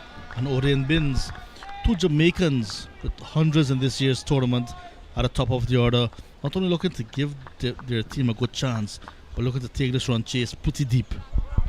Yes, well, the batting is there for the Jamaicans. They have not clicked on every occasion. You mentioned the 2 Centurions are out from them. But we are watching at young R.J. Gittins here. We saw him with the bat in the hand, spanking 5 sixes in that 37.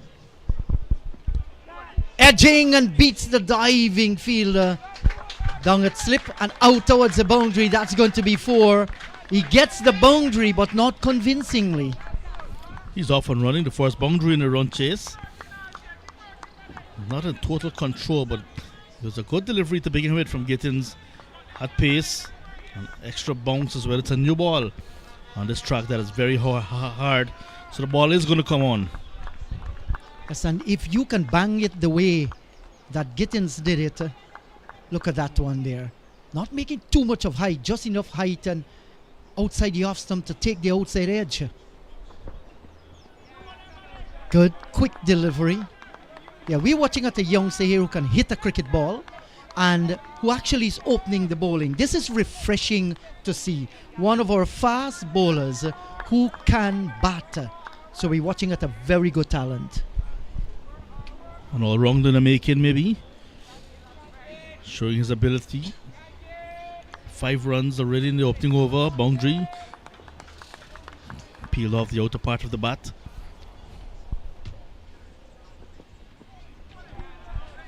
Dot to end the opening over. 5 without loss in reply to 320 made by Barbados.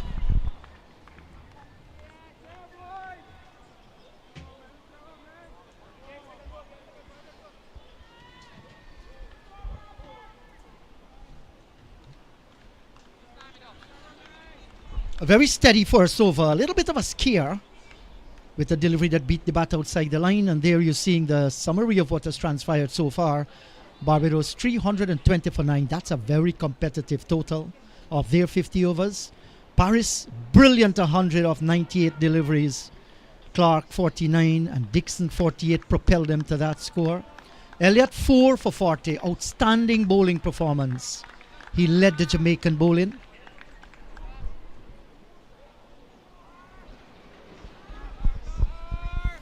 Usher Branford with a new ball from the northern end. He's going to be bowling to O'Dane Binns. Binns had a 104 not out early up in the tournament. Branford running into him. This power play is going to be very crucial to the outcome of this game. Not a good start, just straying down the leg side here, Branford, and he beats the keeper, and will come down here for wides. Ill-directed. Not everyone can control a new ball in the Jeet with that lacquer. That was badly lined. The keeper as well was uncomfortable. The fielder's fine leg had no chance either. Yes, you're right about that. That lacquer can be slippery, but you as the bowler, you're trying for the extra pace. Go for, first of all, control it a little. And again, down the leg side. Well, no shot on offer, so they have to go back looking for that run and sent back by the umpires. So it was an exceptionally good batting display by Barbados. They scored heavily in the opening stages, but they lost 4 wickets. That put a lot of pressure on them. And to watch the youngsters battle through pressure, some difficult circumstances, coming up against some good spin bowling and coming out trumps, refreshing to see.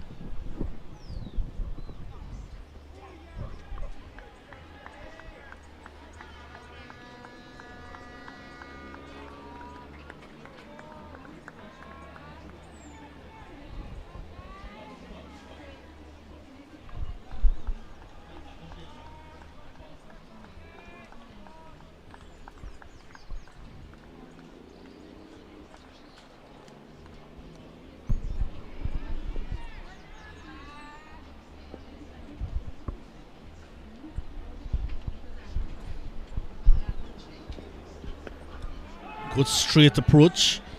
Has pace as well. Now sure that he has the control.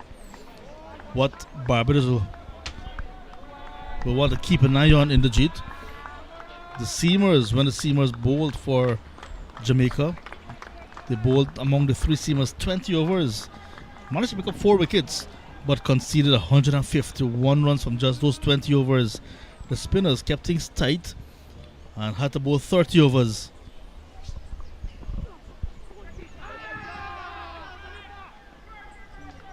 There's a shout of catch it. The umpire is not going to have much about that. And those are valuable statistics. It will guide any team when they look back at it and see exactly where they went wrong. Those 20 overs delivered by the Pacers, it went for more than 7 runs and over. So that's something that the Jamaicans will have to look at. Many of these boys might be around for next year on the 19 tournament.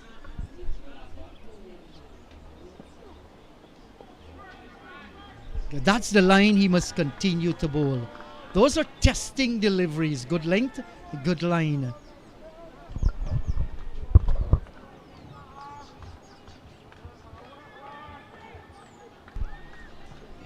We saw 35 extras sent down by Jamaica when they were bowling, and 5 already in this innings. 5 byes, 5 leg byes, 3 no balls, but 22 wides. Not only do they have to look at the runs coming from extras, but the number of deliveries that had to re-bowled because of wides and no balls. Gittins continues. Lovely delivery, just flicked off the toes.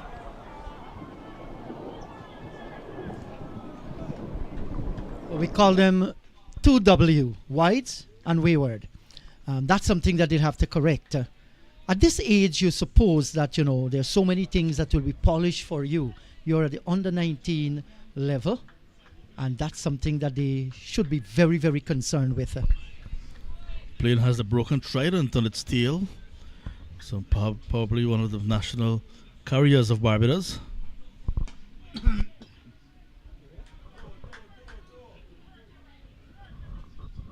Ran close towards the boundary, but doesn't have enough to get there.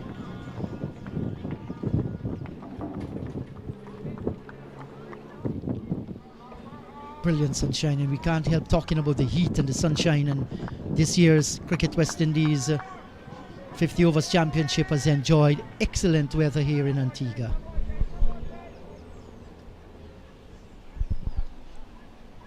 This is brilliant sunshine at the moment. The only rain that we heard of is Lorraine and Oraine. And excitement rain as well, spelled differently though. It's been dry. But what I know over the years that when it actually is raining on the island, it is raining. The Leeward Islands, we say sometimes, especially during the hurricane season, known for rain.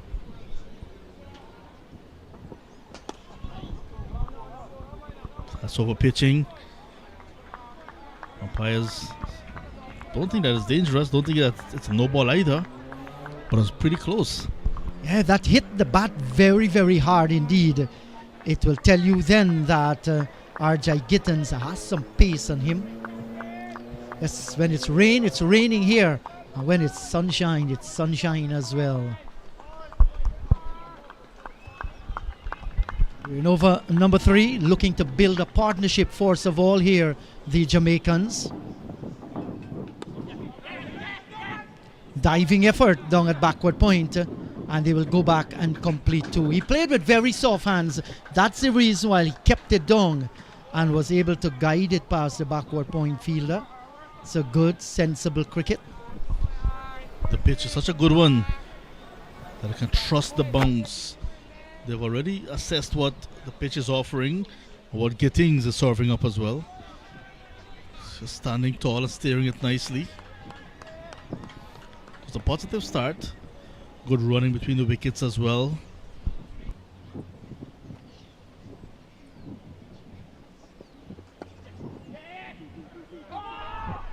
And you look at him jumping on the back foot and opening the face and collecting 2 more, this time between third man and the backward point fielder.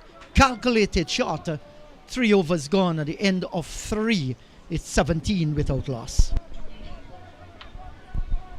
Nothing wrong with the delivery at all from Gittins.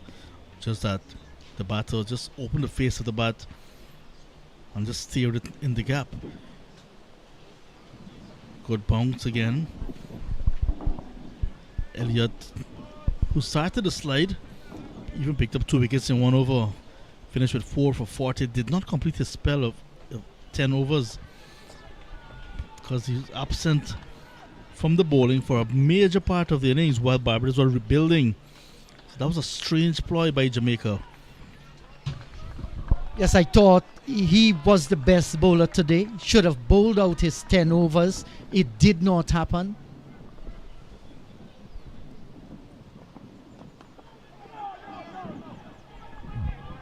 That's a good, quick delivery, right on target. Gordon Jr. played well, played it away into the offside field, kept his eyes on the delivery. So we've seen some good performances here from Branford. He's a little bit on the pacey side.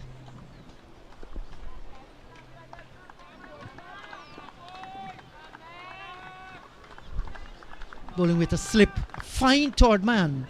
There's also backward point, cover extra, cover mid-off. And here's a drive, diving effort, knocks it away. Down towards his partner at wide mid-off. Return comes in. Good attacking fielding we have seen here by the Bajans. They get the single nevertheless. But the bat was in. Direct hit from that mid-off fielder after the ball was parried to him. But this is very good positive running between the sticks from Binns and Gordon Jr. They're doing the basics right, running the first one hard, giving himself that chance of coming back for the second.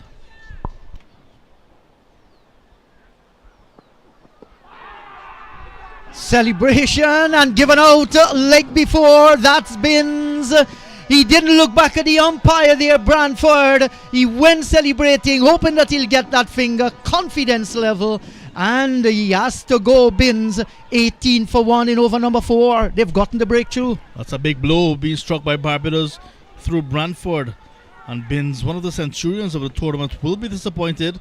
He was half forward, trapped on the crease, and sent on his way. It'll be interesting to see where that ball pitched and where it hit as well, because he was actually, in my opinion, moving out of his off stump. But umpire Williams, he's much closer to the action. He said, yes, you're out. And struck in front.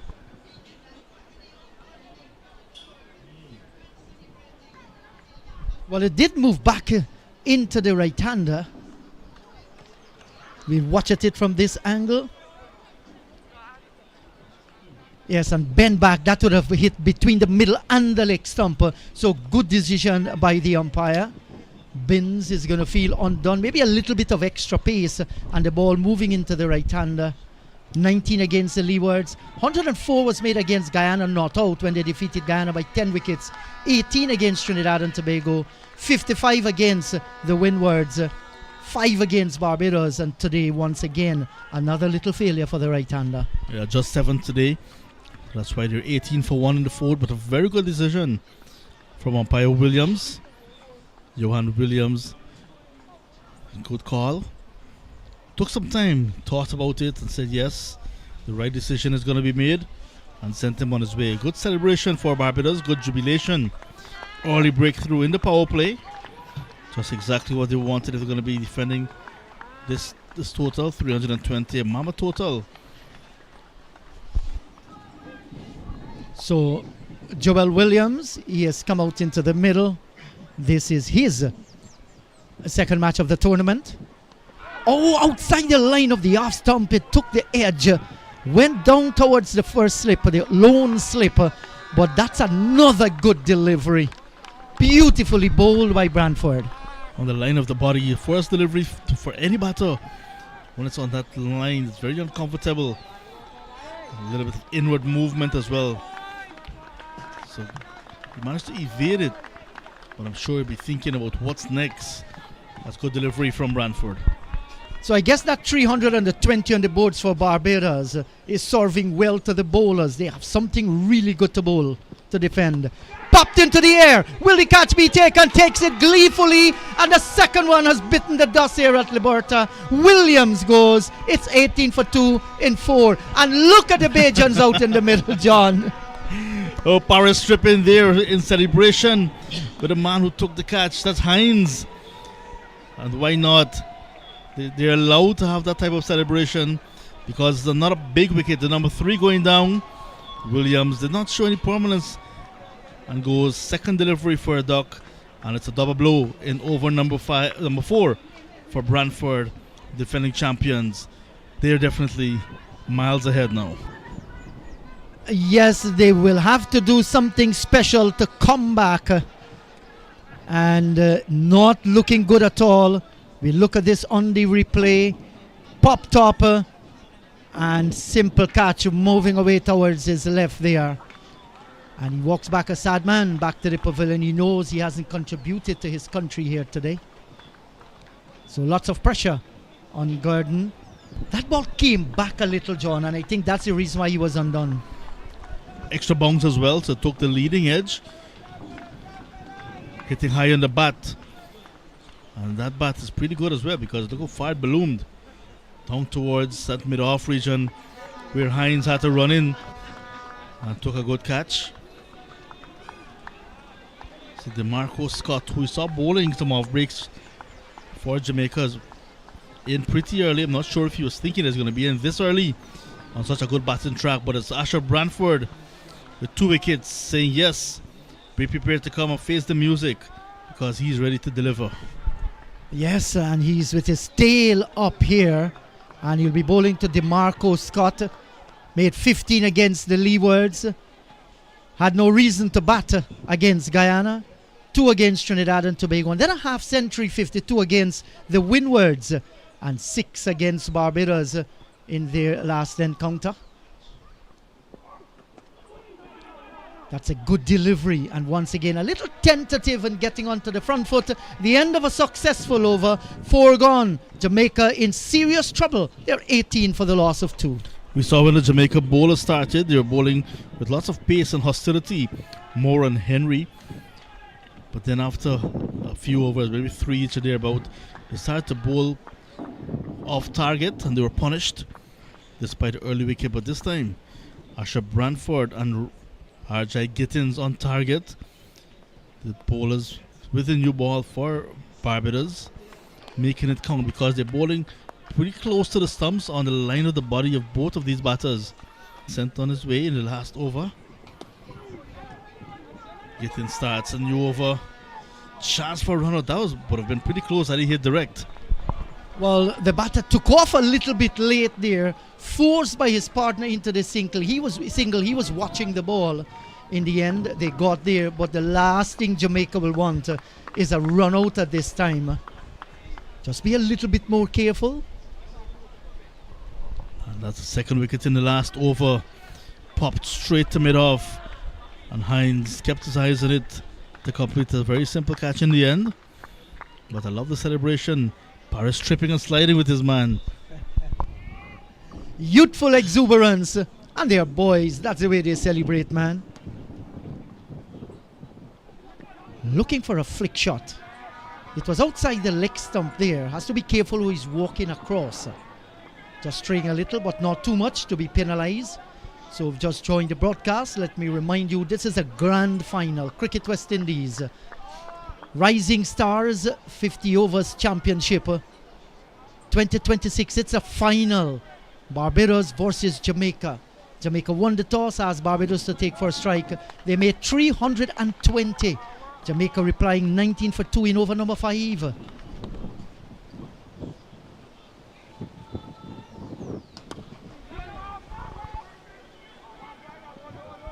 Nice little push down towards extra cover and gets a single in the process. He's going to feel good that he gets off strike. That's the right thing to do. When you're under pressure, get off strike.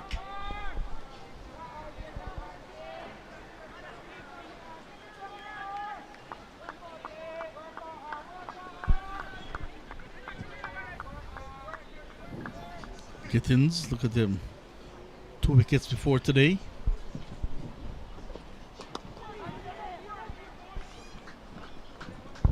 So it's not. Gittins was not among the wickets before today. And today again, not in the wickets column as yet. But he's been doing a wonderful job with the new ball. Bowling economical, doing a containing job. And more often than not, you see him building pressure at one end. And the bowlers at the other end tend to pick up the wickets. So here he is again. This is over number 3 for him, but his pace is up. Asking lots of questions of these batters.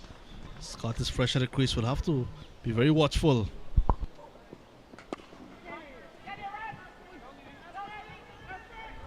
And that was a good looking shot, punching off the back foot out through the covers and getting a run.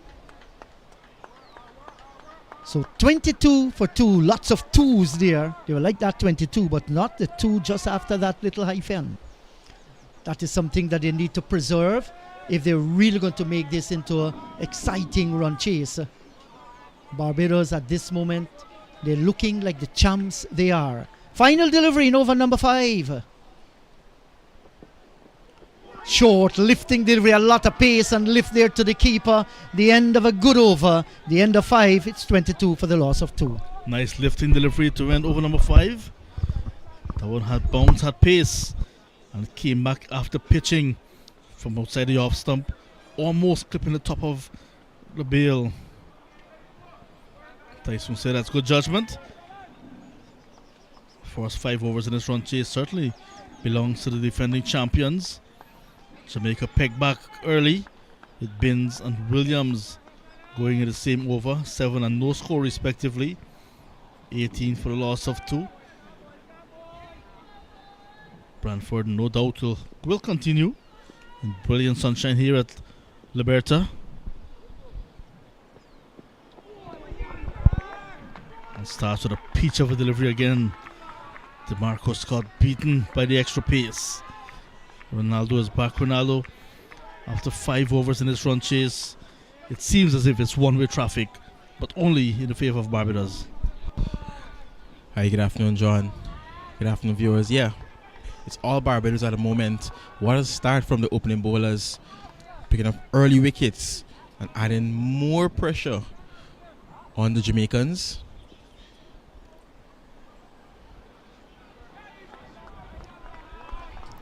After posting 320, the Jamaicans heading back to the dressing room. They knew it was an uphill task, and now after losing 2 early wickets, it seems as though that hill would have grown into a mountain.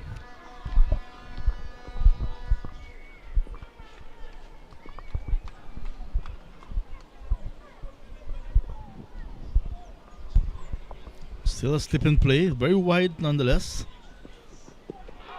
Appeal. Bowler not really convinced. I'm not asking either. Realized that the ball perhaps doing too much. I remember the days Jamaica produced lots and lots of exciting young batters at the Under-19 tournament. Leon Garrick, Brenton Parchment. So we have a look again at that ball. Clearly heading out down the leg side. Yeah, Leon Garrick, Brenton Parchment, Donovan Pagan, Xavier Marshall. Some of the things that did not go on. This time, Umpire McGarrell, put on your cap and let's hear your views. And this ball is going to run away now. Let's see the signal runs. So perhaps that would have saved the batter. Yeah, it was a good shout. And Brantford is disappointed, but we saw from the signal of the umpire why he gave it not out. In his mind, a little inside edge, and that definitely saved Scott. But Brantford getting a lot of seam movement after it leaves the pitch. Good use of that new Jukes ball. You can see him asking umpire Williams what exactly is the reason for giving that not out. So the batter as well was confident that he was not going to be given out on that occasion because he felt he had some amount of bat on it.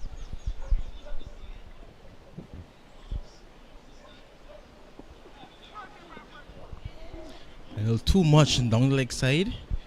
Keeper can't gather cleanly. So by, or is it wides?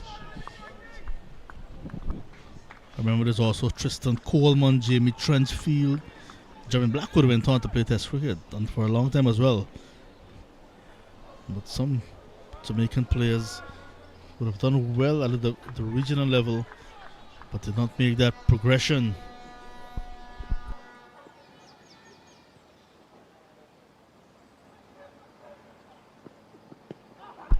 Not appeal, but maybe again doing a little too much. But Brantford causing some trouble early. These batters not too sure how to play him.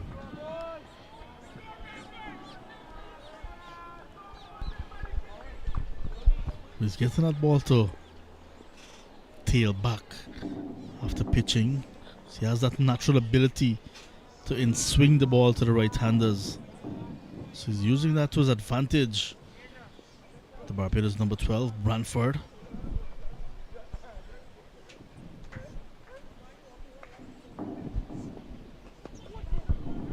Starts it a bit wider.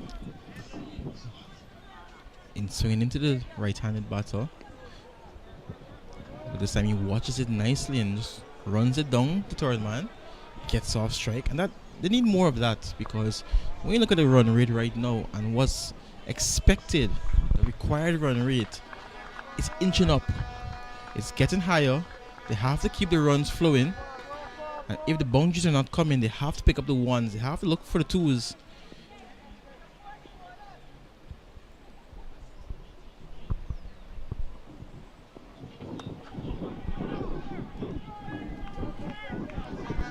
That's the end of a steady over again from Brantford. End of 6 in the run chase, 29 for 2.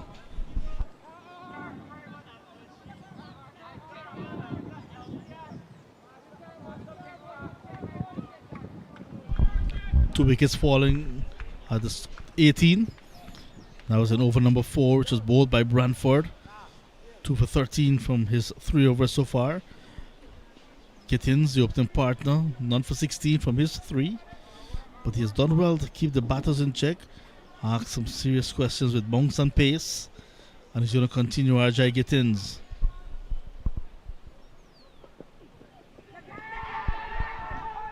Heard a noise, clipped maybe the pad on its way through. Umpire Felix Auguste says not out. It was an appeal of enthusiasm rather than conviction. The keeper not too convinced, as you can see.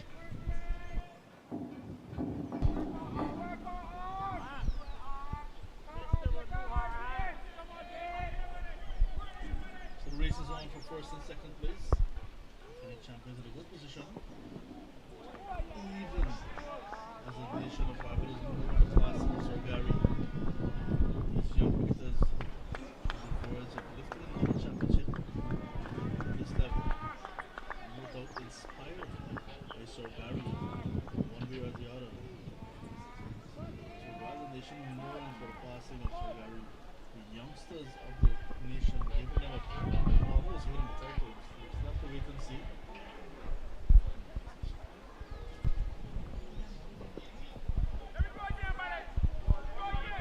Immediately, Gittins pulling out of that one, dropped the ball. Not too sure what happened there. I hope he hasn't hurt himself.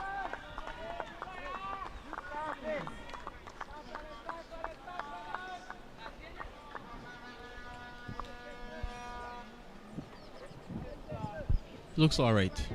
Maybe just didn't feel a rhythm as he was coming in.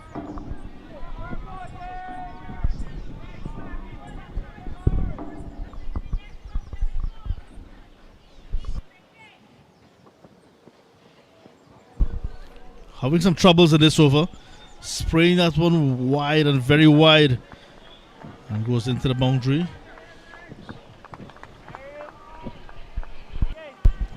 Yeah, since the last one that he didn't deliver, you can feel that his rhythm was slightly off. And there you see one that's wild, way off. And penalized for it. The keeper had no chance. Some extras will help the cause of Jamaica.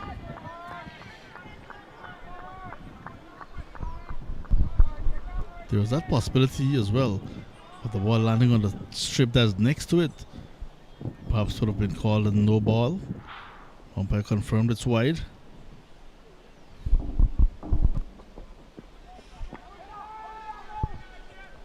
Again, down the leg side. Sounds like it more towards offside. He has the 2 slips in play. He has a stacked offside feel. Doesn't want to get too tight, too straight to the batters. Especially with Gordon. He's already gotten some scores in the tournament. Can't allow him to get away if you're in the Barbados camp.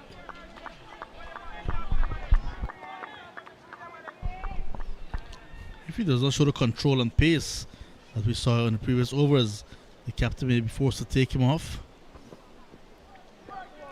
Struggling. He is struggling. Holding his hamstring again. Left hamstring as he goes down. And immediately the keeper and captain calling the physio on the field.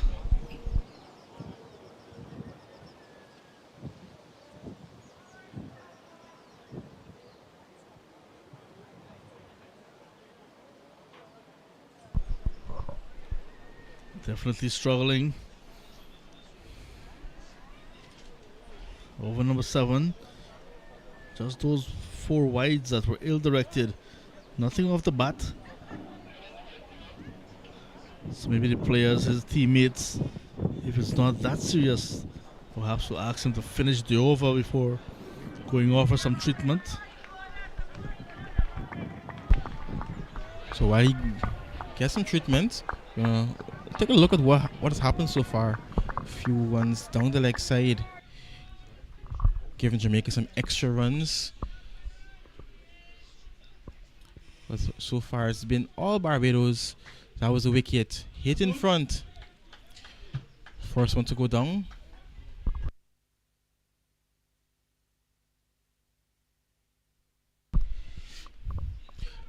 Big flash outside the off stump. No contact though. You can see he's struggling, walking back gingerly. RJ Gittins. But from a team standpoint, you want to finish it this over and then perhaps go for some treatment and come again. Because what happens if another bowler will have to finish his over? Those ball or 2 will count as an entire over. And you don't want to deplete your stocks and having 2 bowlers to complete 1 over. In that case, 2 overs will be counted for.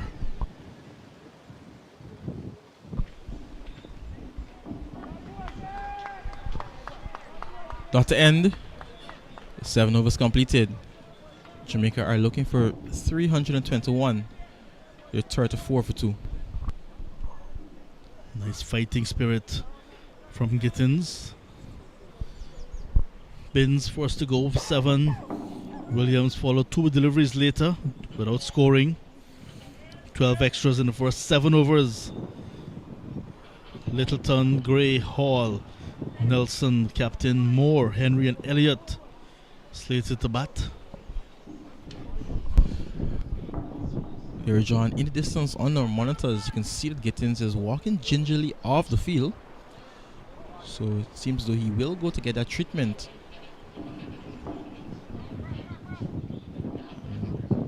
The captain of Barbados may just have to switch tactics, change things up, bring another bowler on from the other side.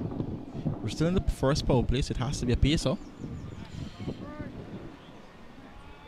Branford for his 4th.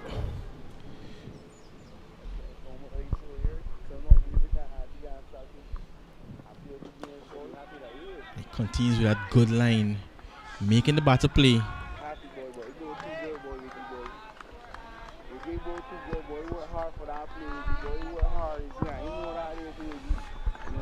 And there's a lot of support here at the ground for Barbados. I'm pretty sure through the stump mic, the effects microphone, you can hear the loud cheers. It's coming from on field and off the field. All that noise just lingering around the ears of the Jamaican batters. That one cut him in half. It was a wide delivery and it cut back sharply, beating the inside edge of Scott. Had no idea about that one. And a good take by the keeper as well behind the stumps.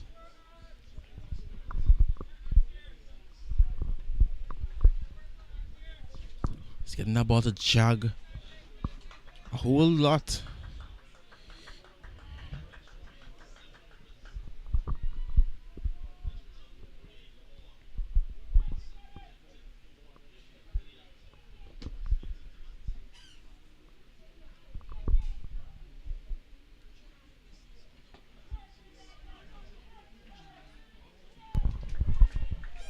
We saw Roddy Estwick working with the Barbadian bowling attack. We saw him earlier as well, just as Barbados began their bowling. So no doubt these bowlers are well prepared under the guidance, astute guidance of Roddy Estwick. He's been doing a wonderful job in molding the next generation of seamers from Barbados. Had a stint with West Indies as well as a bowling coach and bowling consultant.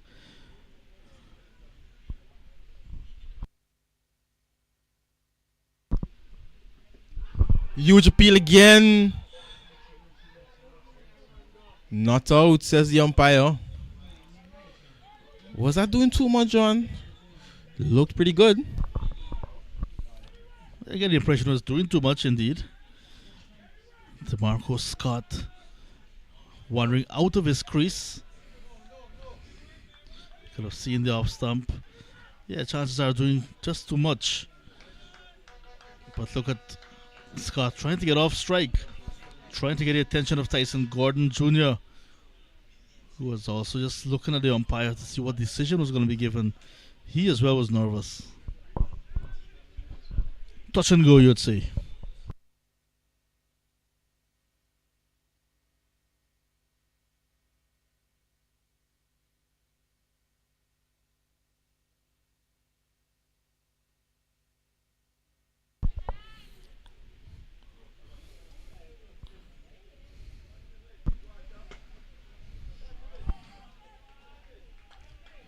Played back up the track. Good containing stuff from Branford. Already picked up 2. Just looked apart.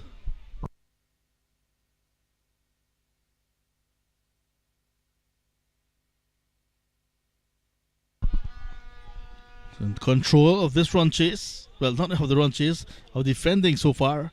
Barbados. The bowlers are on top.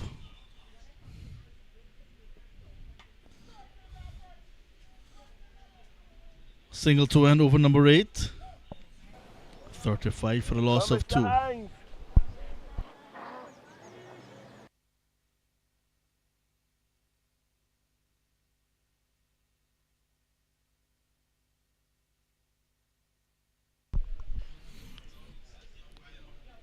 They have to rebuild Jamaica.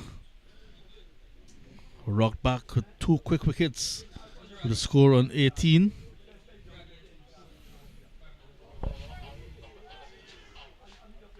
Gordon Jr. and Scott need to spend time at the crease, need to build a partnership, rescue their side.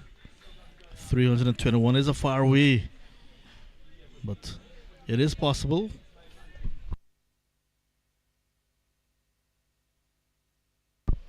As expected, with Gittins off the field, new bowler, J.D. Hines.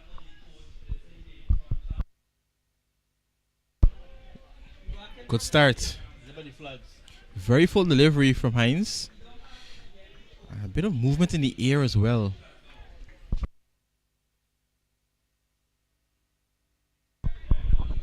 So not a seamer. Look at Roddy Estwick. The coach there doing his thing, making his way around the ground without cheering on his charges. They have been doing a wonderful job at the start of this innings with ball. So he's very pleased. He's walking around the ground, cheering them on, encouraging them on. And sometimes when you're being a bit naughty in school and you see the head teacher, you tend to pull yourselves together. So if they're thinking that they want to be too much on the experimental side and not stick to the bowling plan, and they see the bowling coach, they will fall into place. Over number 9, new bowler. It's the same attacking business. Slight misfield, but just a single.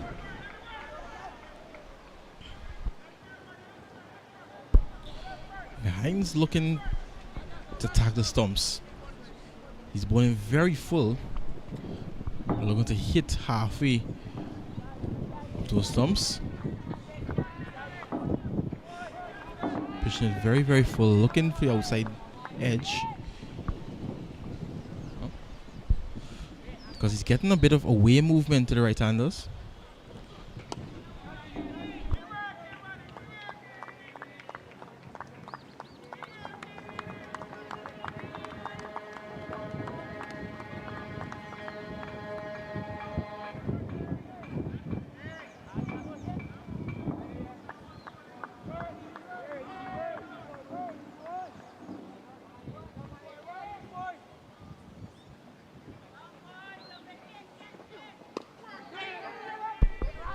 Early call.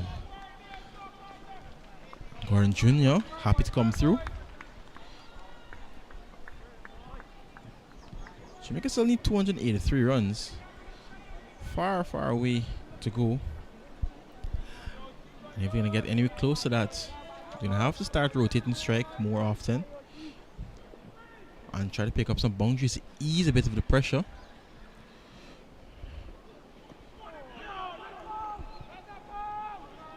Just 3 of that over. 9 overs completed. Jamaica on the 19s, they're 38 for 2.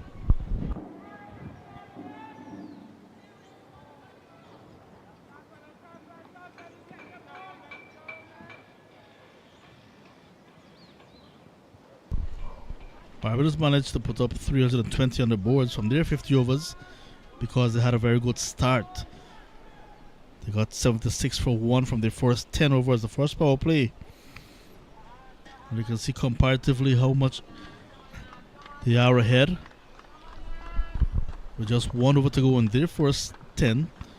Jamaica 38 for the loss of 2. Half of the runs and 1 wicket extra as well.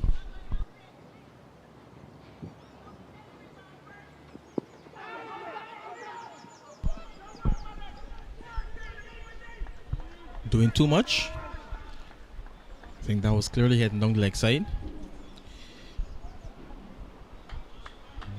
Here he is asking the umpire what I have to do. But he's doing a good job thus far. He's into his 5th over, just conceding the 14 runs. And he's picked up both wickets to fall.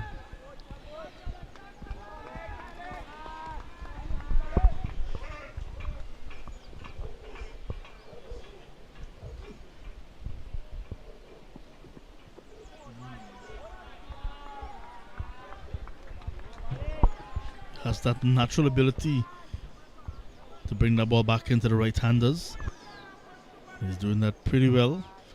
That one just starting too wide to ask Gordon to play a stroke. When he starts just about 5th stump coming back in, makes it very uncomfortable for the right-handers.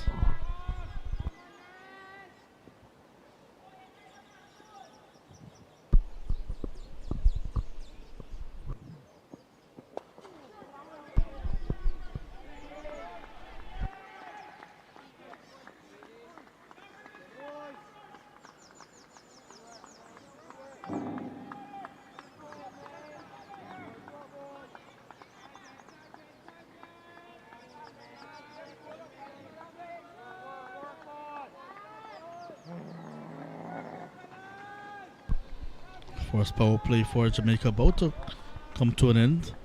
This is over number 10. Where just 2 fielders are allowed outside the 30-yard circle. And again, another in-swinger. And another leg by. These batters struggling to get bat on ball. A lot of deliveries from Brantford in particular, hitting the pads.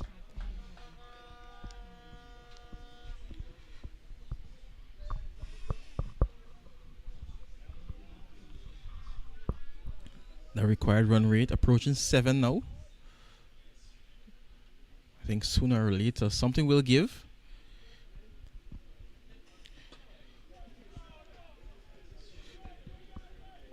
Either these 2 batters for Jamaica will break free and start scoring some quick runs, or in the process of trying to do that, Barbados will pick up a few more wickets.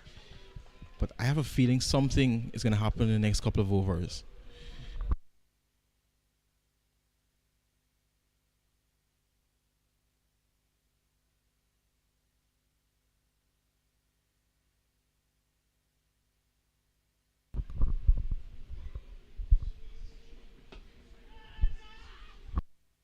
This time they go for the single. And a slight bobble allows them to come through safely. First power play completed.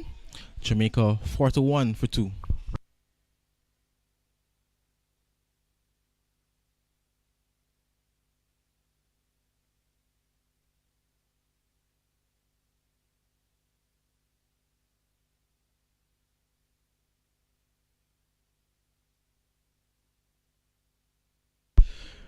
Opening pair put on 18. Joel Williams didn't last too long. And now these 2, Scott and Gordon Jr., just trying to rebuild. Partnership of 23 so far. Opening bowlers definitely put pressure on the top order of Jamaica, and they have been successful. Picked up 2 early wickets in that first power play, and at this stage Jamaica on the back foot. Barbados defending champions well in front. Outside edge. Welcome back, Indigit. This has been exceptional stuff from the Barbados opening bowlers. Hello, everybody. Yes, you're right about that. They're doing a fantastic job in defending that 320. 10 overs gone. This is the start of 11, and they're struggling to put runs on the board, primarily because they have lost those 2 wickets. That will surely put a dent in their scoring rate. It's good to see after 10 overs, the ball is still swinging. It means the bowlers, the fielders out there, are taking care of the ball, shining it, getting the ball to move around. And because the batters are not blasting into the boundary, not much scuff on the ball, so the ball is remaining in good relative condition. So it allows them to really capitalize on that Jukes ball. Bowling performance. Barbados, they did it with the bat. Jamaica, they'll have to really bat out of character, fight strong. But that's an excellent delivery, wrapped on the pad. How was that? Umpire Ogis is saying, no, that's not out. Well, the shout looks a good one. We shall surely monitor this one. Definitely was a good shout. Maybe a bit high. I think that's the only thing that saved him there. It was a slow one from Hines, deceiving Scott. And maybe just too high. Yes, might have been very high. The umpire deciding that that would have gone over the stumps.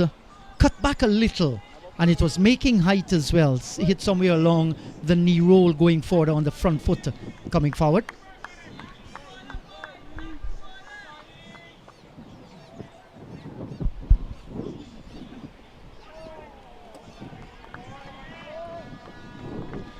Nice away movement from Hines. At this point, the Barbados bowlers don't have to go hunting for wickets. They know they have runs on the board. Jamaica really has to make the play. So all Hines is doing is just hang it outside there. Just to hit off stump. You want to hit me? You have to come and attack me. You have to reach for it.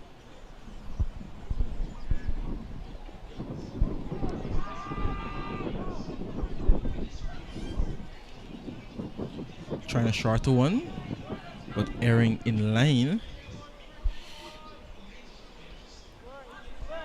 Yes, and Jahidi Hines has been very slippery from this end. Has shown good control. Now and again will stray a little, but then these things do happen. And you're right about that. It is left on Jamaica to make all the play here this afternoon. Yorker, well bowled, well played too. Kept his eyes on it, maybe he was expecting it. And he got the bat down at the right time. Yeah, at the moment, the Jamaicans not sure what to do. John mentioned it just before we came off. At this stage, Barbados were already touching 80. So Jamaica well behind. They need something special from these two. Can't beat the outside edge. Not much foot movement from Scott on that occasion. Just hanging the bat out. Yes, this is good bowling. Came back nicely after straying down the leg side. This is his second over. And already we have seen, once he pitches just outside the line of the off stump, he's bending it away from the right hander a little. Off the back foot. He's going to get a run here at least. Down towards third man on the boundary. To bring over number 11 to an end. At the end of 11, it's 46 for the loss of 2.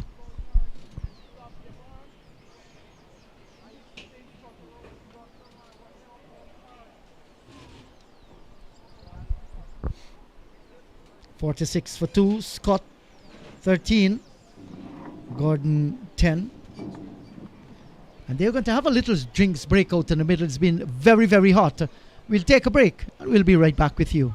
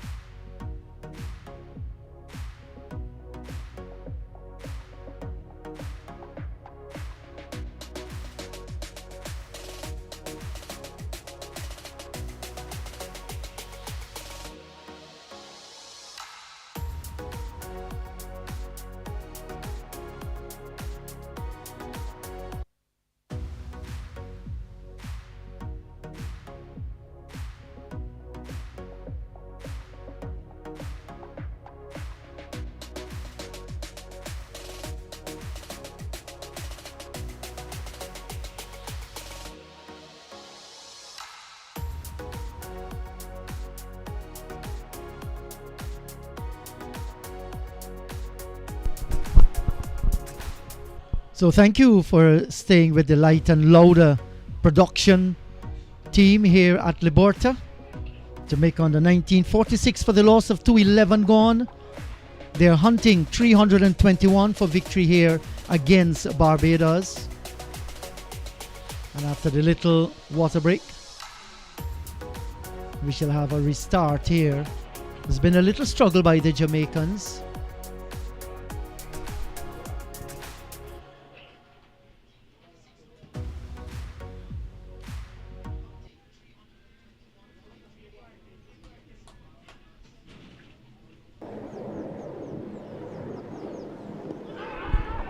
Wrapped on the pad, louch out for leg before, given the dreaded finger, and he has to march out and begin that long walk back to the dugout. There he goes. 46 for the loss of 3, win the 12th over, and Barbados continue to pick up wickets. And how often do you see that? Immediately after the break, you get the wicket. Branford continuing the good work. He's into his 6th over and he's still picking up wickets, getting the Marco Scott. It was a nice little partnership growing between the two, but that partnership has now been broken, and Barbados can work their way into the middle order. Yes, very full. I think that's an easy decision for the umpire. 3 down, Jamaica, 46 on the board. Yes, and it was hit very low as well. He knew that he had to walk after he missed that delivery, beaten for pace. And Bradford, 3 for 15. He's in his 6th over. This is a masterful spell of medium fast bowling we've seen from Bradford this afternoon at Liberta. And Jamaica with very high hopes when they enter this final to come out trumps. They're in a lot of trouble here. Trinidad and Tobago against the Leeward Islands for the 3rd place playoff. They have won that match. and just missing the finals against Barbados by 1 point. Jamaica 20.2, TNT 19.2. Both of them scoring 3 wins and 2 loses, but Jamaica went through because of that 1 extra bonus point. They got 8.2 and Trinidad and Tobago got 7.2. So somebody will finish fourth here, somebody will finish second, Trinidad third, Leeward fourth. The Windwards and Guyana, they're battling it out there. Who will finish fifth? You have some scores for us, Doc? Yeah, at the moment, Windwards are batting and they're chasing 185. Guyana, a bit of a comeback, you can see, after losing those quick early wickets. Danish Passar top scoring with 53. Emmanuel Lewis getting 43. So they really consolidated the innings and get to get Guyana up to 184 all out. 3 wickets to the captain, Theo Edward. And the other wickets split among the bowlers. And now in response, Windward Islands in the 11th over, they're 74 for 4.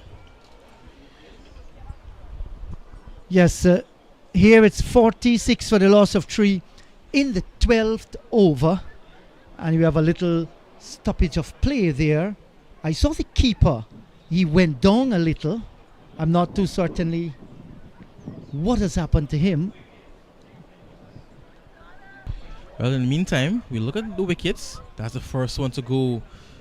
Big in swinger. Binns had no answer for that one from Brantford. Yes, and that's Seth Smith, the wicketkeeper, tend to have done a little bit of injury there to himself.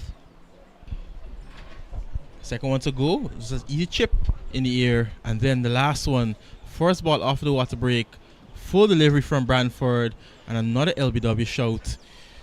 Another time the umpire's finger had to be raised. 3 down inside the 12th over. And Brantford continuing that good work.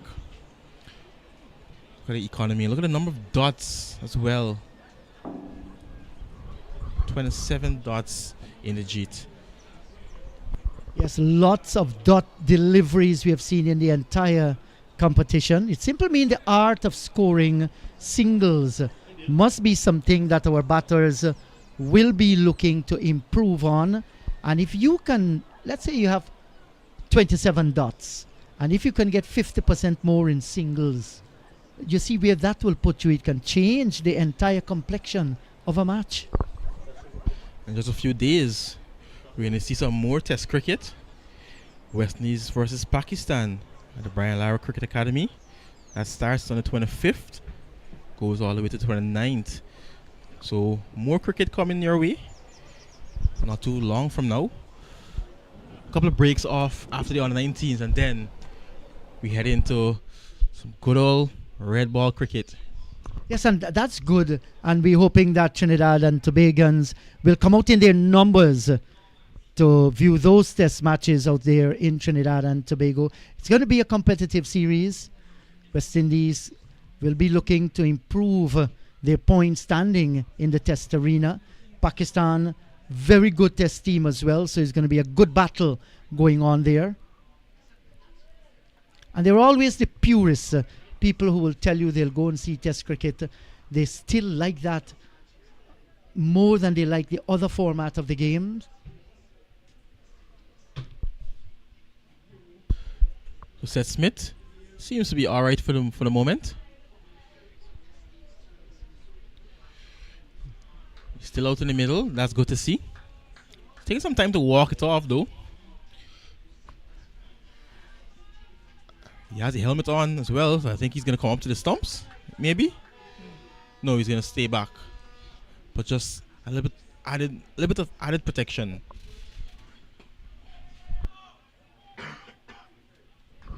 Good delivery, attacking the stumps nicely, and it was well pitched up too. And this is the junction where Hall, he has just come out of the wicket. There will be a little bit of butterfly there in the stomach, a little bit of nervousness. So you want to ensure you make him play. You don't want to release the pressure by bowling wide deliveries, allow him to shoulder his arms. You don't want to go that way. Get him to play at the ball.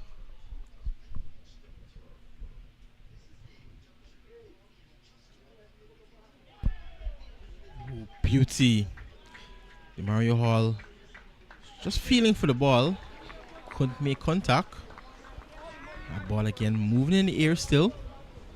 And the questions that Brantford is asking, the batters just don't have the answers. Yes, he's looking to see how good is the technique in playing spin bowling. Fast bowling rather. Are they going to keep outside the line of the delivery? Look at that one, looking back anxiously there as the ball squeezes past the keeper on the first slip and out towards the boundary. Was a quick delivery. And pitched in a right area. In the area where it made the batter play, a bit of away movement, taking the outside edge, just out of reach for the first slip. But Brantford looking for his fourth, causing a whole lot of trouble this afternoon. And that has actually brought up the 50 for the Jamaicans, 50 for the loss of 3 in the 12th over.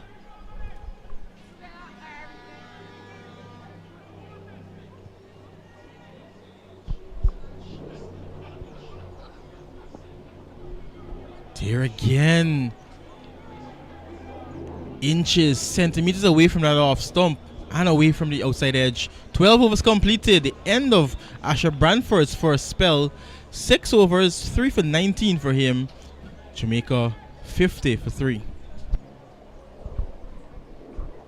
Let's look at that scorecard.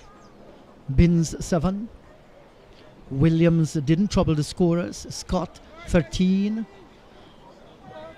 There's still some batting to come, but you feel with the top 3 wickets going back, inclusive of the 2 century makers, there's lots of pressure here on the Jamaicans. And Brantford did ask a lot of questions. Do you have guts to face me? Do you have the kind of mental fortitude to face me? Look at that one, beautiful delivery. That's Jahadi Hines. Pitched nicely, moved away from the right hander. Totally no control whatsoever by the batter. Yeah, no answers at all. They're just playing and missing all the time. Ball swinging both ways. Brantford getting the ball to swing in, and now Hines getting the ball to swing away from the right hander. They're gonna get a single this time though. So there are some skills that we are looking at with these 2 fast bowlers, Brantford and Hines. They have that ability, want to swing away, want to get it into the batter. And these are all nice little skills that you can improve on as you mature into the game. Because fast bowling today is just not all out and out fast bowlers. Nothing wrong being an out and out fast bowler. You can beat people for pure pace, knock them back. But in the modern era, you're expecting that skill set, the away swingers, the in swingers, good bumpers, good yorkers. Nicely tucked. Good work by the field out in the boundary. Doesn't allow it to go to the boundary for 4. Instead, it's just a 2. But that one was a bit uncomfortable for the batter. It was angled towards the body. But he did well to get it back to it and get it down to fine leg. Yes, and every fast bowler will tell you, I'll get back to that after this delivery. That's a slow delivery, well bowled, outside the line. On their mind is the fear of physical damage. You want to protect that body. And then the second thing is to protect your wicket. And the third thing is to score runs. So in those 3 thinking, those 3 awareness level, there is where you can lose your wicket.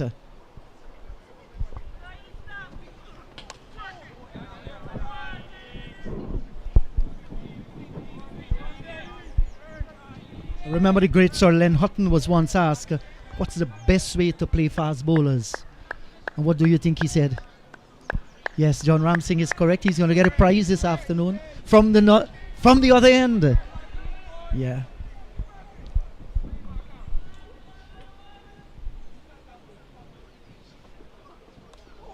Ooh. Good finish to the over. Just 3 off it. 13 overs completed.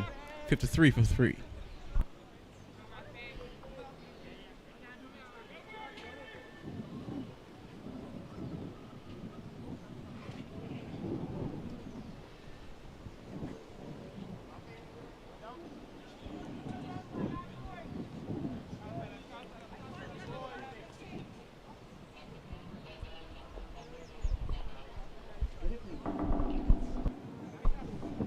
Yes, and a heated battle going on there at Pigots between Guyana and the Windward Islands. Understand that the Windward Islands, they have lost another wicket. So that's a great fight to see who will finish 5th. Nobody wants to finish 6th. We are not saying last in the championship. We're saying 6th. First sign of spin. Raphael Lovell, left arm orthodox. Coming from the northern side. And we saw what Elliott did in the first innings. Left arm spinner slowed it up nicely, extracted bounce, extracted turn. Let's see what Lovell can serve up this afternoon. He's coming at a time when the required run rate is 7.5. So he's coming in at a nice time to settle down and bowl his allotment of overs. And there isn't too much time in this game here to continue to settle in, look how the pitch is playing. For the first couple of overs, that's fine. But your back is against the wall here now. Start with 2 okay deliveries. I think he's going a little too fast. Because what we saw in Elliott's spell, as well as Juman's spell a couple of days ago, we want to slow it up. Cause a lot of trouble like that. Much slower. Getting a bit more turn. So 3 dot deliveries to start this over. And the house of pressure is really building out in the middle on the Jamaicans. Badly lined and swept around the corner. It's going to go all the way for 4. That one just breaking the shackles a bit and releasing some of the pressure. They need a lot more of that if they're going to get anywhere close to that 321. But Lovell erring in line. And paid the penalty, freeing up his hands there a little with a perfect sweep shot, Gordon Jr. And he's the one on whose shoulder lots of responsibility is there.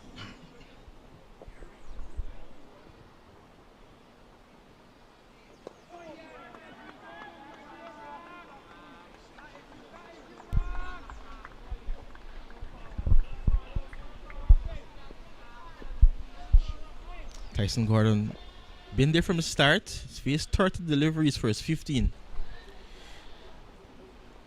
A lot of rest on his shoulders. Just 4 from the over. 14 overs completed. The score is 57 for the loss of 3.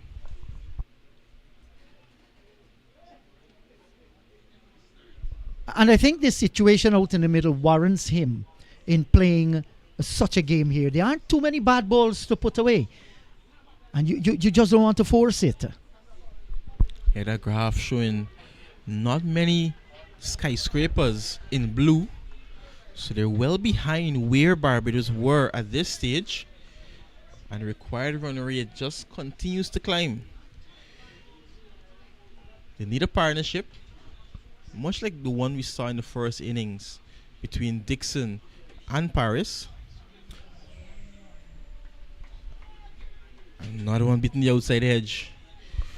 Yes, that partnership between Dixon and Paris, more than 100 runs, really put Barbados back on the front foot. That was a terrific stand between the two boys. They batted with a lot of maturity and class as well.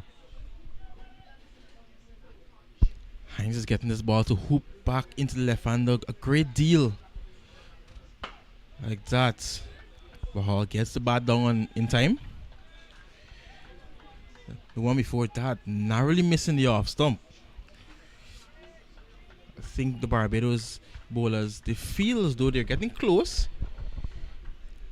But Jamaica, they have to stand up. They have to wait them out, blunt this attack. At the moment, all he can do is block. They're not able to score runs. Chance. He gets back.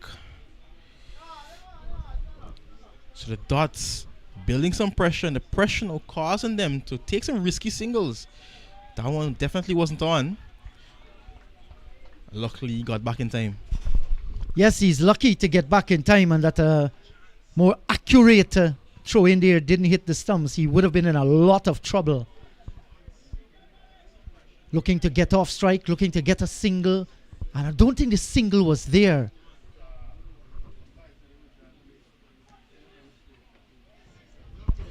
Inside edge onto the pad.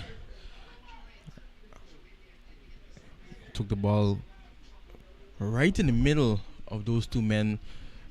Square leg region. So it allows them to come back for two. Our umpire, Felix Auguste, just telling the batters to stay off the danger area. Don't run straight down the middle of the pitch. You need to run off.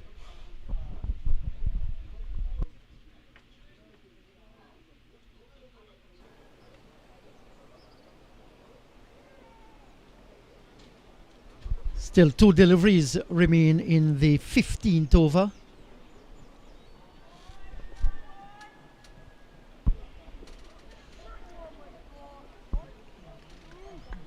Well, that one was wide outside the off stump. He saw it, his eyes lit up. He hasn't too many of those to go after. And the left-handed hole decided to throw caution to the wind. Missed everything. Kept low too as it goes by into the gloves of the keeper. That was the carrot being dangled to Hall. No one back on the offside. So a full wide one, trying to entice him into a big drive. Ooh, another good delivery. Maybe taking some pace off of that one. But just 2 off the over. Good overs. Tight overs being strung together by Barbados. After 15, it's 59 for 3.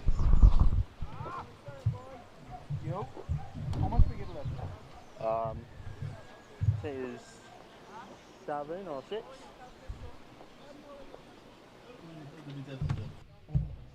Yes.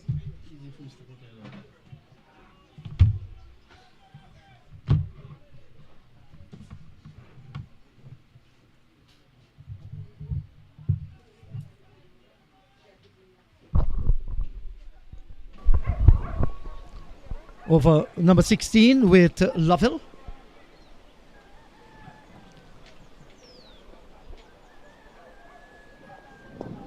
Sweep shot here essayed by Gordon Jr.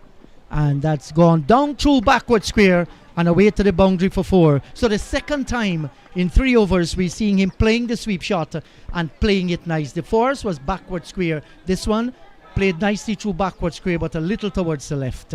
Good looking shot, as if to say, hello, welcome back, John Ramsing. Hello, Windies. Good afternoon again to everyone. Backing his ability. He has been there for quite some time now, Tyson Gordon Jr. So he's backing himself.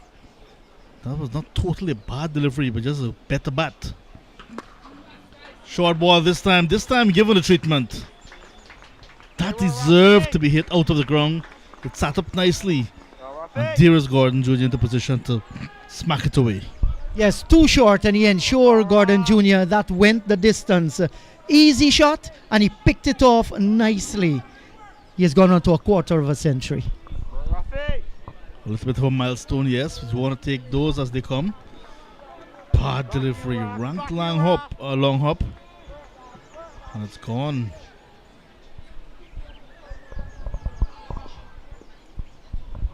We want to get much closer to the bat without being in that driving arc.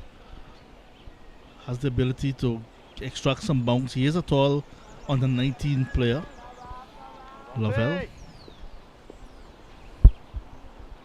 Slip in place. You want to bring that slip into play as well by extracting some revs on this ball.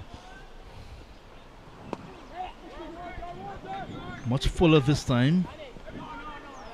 But anything on the line of the leg stump of any West Indian, they will work you into the gap. Yeah, so 11 runs has been smacked off the first 3 deliveries, started with a 4 through backward square, a 6 over mid wicket, and then a single through the forward square region. So he's just opened up his arms, free himself. Will we see a different Tyson Gordon Jr.? Just maybe. He has settled in nicely, opened the batting. What, 3 scalps departed to the pavilion? But for the moment, it's going to be left-hander on strike. Hall. Oh, just short up for a slip. Pace on this time, and the batter beaten. Yes, and Hall is having a lot of problem there when the ball is pitched in the corridor, just on the line of the off stump, close to the body. He has edged a few. He's batting on an off-stump guard, trying to negate whatever spin is there from Lovell coming back into him. Not a bad option, but went to the previous ball just a bit too hard. So the edge was found, but luckily for him, did not carry.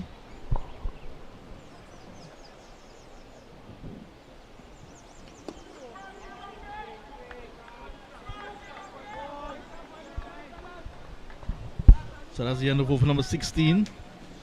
Easy going now for Jamaica, 70 for 3. They're not anywhere close to what is required if they're going to get to 321 to take the championship. Lots of work to do in the middle overs. Hall and Gordon Jr. with starts, but those 3 wickets going down already hurting them, especially this top order. Odin Binns the opener for just 7. Joel Williams looking to make an impression at number 3. Went without scoring, and then moments ago DeMarco Scott 13. Wickets falling at 18, 18 and 46. Start of over number 17. But credit must be given to the seamers of Barbados. They've used the conditions much better.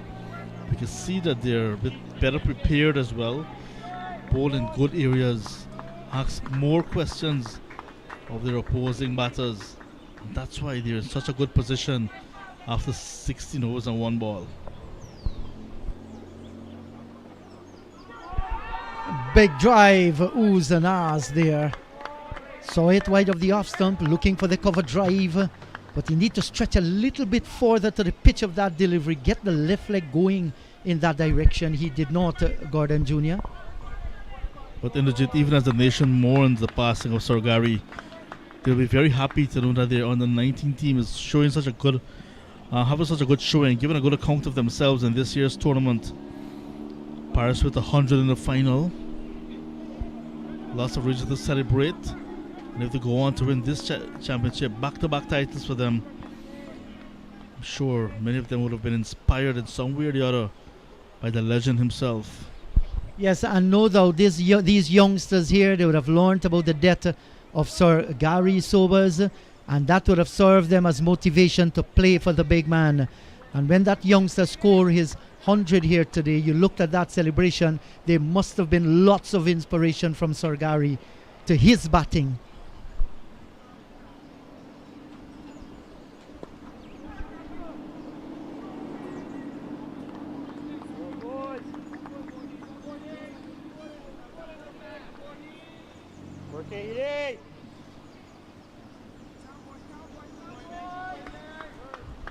Boys. Again, playing in good conditions. Work on hitting.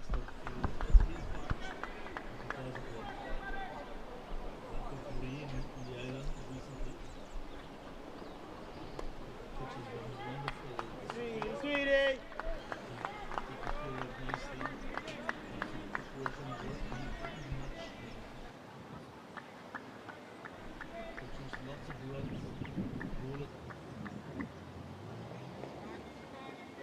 Bowlers felt you with a chance, whether bowling spin or seam, because it's such a wonderful track. And the partial field just tells of the weather conditions experienced here in Antigua recently. Good looking drive, can score, back up the track, knocked down by the bowler. 17 overs gone, it's 71 for the loss of 3. Still a far way to go for Jamaica. 250 needed from 198 deliveries that are available. We're in the island of Antigua. Two teams battling, organized by Cricket West Indies. That's what the flags say. Half staff for Barbados because of, we just mentioned, passing of Sir Gary.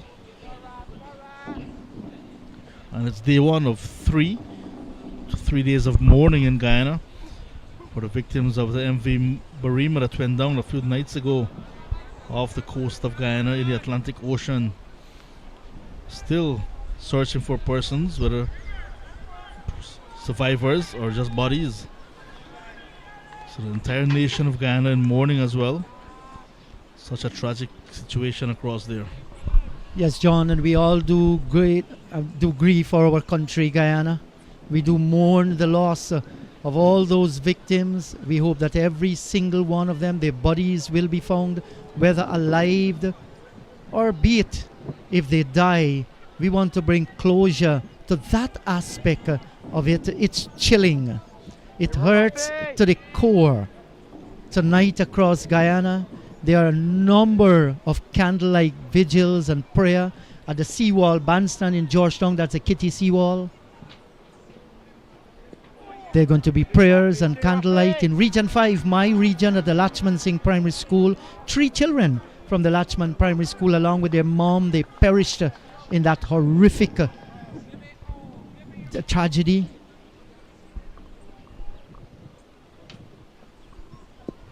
Wrapped on the pad, question asked. Not out, says the umpire. Some deer vigils as well, not only candlelight, deer at the various mandirs around. So yeah, very tragic indeed.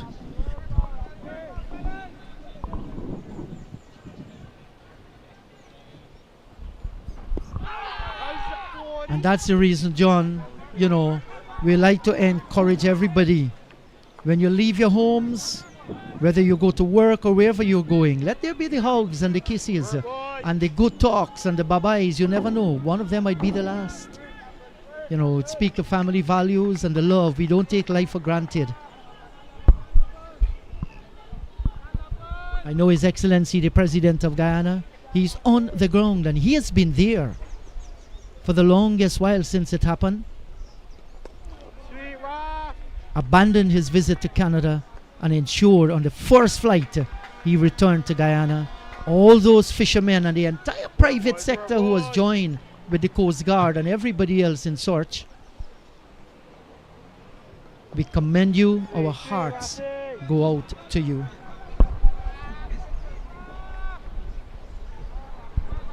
Steady over from Lovell, 5 dots. Will he be able to close out? Or will Tyson Gordon look to take him on at least?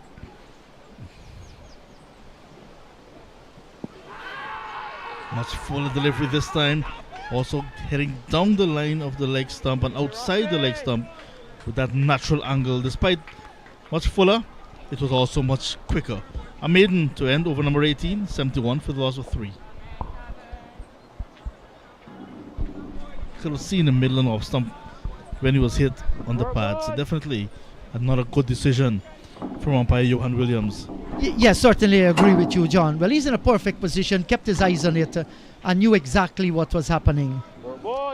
Gordon Jr. still batting 27 from his 43s, leading them there. Scott made 13.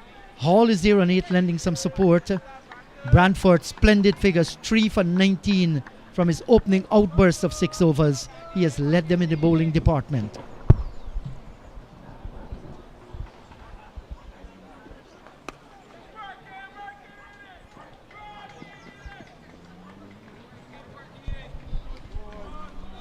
Hines continues. He starts over number 6. 19th of the innings. Before this innings, Tyson Gordon Jr. 214 runs. That's a very good average of 71.3.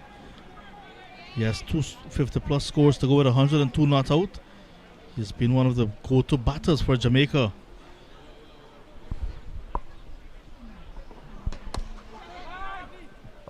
This is sweetly played.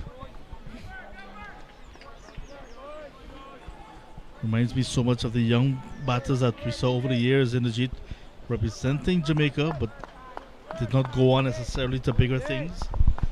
Remember Donovan Pagan, Brendan Parchment, Leon Garrick, Xavier Marshall, just to name a few. Tristan Coleman, Jamie Trenchfield, the opener. Full toss, swung away. Huge space on the onside, is going to fall in the middle of everyone. The batters will have time to come back for the second. And there has to be a reason why so many youngsters, when you look at them at the under 15, under 19 level, you feel that some of these guys will definitely go on. They never really go on. Xavier Marshall, what a talent he was. You thought he would have played 15, 16 years at the international level. Never really.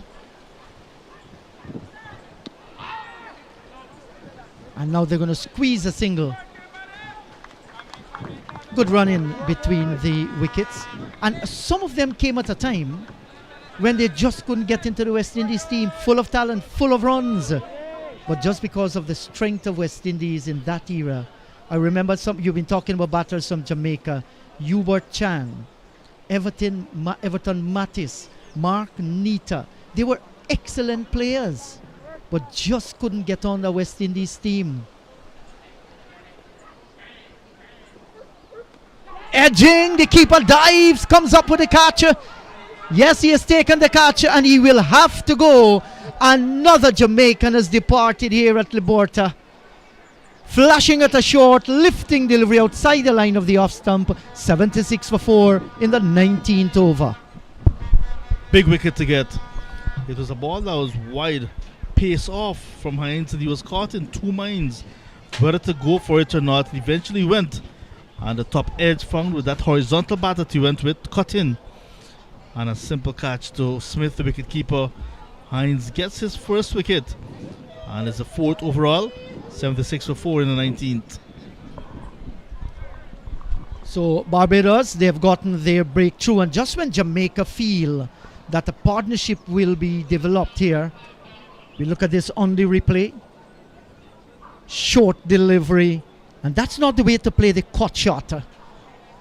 It was away from the body, and he just fanned the bat at it. Wasn't in any control whatsoever, and the keeper took a good catch. And nowhere close to control. So you felt now that with the leading batter for Jamaica back in the hut, that your back will be against the wall now. Captain PJ Nelson makes his way now into the middle. Lots of work to do. Remember former Jamaica under 19 captain Ramal Lewis. He was a fighter, went on to play for the Guyana Harper Eagles. With that franchise system. So Jamaica captain here now, Nelson, will want to show that he has that ability, lead his side, maybe not necessarily to the title, but to fight deep, show that fighting spirit that we know the Jamaicans have.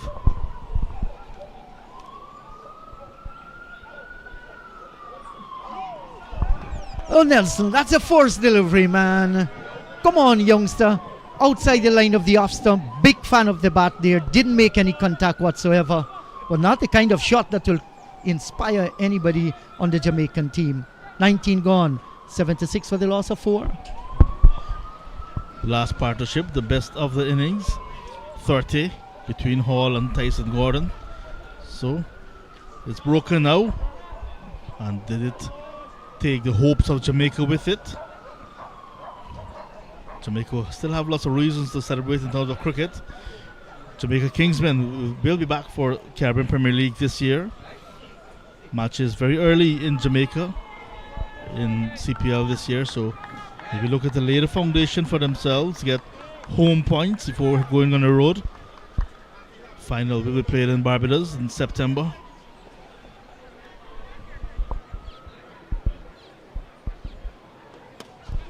Over number 20 begins with a lofted stroke. The one goes the distance. Raphael Lovell starts his fourth, 20th of the innings, and immediately Hall gets under it and lifts him nicely over Z. Good control, timing was there, and he has the power. Fabulous shot by the left-hander, like you said, got under it nicely, had the power, and it cleared it very, very easily indeed. So I guess these under-19 boys will surely be inspired by the success of Vital Laws so far in his young international career. Appeal going up. Not out, says the umpire.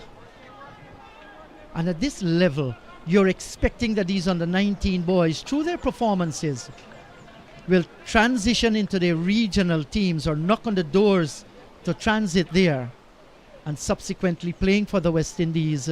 It has not been smooth sailing over the year for the West Indies. At the international level, we have faltered badly. But over the years, we've shown that at the under-19 level, we have that fighting spirit, that ability to compete at that peer level among the others at under-19 around the world. But what happens after that, that senior level, we've been lacking that fighting spirit, that dominance that we'd love to have. Inside out again, the chase is on. Two more. The intent is there now from the Mario Hall. Is it because he thinks that he's running out of partners? Is it thinks that he needs to take batting responsibility now? There must be a reason why he's trying to go after everything now. Well, maybe that's the way he plays the game, plays his own natural game. You'll never know. But he's not going to die there blocking and blocking. He's going to fight it through. And looking for runs. The intention here is not bad at all, because he wasn't looking to play an extravagant shot, just to tickle it into the onside to collect a run. Leg by, actually signaled by the umpire. And John, there are so many different things. The success of any team depends on the power structures that produce the cricketer. No longer you'll have the raw talents coming from the seashores or the open playing fields in the Caribbean. There must be added things like the academies that we're hearing about opening up in different territories. There's a drive into the offside field. Right here in Antigua at Coolidge, West Indies, Cricket West Indies building a modern facility. But then the talent must come from somewhere. 20 overs gone, 86 for the loss of 4.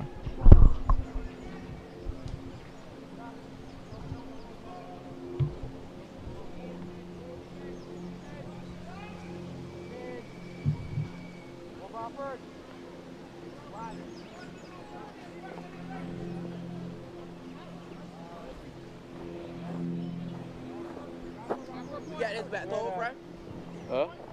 How much we get for me? How much we get for? 3. In this run chase, Jamaica got 41 for 2 in the first 10 overs. That's the first power play. The second 10 overs, 45 for 2. They're now 86 for 4. 2 wickets going down in the first 10, 2 wickets in the second 10. Still lots of work for PJ Nelson and Mario Hall.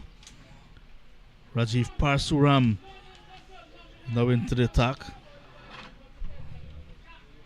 11 wickets before this final for the right arm leg break bowler. Looking to add to that. Showed good control.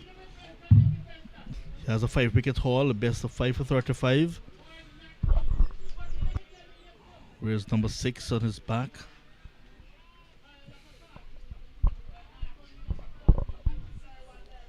Overall, still a far way to go. 321 is the target. Ronaldo is back. Sunshine still with us, so lots of time in this game. We see the sun going down maybe as late as 6:45 here in Liberta. First ball. Good fielding from Paris. Required run rate getting closer to 8 runs and over now. 6 wickets in hand is what Jamaica would have to be looking at. Look at the control. Look at that beauty of a delivery. Parsuram in his very first over. And again, once the spinners slow it up, give it lots of flight, you are going to extract some turn There's Parsuram showing everyone he can get some turn.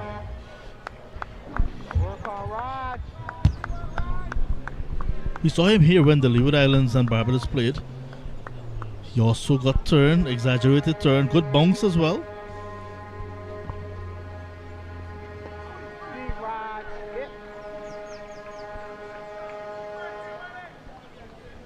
So the control, that's something that always you look for when a wrist spinner is on, especially.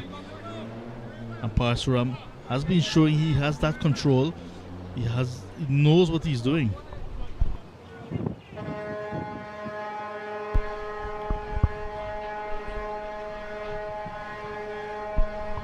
So the likes of Mahendra Nagamoto, Rajendra Danraj, not getting a lot of turn when Dinanath Ramnaran came. He got a lot of turn as a leg spinner. Ramnir Sarwan at the youth level showed lots of promise as a leg break bowler, picked up lots of wickets. When he transitioned to senior cricket, did not do a lot of bowling. So we did not see a lot of his ability with the ball. Devendra Bishu used to turn a lot as well. At the end of the first over from Parsuram, after 21, 87 for 4.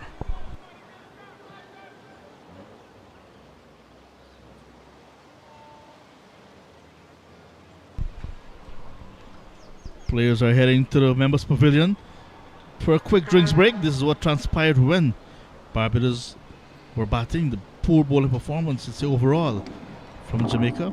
But it's drinks here. Getting started with Branford. Branford picked up 3. Jahidi Hines supported with 1. And the spinners, just 5 overs between the two, Lovell and Parsuram. Still a far way to go. 17 extras. We'll take a drinks break as well and come back.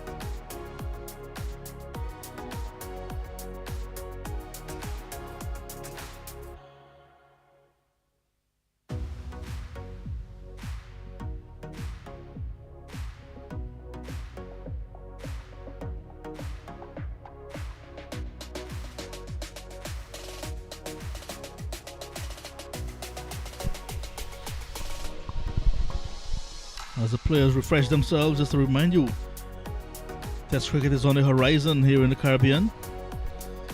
August 25 to 29, Brian Lara Cricket Academy will come alive. Second test will be done in Port of Spain at the Queen's Park Oval, the historic venue. 2 test matches, West Indies against Pakistan. Tickets are on sale now. We expect that, especially down at the Brian Lara Cricket Academy for their first test, they'll be having lots of interest. And then a historic venue downtown. WindiesCricket.com, that's where you go to get your tickets. Physical tickets will be on sale at the box office, but grab yours early on WindiesCricket.com. We outside, West Indies versus Pakistan.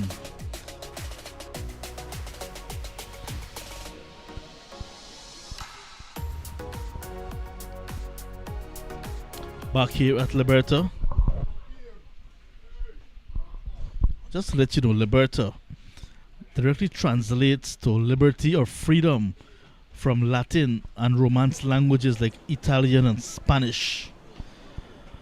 And Liberta, right here where we are, one of the earliest free villages established in 1835 following emancipation.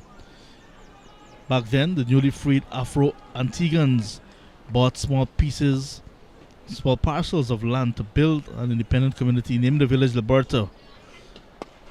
Fourth ball after drinks. Powerfully driven, but straight to the fielder. So the village was named Liberta to honor and celebrate their newfound freedom since 1835. It's one of the free villages. 1835. I guess you were a little boy back then, Ronaldo. Smartly knocked down again at that extra cover position. 2 dots already in the 22nd over. So we have been here at Liberta for just about 2 weeks. Good delivery. Single this time though, played into the onside. Tomorrow we'll be flying like the bird, freedom. Heading to the Global Super League in Guyana for the ExxonMobil Global Super League.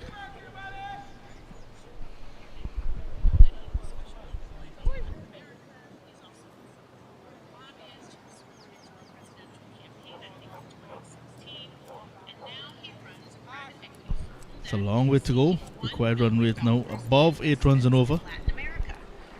233 needed from 171 deliveries.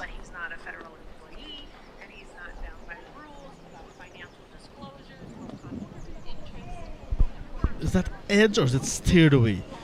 Goes into the boundary nonetheless. 4 runs to the Mario Hall.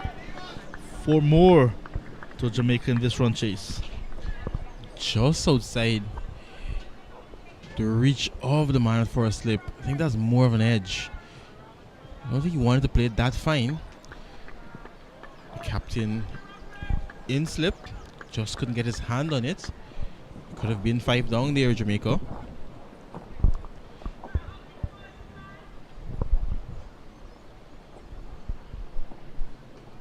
Lofted over the man at cover. Lots of work for the man on the boundary to do. Does it nicely. Just 2.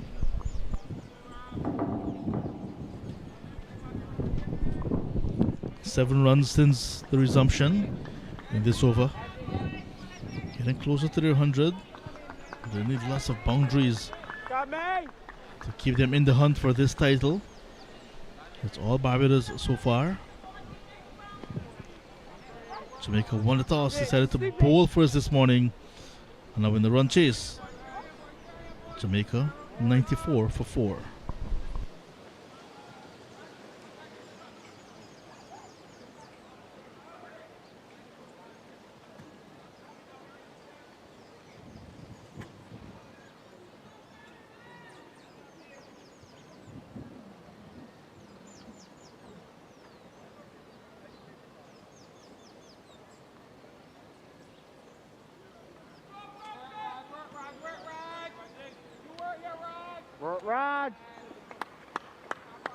Leg spinner Parsuram to continue.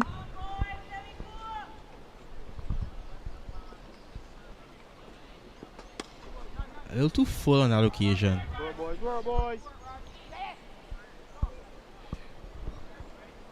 John over at Pigots. Windward Islands are taking on Guyana side. They're fighting for 5th position. Guyana made 184 all out. Windward's in reply. 120 for 7. So they need 65 more runs. Just the 3 wickets standing.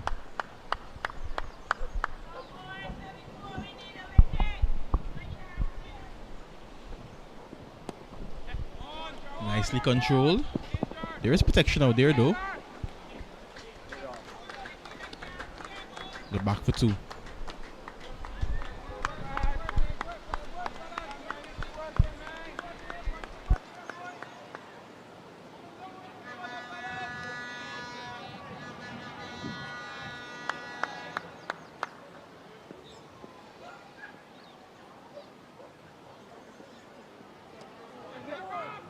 Chance for run out.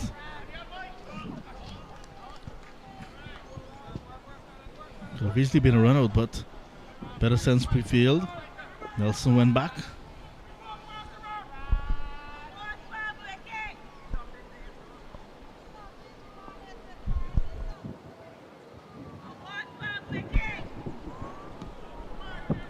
And Parsuram getting a lot of turn.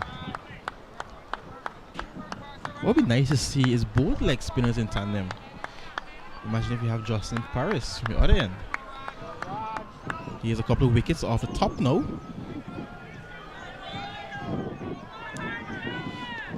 After the captain of Leeward's side picked up 2 wickets today, so he's now gone clear at the top of the table with 14 wickets. Matthew Miller, that is. We saw a lot of Paris today with a workmanlike 100 from 98 deliveries. I'm sure he's going to come in and attack sooner rather than later. But Lovell and Parsuram now settling in on some good lines and lengths. As another over completes 97 for 4. The target 321.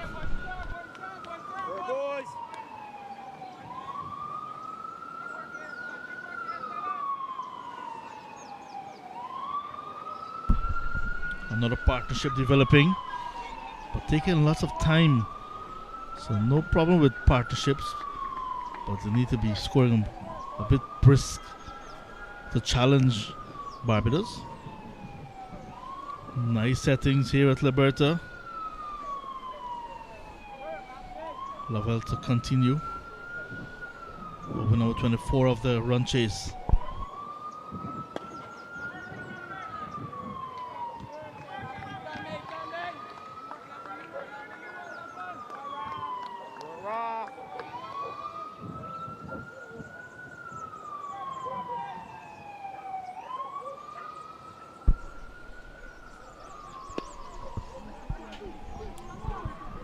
Flow and drive to the offside.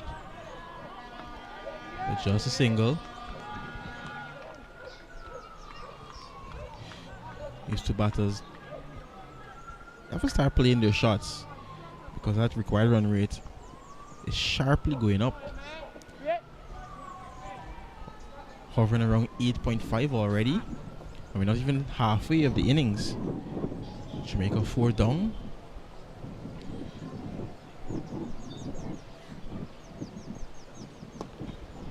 Steered pass backward point. That's going to go into the boundary. They need to find a few more of these shots to ease some of the pressure. That 4 will bring up the 100 for Jamaica as well. The 100 coming up in the 24th over. 102 for 4. Delivery that was pitched up.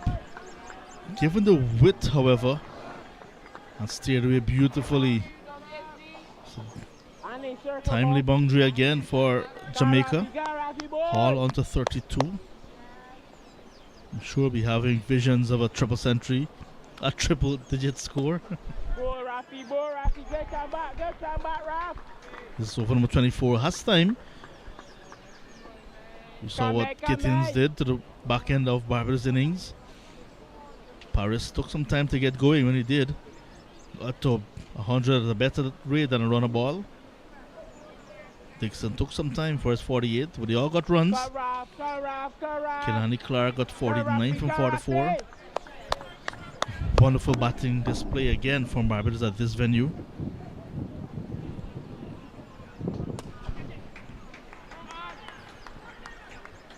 Shot deserved for Lofted.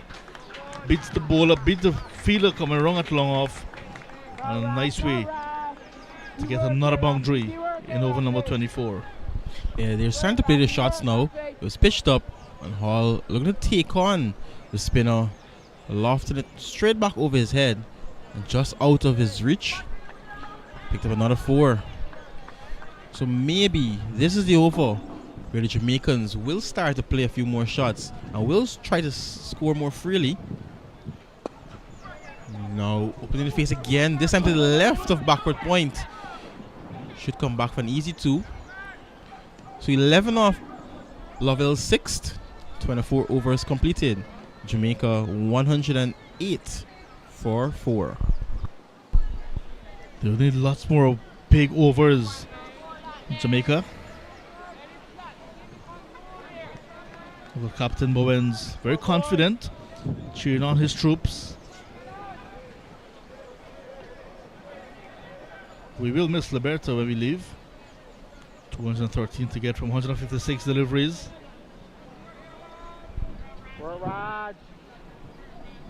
Rajiv Parsuram to continue.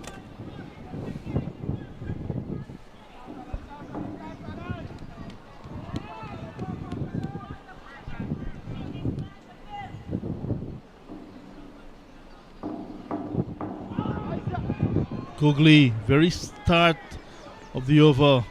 The Googly coming out from Parsuram. That is what we've been speaking of. Control from the right arm leggy. Perfectly pitched, John, and deceiving the batter. Luckily for Nelson, he got the bat down, got a bit of bat on it, because if he didn't, that was definitely crashed into the pad, which was directly in front of middle stump. Well bowled.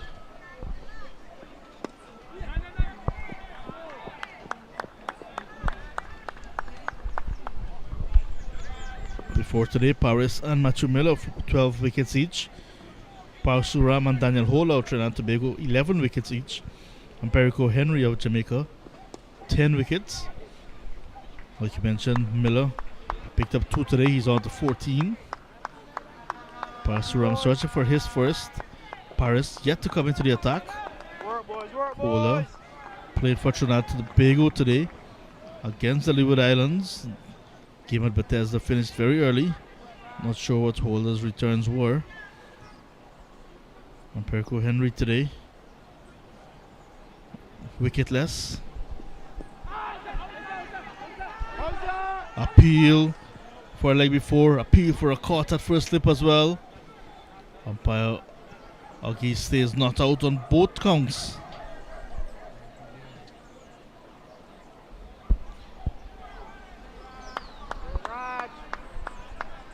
Clearly heading outside the line of the leg stump.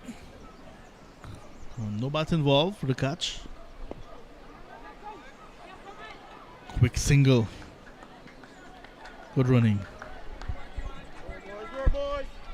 They need a lot more of that. And in between the good running, they need a few boundaries. Required run rate still going up. Looking to take on the leggy, recognizing that the man was in the circle, and he gets 4 for it. Good shot by the captain. Lots of bottom hand to end over number 25. 116 for a loss of 4. Ball again that was pitched up, but quickly into position and using his muscles nicely.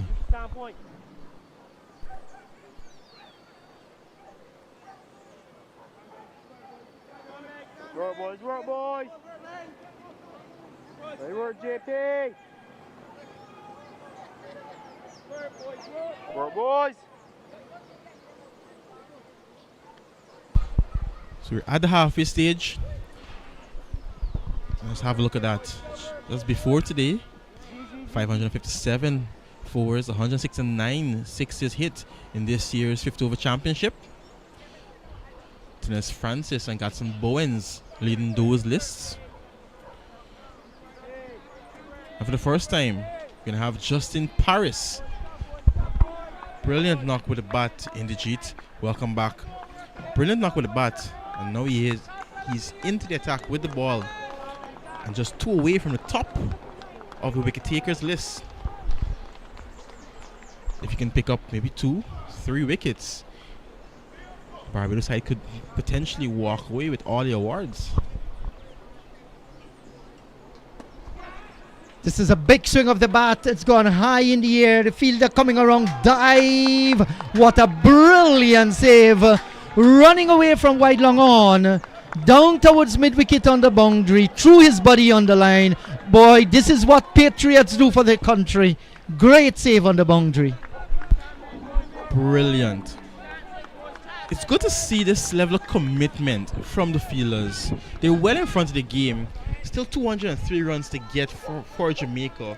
But the fielders are still supporting their bowlers, diving and putting their bodies on the line. Huge appeal. But I think maybe pitching outside leg stump there. It was close though. Paris is disappointed, but I think it was a good decision from the umpire. Yes, it was definitely. We look at it there. On the knee roll, boy, it was much more close than we expected. Yeah, second look. But the main thing for the batter is that the umpire says not out. Quick single. They're looking to take the attack to the new bowler, not allowing him to settle. First ball, they lofted it over mid-wicket. Since then, they're looking to play some shots. This could be an opportunity though for Paris to pick up some wickets, especially if the two of them are going to play some extravagant shots. Of course you do, because once the batters are going to take more risk out in the middle, the bowler is going to expect to take up some wickets as well. Once he maintains to do what he is doing, you just don't want to give away free hits and bowl short deliveries that, you know, that get a pounce on. You do what you're doing here, Paris. Just be smart. You wouldn't mind a 6 here and a 4 there. That required run rate has gone past 8, getting very close to 9.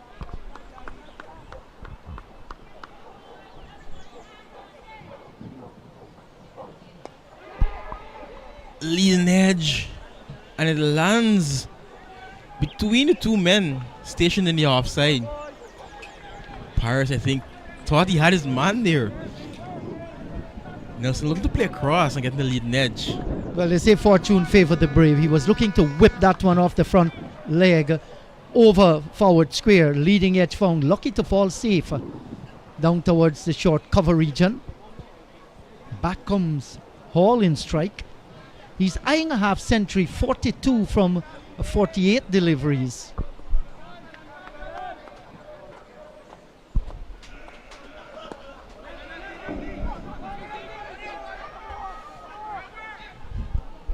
No single on offer there.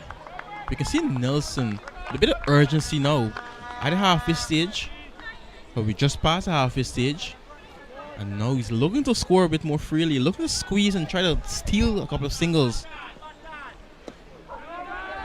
And that's good thinking, that's good attitude in batting. You just don't want to survive.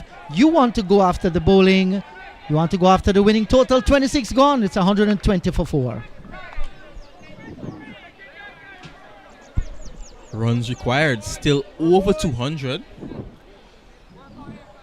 And already more than half the overs completed. And look at that, the comparison. The blue buildings a bit higher than the yellow ones at this stage of the game.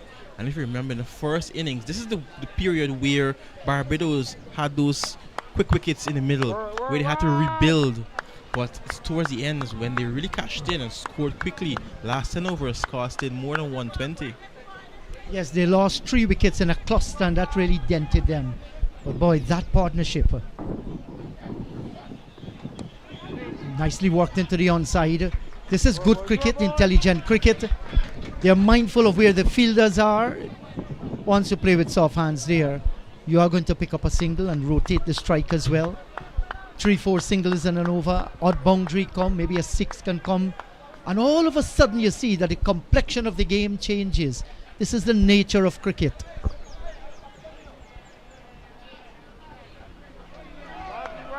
Beauty. Perfect delivery if you're a leg spinner. Hitting the outside edge, having the batter stretch far forward. Still can't make contact with that ball. A little too short that time. And you find that with the wrist spinners. It's one of the most difficult arts to master. And a few of them will come out wrong. A few of them will come short, a few full tosses. But once they get it right, they look so threatening. And if a few come out wrong, that's going to be the wrong one. It could be of telling effect as well.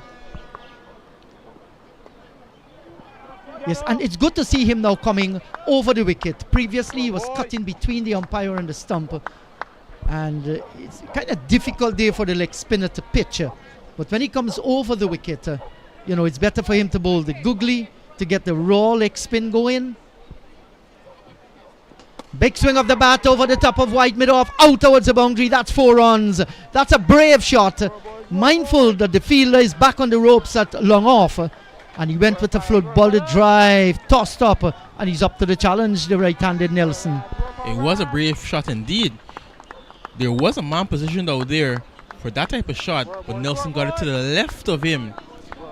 And I'll tell you, a little closer, could have been a chance for that man on the boundary. Oh, he picked it well, trusted his power, trusted his placement, and he got it well. And the skipper just beginning to go in another gear.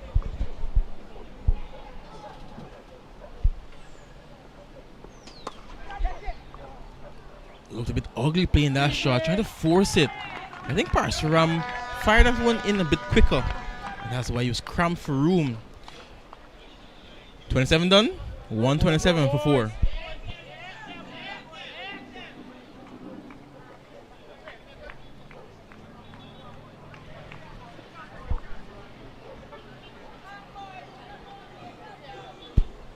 Hall striking at 82.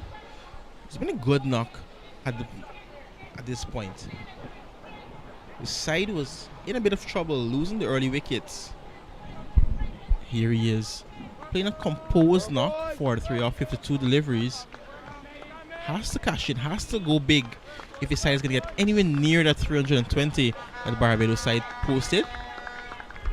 Well, the required run rate hasn't gone to 9 as yet. Still manageable. There's still 6 wickets standing. And Nelson looking to pick up the momentum. Hall has been playing a very good innings, 43 from 52. That in itself tells you he has not been bogged down. He's been scoring his runs in his own way.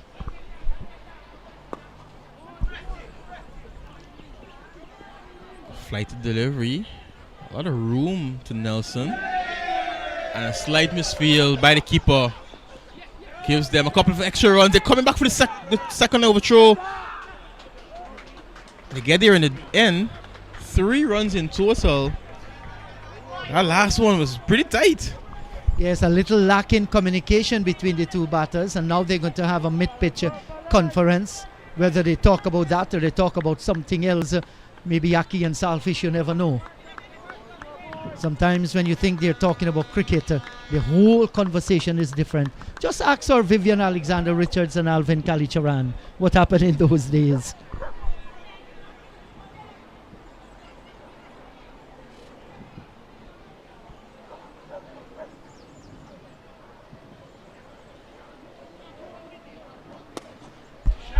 Over the top. That's going to go into the boundary. So clearly a switch has been flipped. And Jamaica are looking to put some pressure back on the Barbados bowlers. Looking to score a lot freely. Looking to take the attack to this bowling lineup. Recognizing there's no one out there. Lifting it high over the infield. And he goes up to 47 with a brilliant shot. Perfect cricketing shot there by the left-handed Hall to move on to 47. Looks good when he played the shot. Tossed up, and he was up to the challenge, mindful that that man is at the edge of the 30-yard circle. Big swing of the bat. How's that? Gone. Leg before. He bows his head into a young Jamaican. Must be saying to himself, what on earth have I done? And he gets his revenge here, Paris. And that's a big wicket to get. The man who held the innings together, Hall. It's now 134 for the loss of 5. Yeah, he has to go 447, and he becomes Paris's 13th victim, 13th scalp in this year's competition. Well played innings, 47 from 54. Few boundaries in that innings. Another look at that. Pitching on, going on, and once there's no bat involved there, that's definitely hitting the stumps. Easy decision for the umpire. Number 5 going down now for Jamaica. 134 for 5. We're in the 28th over. And look at that. partnership broken. That partnership worth 58 and they were scoring at more than run a ball. So that was the partnership they needed, but the partnership has been broken. The new batter will definitely have to carry on with that momentum that Hall and Nelson are giving their side. Justin Paris, he has gone to 13 wickets so far in the tournament. And you look at the 100 that he scored here today. Of 98 balls, 12 fours and 1 6. This is an excellent all-rounder that we are watching here. And one hope for the benefit of West Indies cricket that this young man is going to continue to grow from strength to strength. A new batter is Ryan Littleton.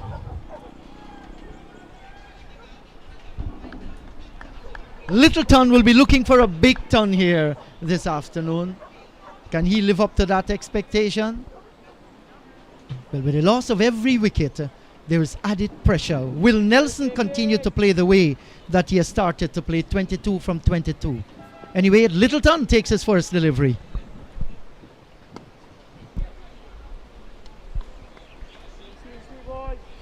Paris will be hunting for his 14th of the tournament. Looking to challenge Matthew Miller for that prize of top bowler. In the air and fingertips just out of the reach of Paris.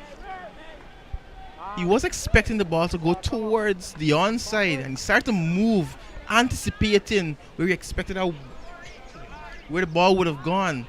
But it was a leading edge, ended up in the offside.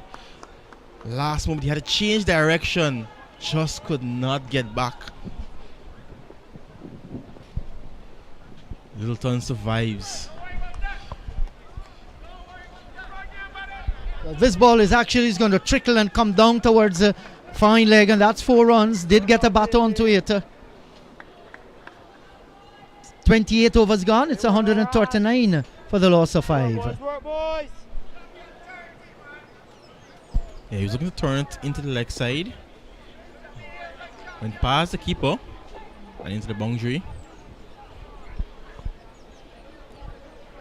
Look at the scorecard. Hall with 47, 28 to Gordon Jr. Now Nelson is playing a good hand, but still 182 to get from 132. They need someone to come out and blast the ball. Take this required run rate well down. It's still manageable, it's still gettable, but like you rightly said, somebody must stand up there and fight. Will it be the skipper today? But he will need support from Littleton.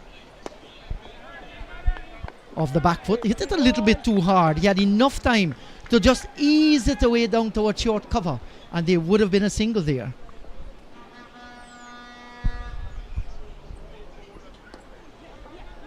Nelson calls him through. Quick single taken. He wants to strike. You understand that Littleton just got there. Can't expect him to strike it from ball 1. But he wants to strike. He wants to take the responsibility and try to get some runs off the leg spinner. Can't afford dot balls at this stage.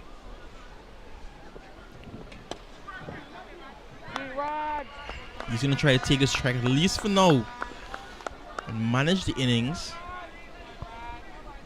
When the bad ball is there, you'll have to go after it. Lofted in the air and over the man at long off. Again, backing himself. A full delivery from Parasuram, and Nelson is swinging with all his might and just enough to clear that man. Yeah, that's a great shot. Brave shot once again by Nelson. It's like John Ramsing limousine that he traversed Antigua with when he climbs the mountain. He just click into the 7th cylinder. And this is what this youngster is doing here this afternoon. In another gear. This time, maybe no. Slight misjudgment by the fielder on the boundary. Goes over the ropes for 4 more. Nelson, he was cramped for a lot of room there. It looked very ugly, but got 4 runs for it. Well, he got bat onto it. It was high in the air, and no doubt the strong wind here at Liberta taken it past the man running towards it from wide long off, but it had enough to clear the ropes. That's another fine shot. And Parsuram being taken apart here now by the skipper Nelson.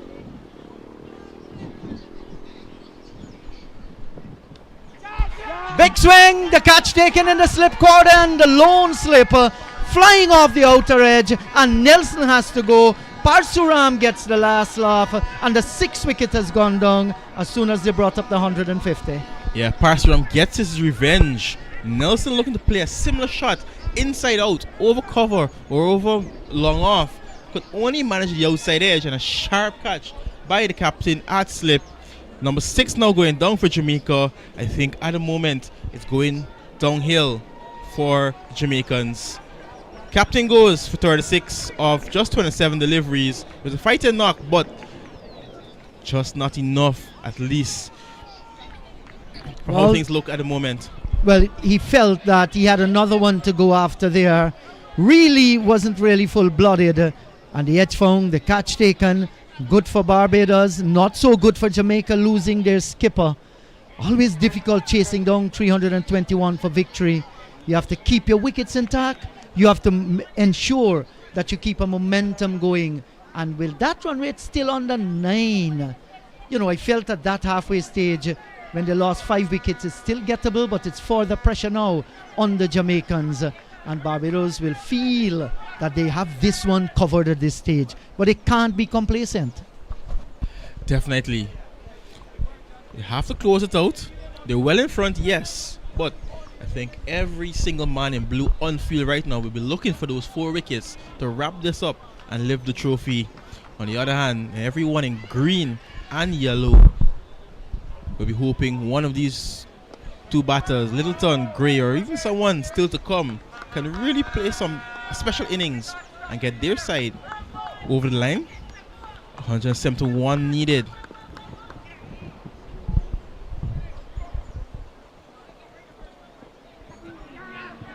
Another one goes, and Paris picks up his 14th. He is now tied at the top of the table for the most wickets.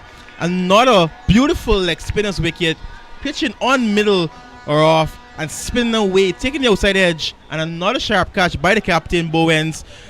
Energy, it's going downhill very fast.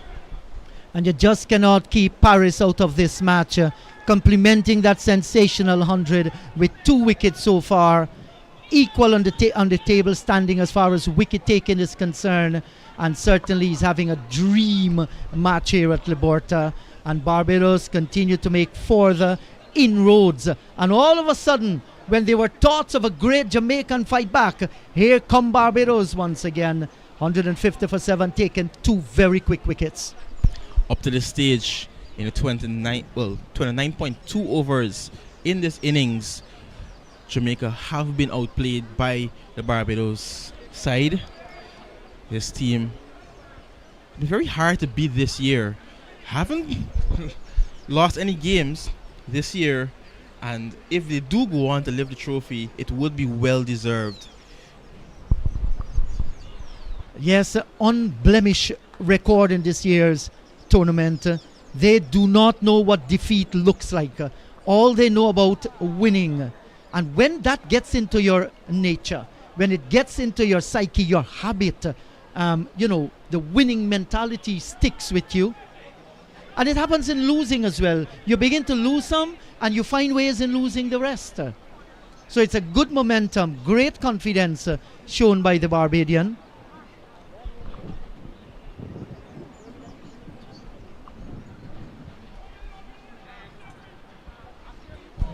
The new batter, that's Henry, comes out into the middle. There's a solitary slipper. We are having wide, in fact, there's a backward point. Square cover, there is extra cover. Long off, long on, both are wide. Mid wicket out on the boundary. There is a short mid wicket inside the circle. There's a deep backward square as well. Paris 2 for 16. He's in his 3rd over. And here's a little confusion. No, but they call very early.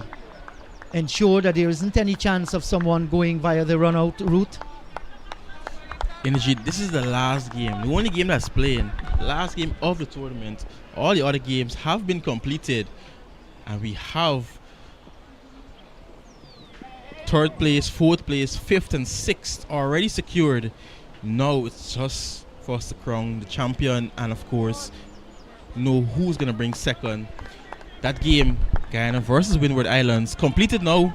Guyana winning by 53 runs, bowling now the Windward side by 131. And at the moment, how it's looking, Barbados might go back to back. Jamaica bringing second.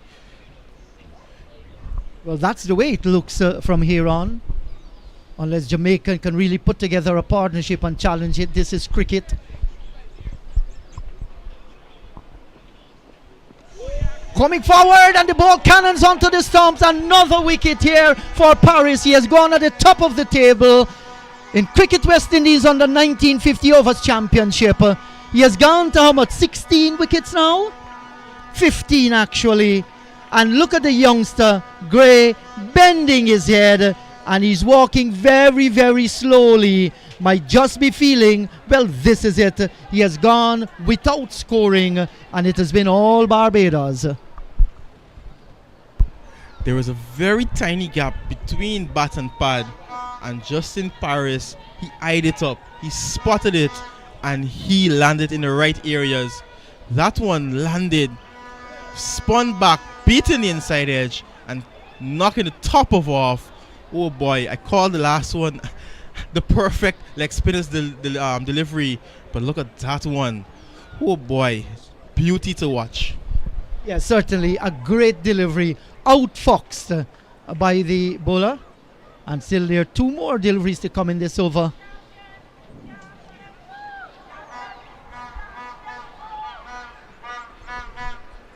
So 152 for the loss of 8.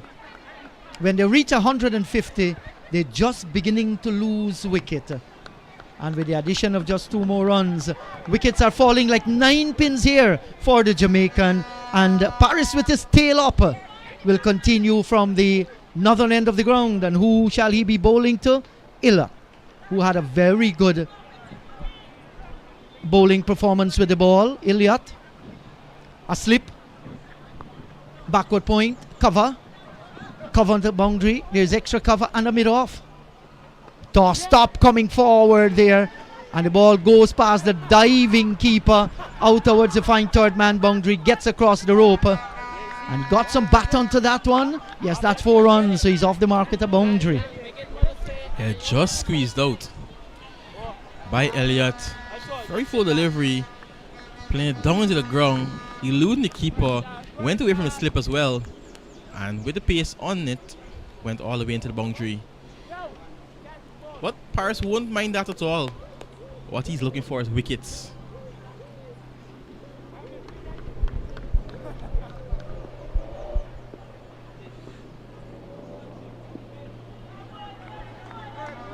Well, he won't mind, despite he look a little bit disgusted bowling a wide there. He still has a chance with another delivery to pick up another wicket here this afternoon.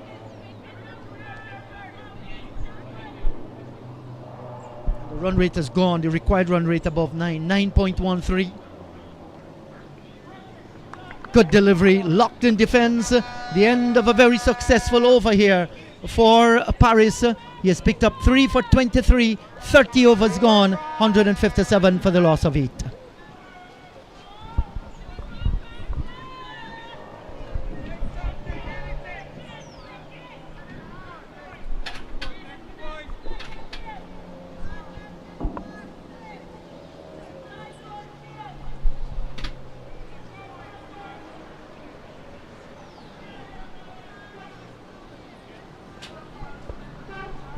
Yeah, and there is the Barbados flag, the broken trident, setting themselves free from colonial rule. Today an independent country, a proud one too. They're on the verge of picking up a second title 2 years in regional under-19 cricket. Hello to you, John Ramsing.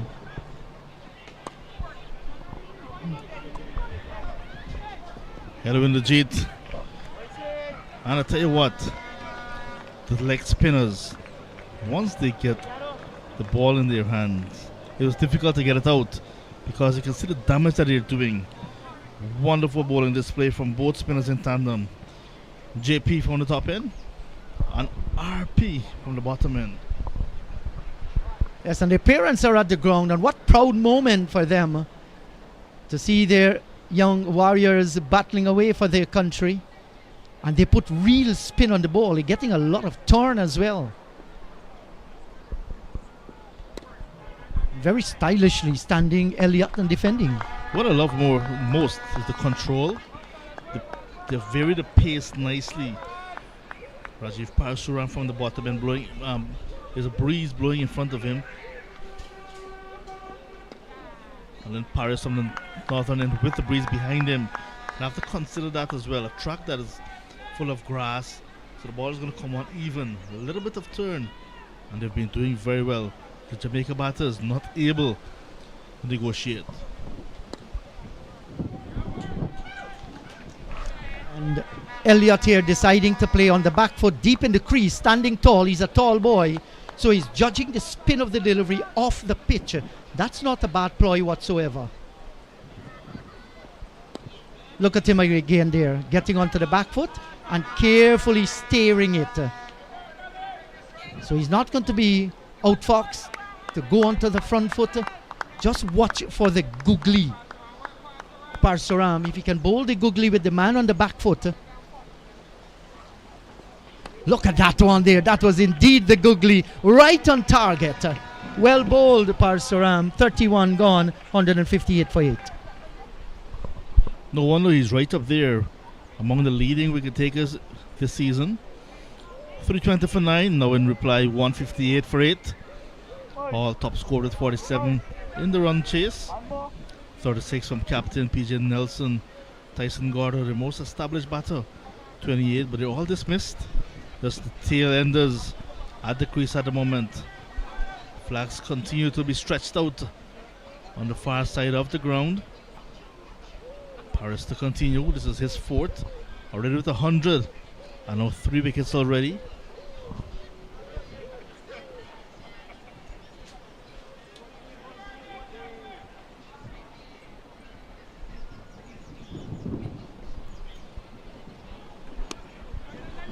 So the closing presentation ceremony in the Jeet will be at 7 p.m. tonight. Will be carried live on the Windies channel. It will be coming to you live from the Sir Vivian Richards Stadium as well. 7 p.m. tonight. Everyone can look out for that.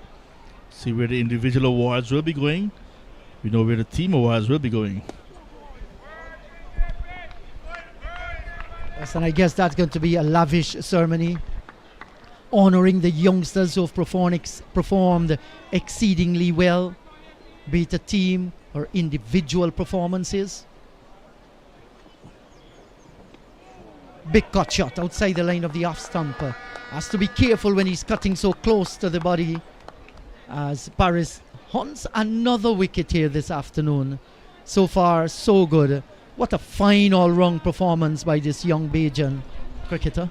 But he's holding his hamstring, stretching it out at the moment.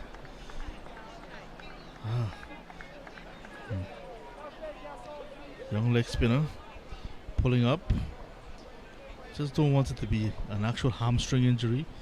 Cramps, we'll see, yeah. Yes, and he's still favouring that. There's a little limp there now in the left leg of Paris.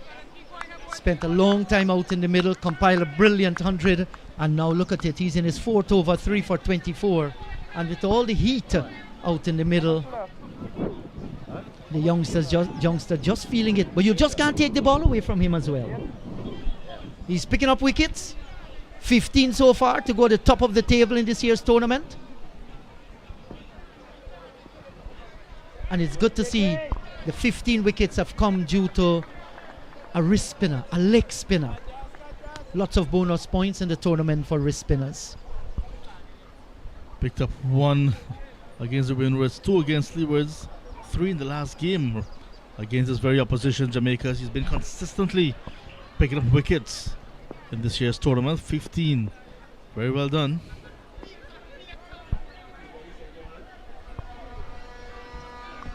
And the batters aren't taking any chances against the right arm leg spinner. They're playing very quietly from the crease. At a 38 over mark in the G, I'll tell you. End of 32, 159 for 8. At a 38 over mark. Barbados, when they batted, were 150 for 4. At a 38 over in the run chase, Jamaica 157 but for 8. Jamaica were ahead at the 38 over mark, but have lost 4 more wickets. Yes, and just remind you about that test match coming up, West Indies against Pakistan, and that will be in Trinidad and Tobago. It's an entire series. Brian Lara Cricket Academy, first test. Queen's Park Oval, the second test. Looking forward to that one. White clothes, red ball. Yes, the patience game, test of skills. That's why they call it test cricket, test of character. And beaten outside the line of the half stump. That's a good delivery. That's a raw leg spinner sent down by Parsuram.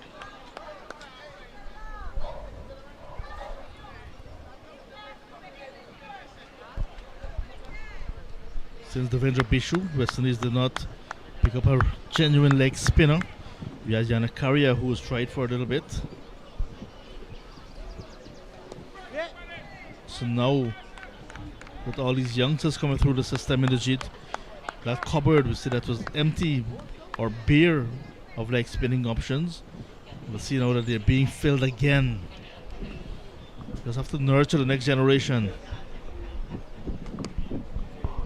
Yes, and he's going to get a single here down through the offside field. Might even look for the second.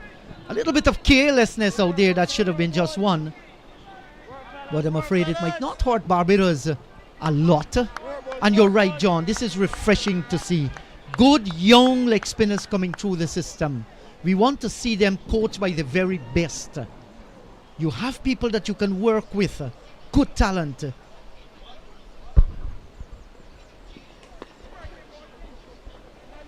Chance for a run out. Not feeding it cleanly. And the batters will hustle to get into the crease. Should have done better in the field there. You just don't want to look ugly or give up those little singles. It's cricket. Fight hard. You want to be spick and span. Look at the number of dots recently. So in this run chase, despite they were ahead at the same stage,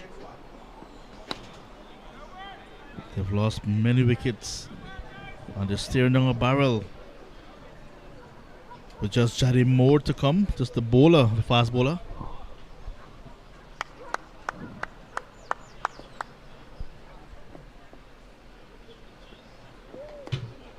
Yes, and these two, they bring a calming influence. Elliott and Henry. Nothing extravagant. 33 overs gone, 162 for the loss of 8.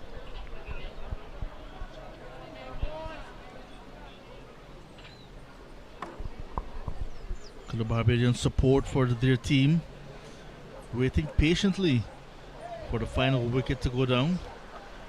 They're ready to celebrate, knowing that there might be muted celebrations because, like I said, all that has been happening back home in Barbados. 162 for 8. No batter passing that 47 mark. Justin Paris in the first innings when Jamaica were bowling. Paris lit up the stadium. Got 100 and even 100 from 98 deliveries. Quite a knock it was. And here he is with ball in hand now. Looking for the success. And I guess, John, if Barbados should get that victory, that will definitely be dedicated to the great man himself, the late Sir Gary Sobers. No doubt looking down from the stratosphere with a smile on his face, knowing that the next generation of young Barbadian cricketers show a lot of promise. It has been an excellent performance by them in the entire tournament. They have played unbeaten so far, and this looks like another victory, a victory that means the most to them. As the left-hander flirts with danger, that's Henry outside the line of the off-stump.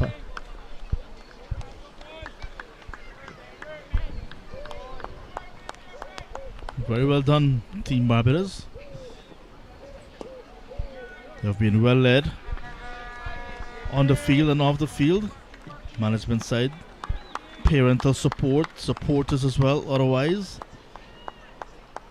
on field they have done their part.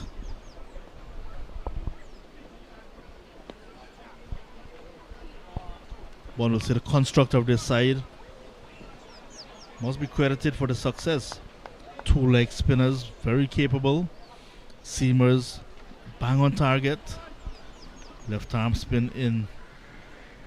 Lovell played his part as well. So nice balanced unit, Barbados. Yes, and their management team as well, their coach Roddy Eswick. This guy has worked tremendously hard with Barbados youth cricketers. Remember, he was in Ghana with the under 16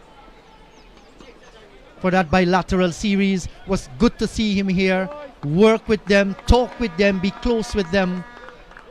He has done a fine job. They deserve every bit of congratulations too.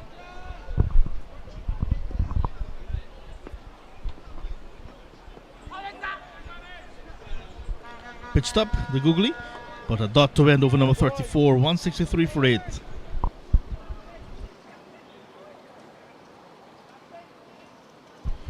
Time for drinks, and after 34 overs, Barbados, they can say that they are well in charge and on course for the double.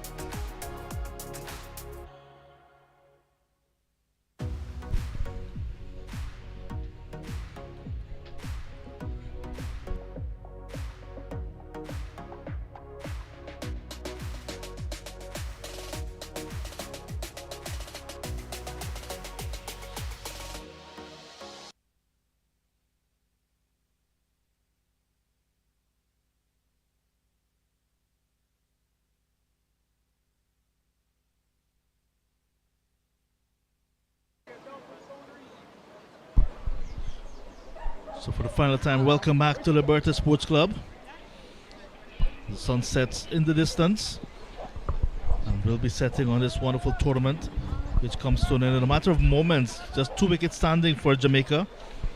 They're up against it in this championship match against Barbados, the defending champions, looking to complete their second consecutive title.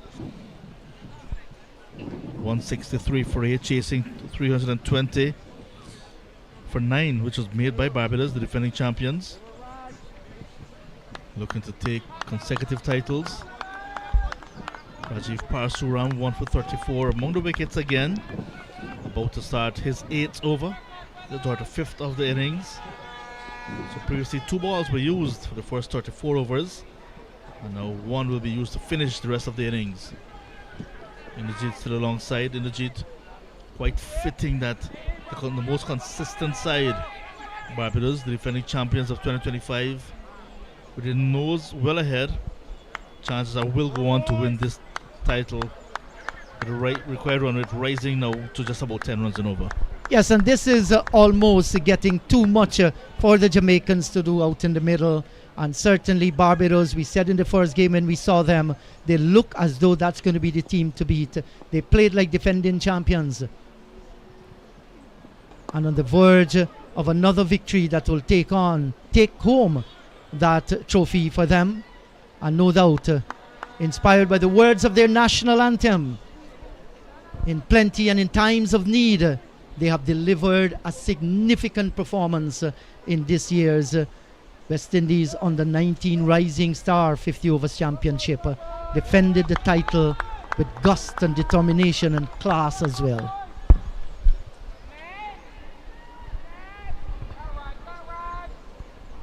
Just 2 wickets separate them from celebration. And it's a far way for Jamaica. But Jamaica played well. They've lost crucial matches at the preliminary stage, but managed to pick up crucial bonus points to keep them in the hunt for the top 2 position. And now they're outplayed once again in this big final. Yes, and this might actually be my last stint here in Antigua on this tour. I want to say thanks to the Live and Louder production and my producer John Ramsing. Thank you very much for having me on the panel. I've enjoyed Antigua. The people are wonderful. Beautiful country. I've had the chance to visit some of the beaches, not all difficult to visit, 365, but I think we did 27. I'll never forget the experience. And the historical sites, I'll never forget the Devil's Bridge as well. It has been a joy being in Antigua. And the food is tasty. That one dropped safe. The end of over number 35, 166 for 8. Thank you, Cricket West Indies. Thank you, Antigua.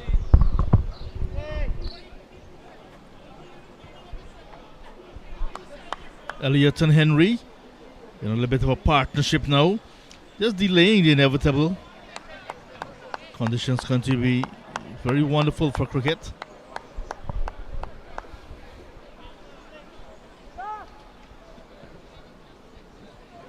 Paris to continue despite having a bit of a niggle. Got some treatment at a water break, but difficult to get that ball away from him, especially after picking up 3 for 25 from his first 5 overs. Perico Henry and Alexandre Elliott just delaying the inevitable. Ronaldo's back alongside, so Ronaldo not the type of final you wanted. You want to see a much more intense final. You want to see Jamaica going for the runs, but they were really outplayed, especially with the ball.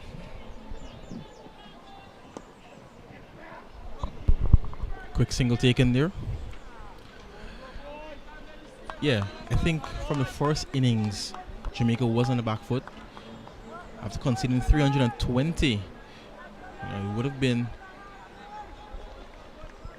a massive run chase if they were able to get there. The task on hand was immense, and it was just too much for these Jamaican batters. That opening spell as well, the opening burst from the Barbados bowlers, didn't help matters either. Jamaica won the toss, decided to bowl first. I'm sure Barbados didn't mind at all after posting 320 for 9, batting their opposition out of the game. But their bowlers came and really took the initiative very early. Singles are coming now, but that will not be enough. Required run rate now getting closer to 11 runs. Yeah, these two happily just delay it, try to get some runs under their belt. just frustrate the Barbados side. I think at the moment everyone knows where this is going. Swept around the corner.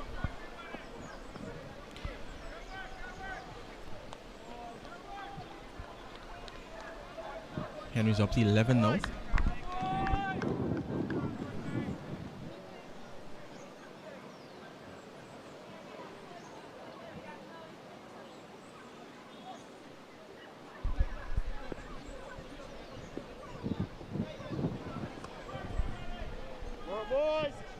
Good control again. Another good overcome student from the view of Barbados. 169 for it. 14 overs to go. And that's the equation. 152 to get from the remaining 14 overs or 84 deliveries.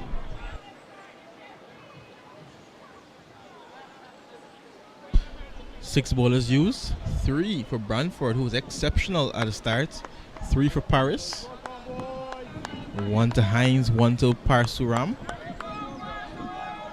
But together, this bowling lineup really caused troubles for the Jamaican side. Top order not able to get away, and when the spinners came on, they just strangled that middle order as well. Because of that, no momentum really going in favor of Jamaica in this innings. Everything in favor of Barbados.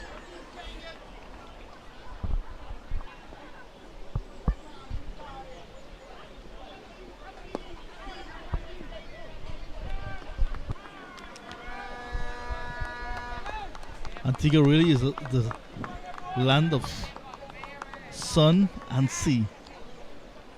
Look at the time. There's brilliant sunshine here at Liberta.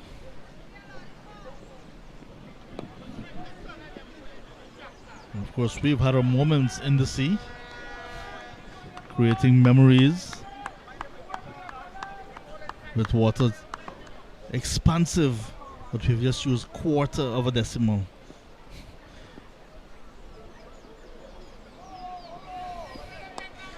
Leading edge in the air and falling short. The fielder running in should have been calling for that one rather than Paris, who was running back. Yeah, it was in the air for a long time. The man running in, he had a better chance of taking it. He should have called for it. That could have been number 9 down for Jamaica. But Rico Henry, he survives.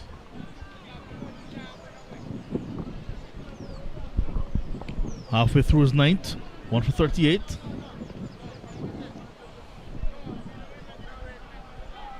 Lost some bounce on that one. And it just fends it off, really. Picks up 2. Front to the umpire. Leg by, so not off bad. Maybe off his body. Still lots of cricket to look forward to after this tournament. Global Super League, as the ExxonMobil Global Super League, opens tomorrow in Guyana. Test cricket coming up in Trinidad and Tobago. 25th at the Brian Lara Cricket Academy to be exact. Test number 1 of 2, bowls off. There's also the Republic Bank Caribbean Premier League. Begins on the 7th of August. Jamaica Kingsmen will be the franchise from Jamaica. And final, or the week of the finals, will be held in Barbados. 173 now for the loss of 8. That's the end of 37 overs.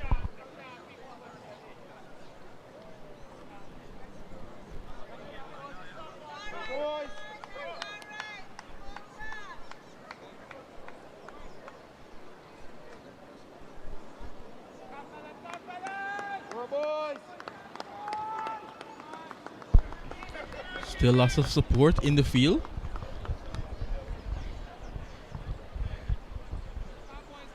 See the captain Bowens at slip, still clapping, so trying to cheer on his boys. It's been a wonderful tournament. These players, some of them with just one opportunity to represent their country. 6 overs, 3 for 28 for the right arm leg spinner. So those players with that one opportunity will relish this tournament, go down in their career.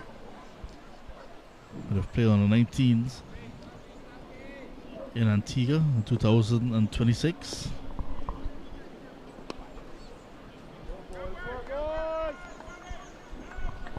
The closing presentation ceremony will be held at 7 p.m. tonight, Eastern Caribbean time. It will be carried on the Windies YouTube channel, so you can look out for that one. A frustrating partnership now for the 9th wicket. This pair got together at 152 for 8 in the 30th over. That was 173 for the same 8. We're in over number 38. Yeah, these two not looking to score runs really, just trying to hang in there.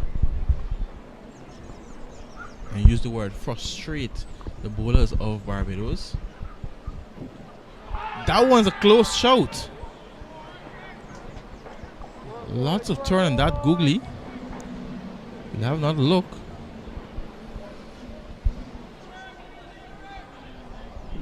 Well flighted, well executed. Missing leg. Doing too much. You see it on the back leg. In the umpire's mind, sliding down.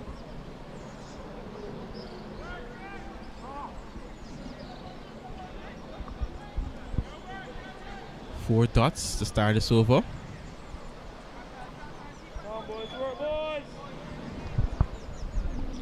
Paris still trying to work out the batters. Just mixing it up. Some leggies with some googlies. Trying to beat the defense of Elliott. So far hasn't been successful in doing so.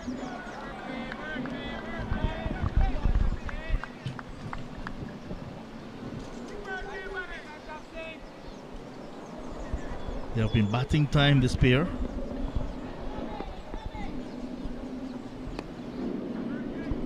Picking up the odd singles.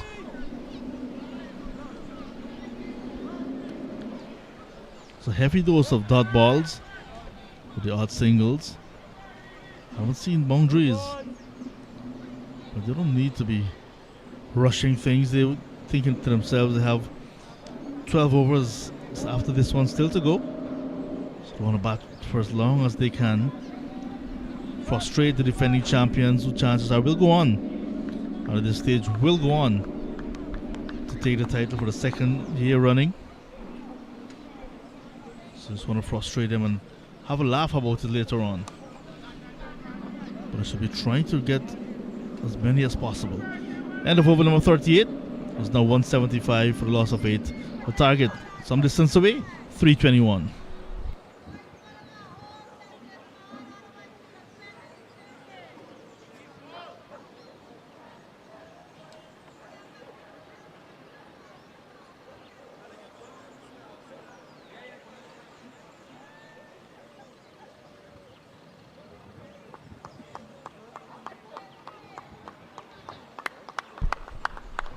Just chatting more to come.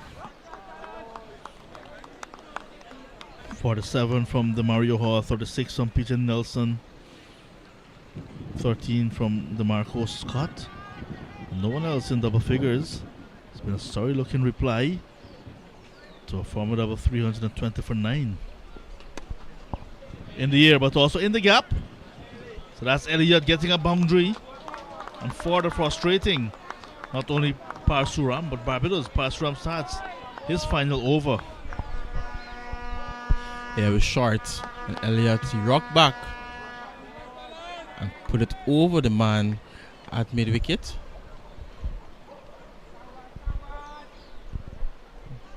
So maybe now they're looking to score some runs, play some shots. Can't time this one as perfectly as the last one. So he just gets a single.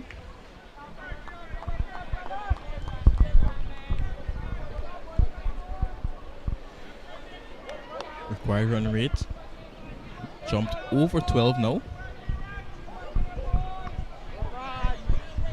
Parsuram picked up the prize scalp of Nelson, the captain of Jamaica. That was in over number 29, but it's been wicketless since then.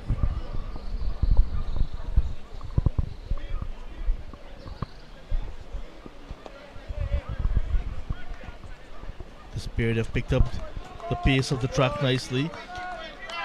That post shot that was played early in the over, Elliott actually just waited and trusted the bounce and found the gap.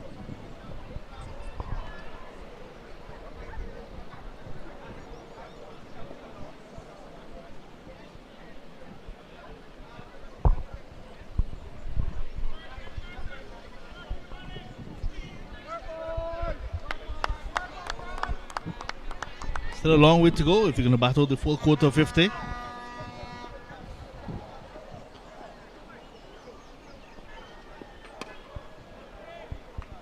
Things just looking a bit too easy now for Elliott and Henry. There will be an enforced change from the southern end after Parsuram finishes his quota of 10 overs. I was about to suggest a bowling change may be needed because the leg spin seemed to be what Elliott and Henry loves. So one delivery to go in his spell. Rajiv Parsuram, who's picked up a 5-wicket haul in the tournament, just one today, increases his tally to 12 in the tournament.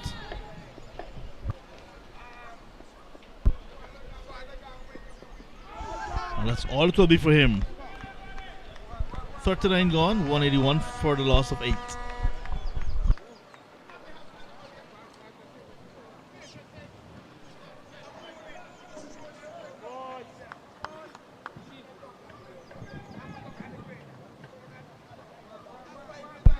Earlier, Justin Paris played a responsible knock of 100 off 98.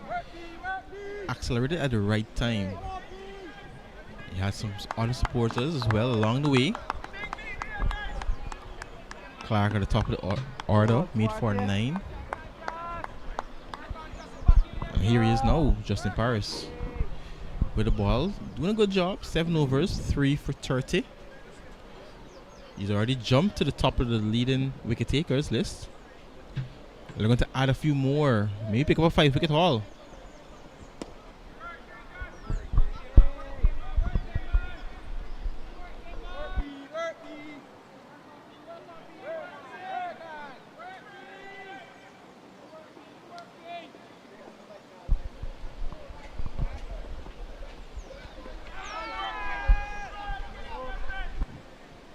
Cricket West Indies female under 19 tournament also slated for Antigua coming up in August. So more cricket coming to the island of Antigua in August.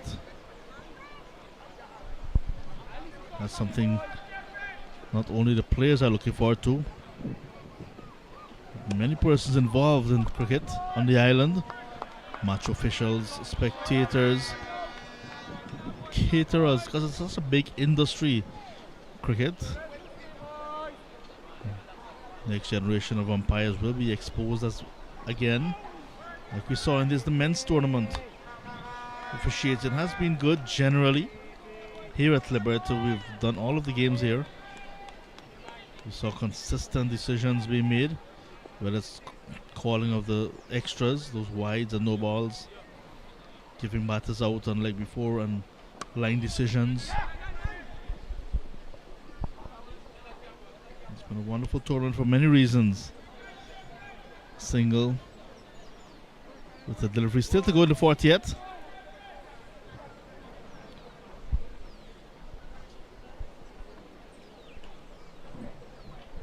After 40 overs, Barbados are 198 for 4.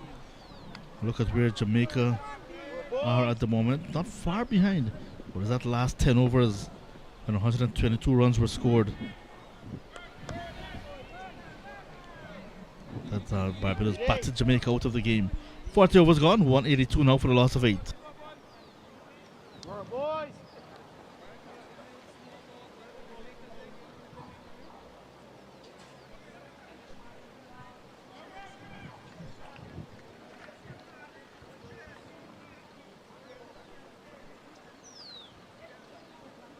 One more.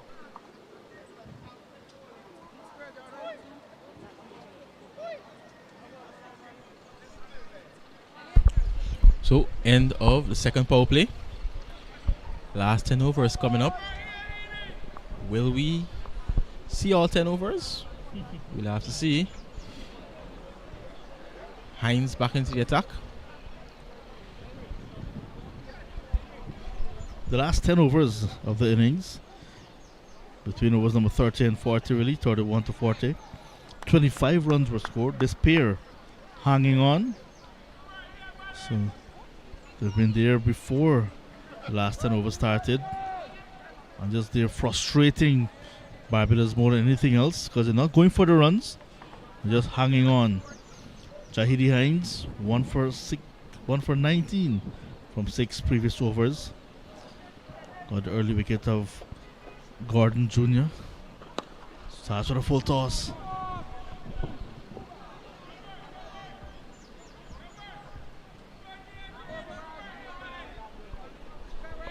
He has looked the part as a seamer with his first 6 overs. Showed good control, hitting the good areas, good bounce and carry as well. Another young cricketer that's promising from Barbados. Yeah, it was good utilization of the new ball. Getting the ball to swing away from the right-handers.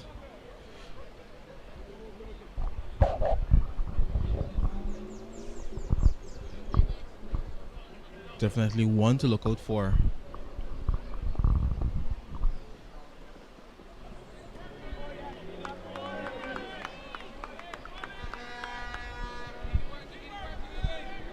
The captain has brought him back into the attack. Try to clean up the tail and wrap this up. That has been a situation for some teams. Do all the hard work to pick up 7 and 8 wickets, but just cannot complete the demolition job.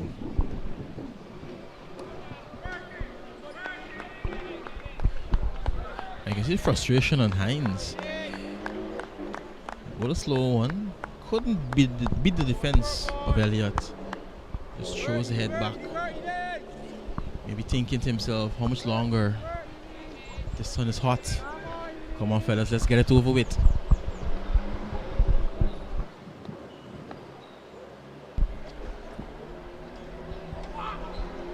Pass the keeper. That's going to run into the boundary. And it'll be wides. 5 wides. Lapse in concentration from the keeper. It was a wide delivery down the leg side, yes, but it was a lazy attempt. Maybe a tired attempt from the keeper. Getting up a little too early and allowing that one to pass him. Yeah, the ball died before getting to him as well.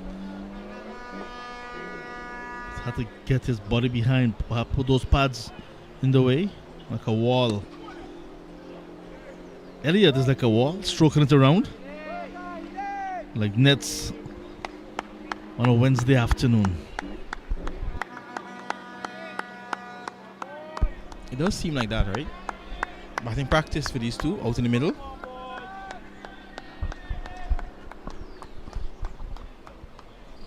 $133 runs still away.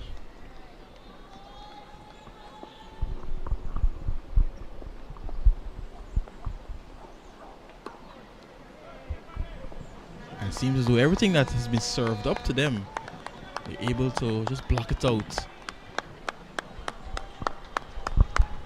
They're still fighting out there, not giving up easily. Perhaps it's a message to the top order that if you had been able to dig in, perhaps you'd been able to go for the runs. 38 deliveries for his 12 and 30 for Henry's 15.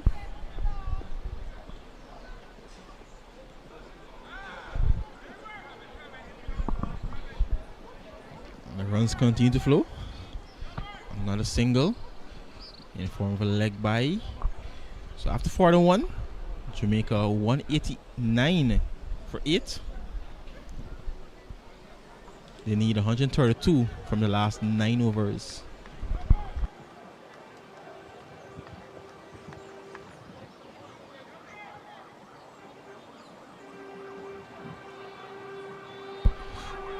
Just Mario Hall getting into the 40s.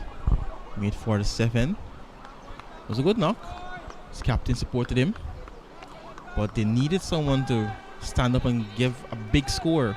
Get to 3 figures like Paris did. Because there wasn't that stability in this innings, it really hasn't gone anywhere.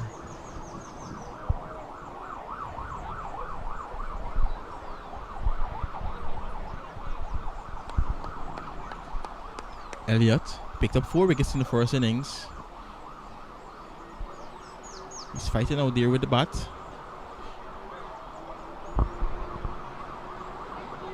I don't think he would want Paris to get his wicket.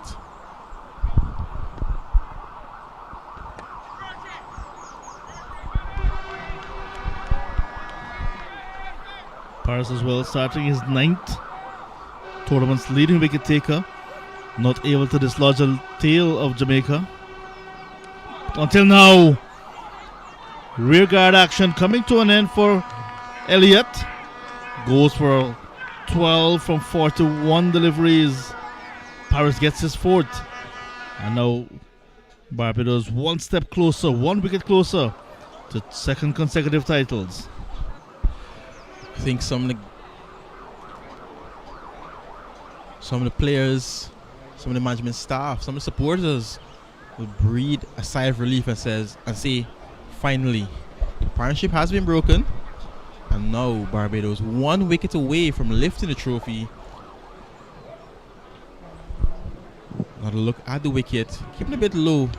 I think it was a slight inside edge, but enough to go through, beat the defense of Elliott, and give Paris his 4th wicket. Paris has been bowling pretty full. 2nd victim bowled. He had 1 leg before. That's the Mario Hall. He's been looking to target the stumps. Not a bad ploy. Has that ability to give the ball exaggerated revs and turn.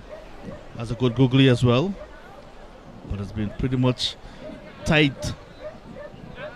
So number 11 strides to the middle. Jade Moore, how long will he be able to survive? It's left to be seen. But Barbados, they're very happy to know that the last pair now is at the crease. Yep, it's almost over. 189 on the board. Can Moore stay with Henry and maybe take the score up to 200 at least? Paris, he will be looking for the 5th. He has 4 deliveries in this over. He try to pick it up.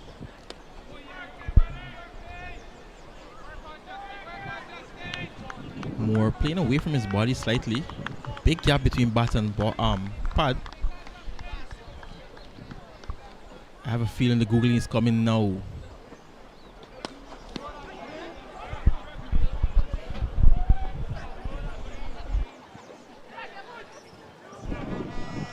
Tried to get under it. Looking for the almighty swing. Did not time it, but had some muscle to get it away for a single. So he has opened his account.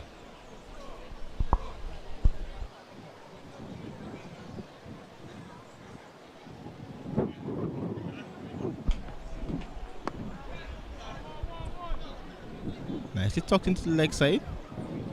And he's looking very comfortable out there. Picks up his 16th run. Also exposing the number 11 to Paris. Moore will once again be looking to take him on. Nothing to lose at this stage for Moore.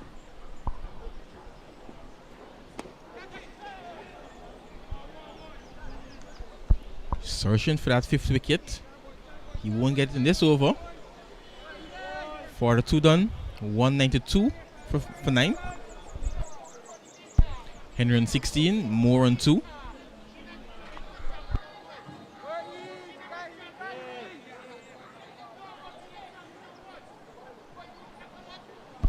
Look at that. Brilliant all-round performance from Justin Paris. 3 figures and then picking up a 4-for. Still has 1 over to go. Will he get a chance to bowl it? It all depends on what happens in this over.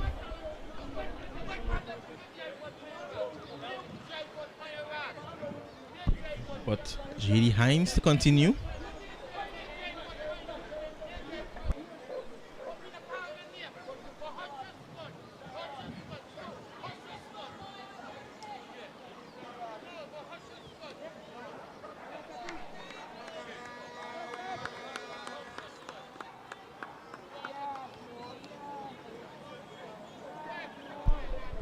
So White to start over number 43.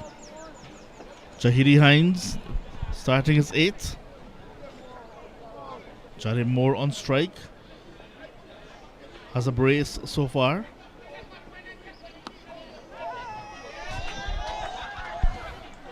Quick single.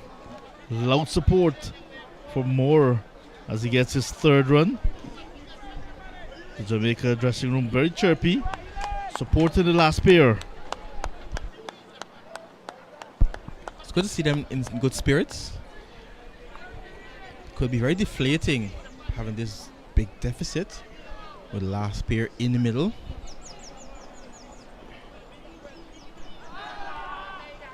And being outplayed this badly, but they're enjoying their cricket, and that's good to see.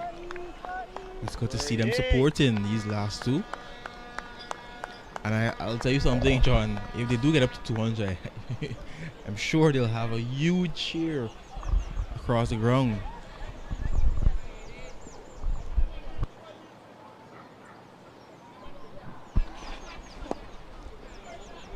Pass point. That races into the boundary. 4 more to Henry, 4 more to Jamaica. They're up to 198 now. You're getting closer to that 200. It's a brilliant shot. Opening the face. Full delivery. Shot was on because there was some room outside the off stump as well. So he had a free swing and enough connection to get it all the way along the ground to the boundary at that backward point region.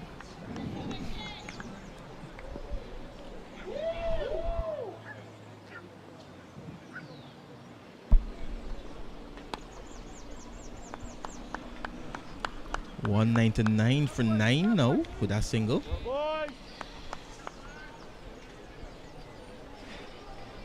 So fast bowler to fast bowler.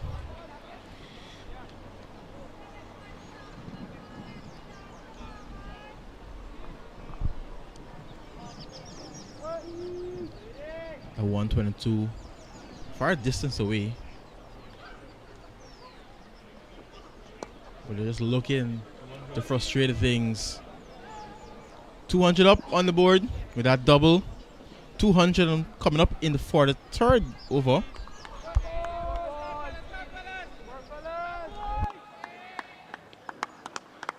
These two hanging in there as well. Just frustrating things. Frustrating the field side.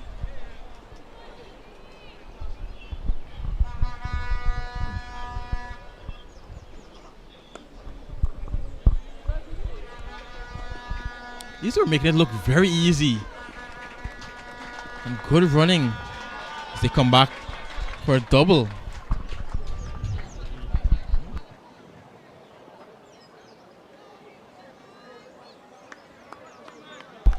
That's a scorecard. 30 extras. But not much coming from the batting. They're chasing 321. After 43, they're 203 for 9.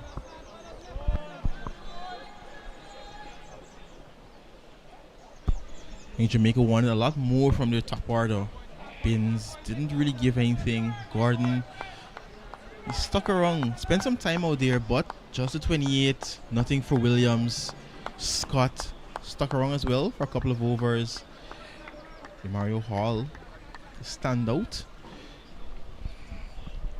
35 extras when Jamaica were bowling, now 30 served up by Barbados.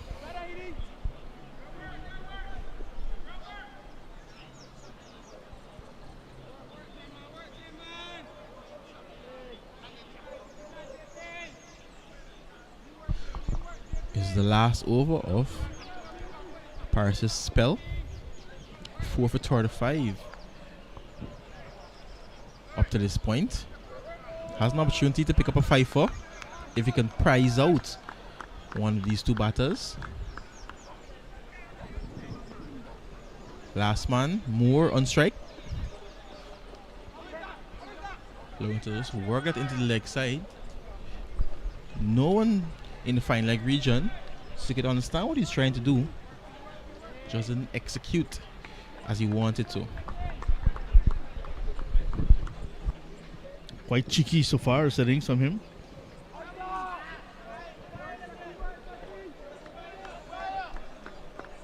Wide not given. Umpires as well. Keeping a close eye on everything. Decided that one is not going to be called. Paris in his final over. We'll be looking to pick up the final wicket. Good control from him.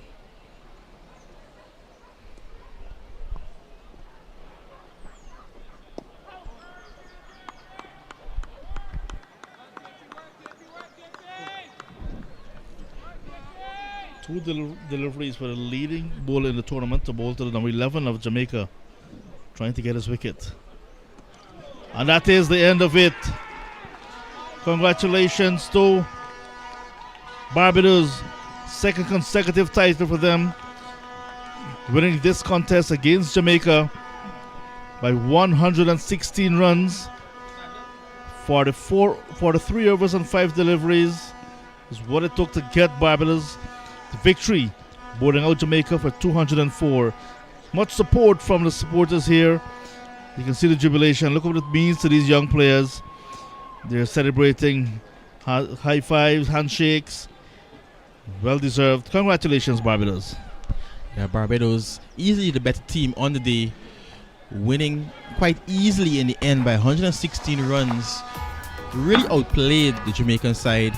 Jamaica, nothing much coming from the batting. Hall top scored third with 47. Nelson, the captain, 36. 28 coming from Gordon. 30 from extras. Perico Henry, he was there not out on 22. In the end, he can only muster 204, looking for 321.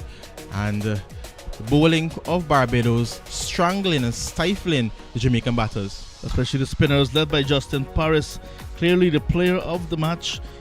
5 for 35 from 9 overs and 5 deliveries, completing the demolition job. Support from Parsuram, who completed his spell as well, 1 for 35. But Asher Bradford and Gittins with a new ball, 3 wickets, none for Gittins, 1 for Hines. Wonderful bowling display.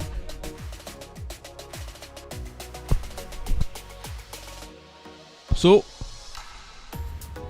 that's that. Barbados winning back-to-back championships, winning this one quite easily in the end by 116 runs. As you mentioned, the standout player Justin Paris, 100 and a 5-wicket haul. Brilliant all-round display from the youngster, and I'm pretty sure all of Barbados will be cheering him on and hailing him up after that performance.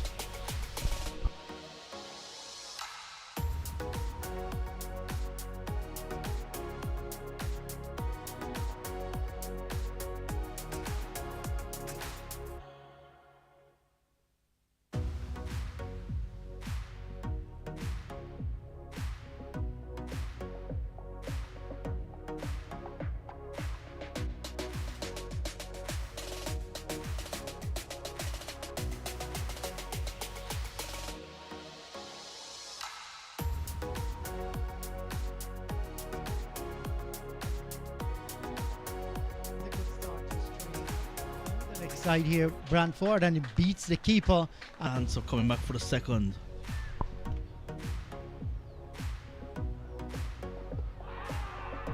Celebration and given out. The boards for Barbados is serving well to the bowlers. They have something really good to bowl, to defend.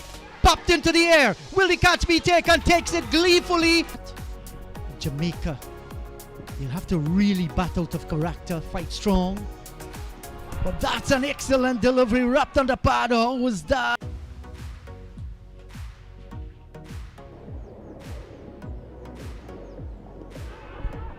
Wrapped on the pad, louch out for leg before. Outside the line of the delivery. Look at that one, looking back anxiously there. as the ball squeezes past. Is really building out in the middle on the Jamaicans. Badly lined and swept around the corner. It's going to go all the way for 4. Chip, much like the one we saw in the first innings between Dixon and Paris.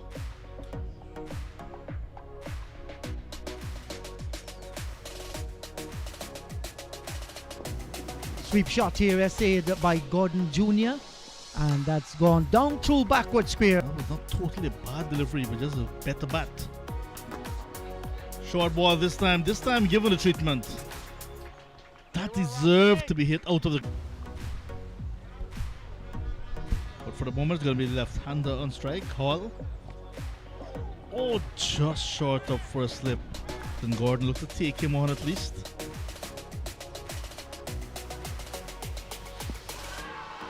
Much fuller delivery this time. Also hitting... Excellent players, but just couldn't get on the West Indies team. Edging, the keeper died.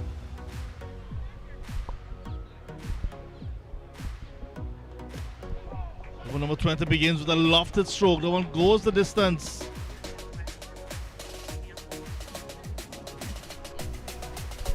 Is that edge or is it steered away?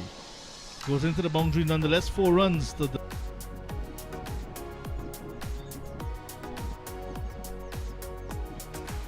Steered pass backward point. That's going to go into the boundary. Again from Barbados at this venue.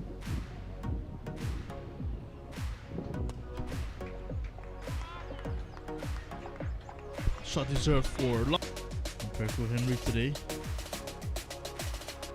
Wicketless. Appeal. For him to bowl the googly to get the raw leg spin going. Big swing of the bat over the top of White mid-off, out towards the boundary. That's 4 runs. And he was up to the challenge, mindful that that man is at the edge of the 30-yard circle. Big swing of the bat. How's that? Gone. Leg before. He Not get back. Littleton survives.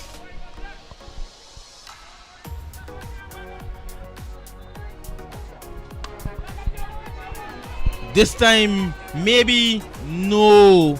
Slight misjudgment by the fielder on the boundary. being taken apart here now by the skipper Nelson.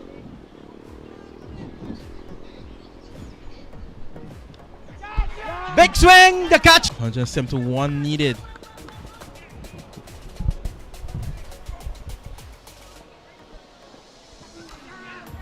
Another one goes. Partnership and challenge it. This is cricket.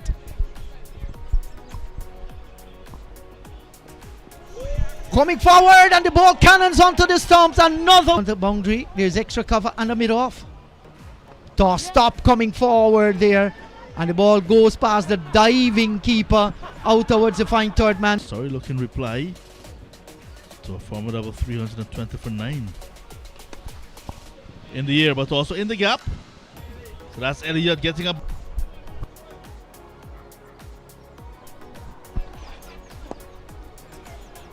Pass point. That races into the boundary.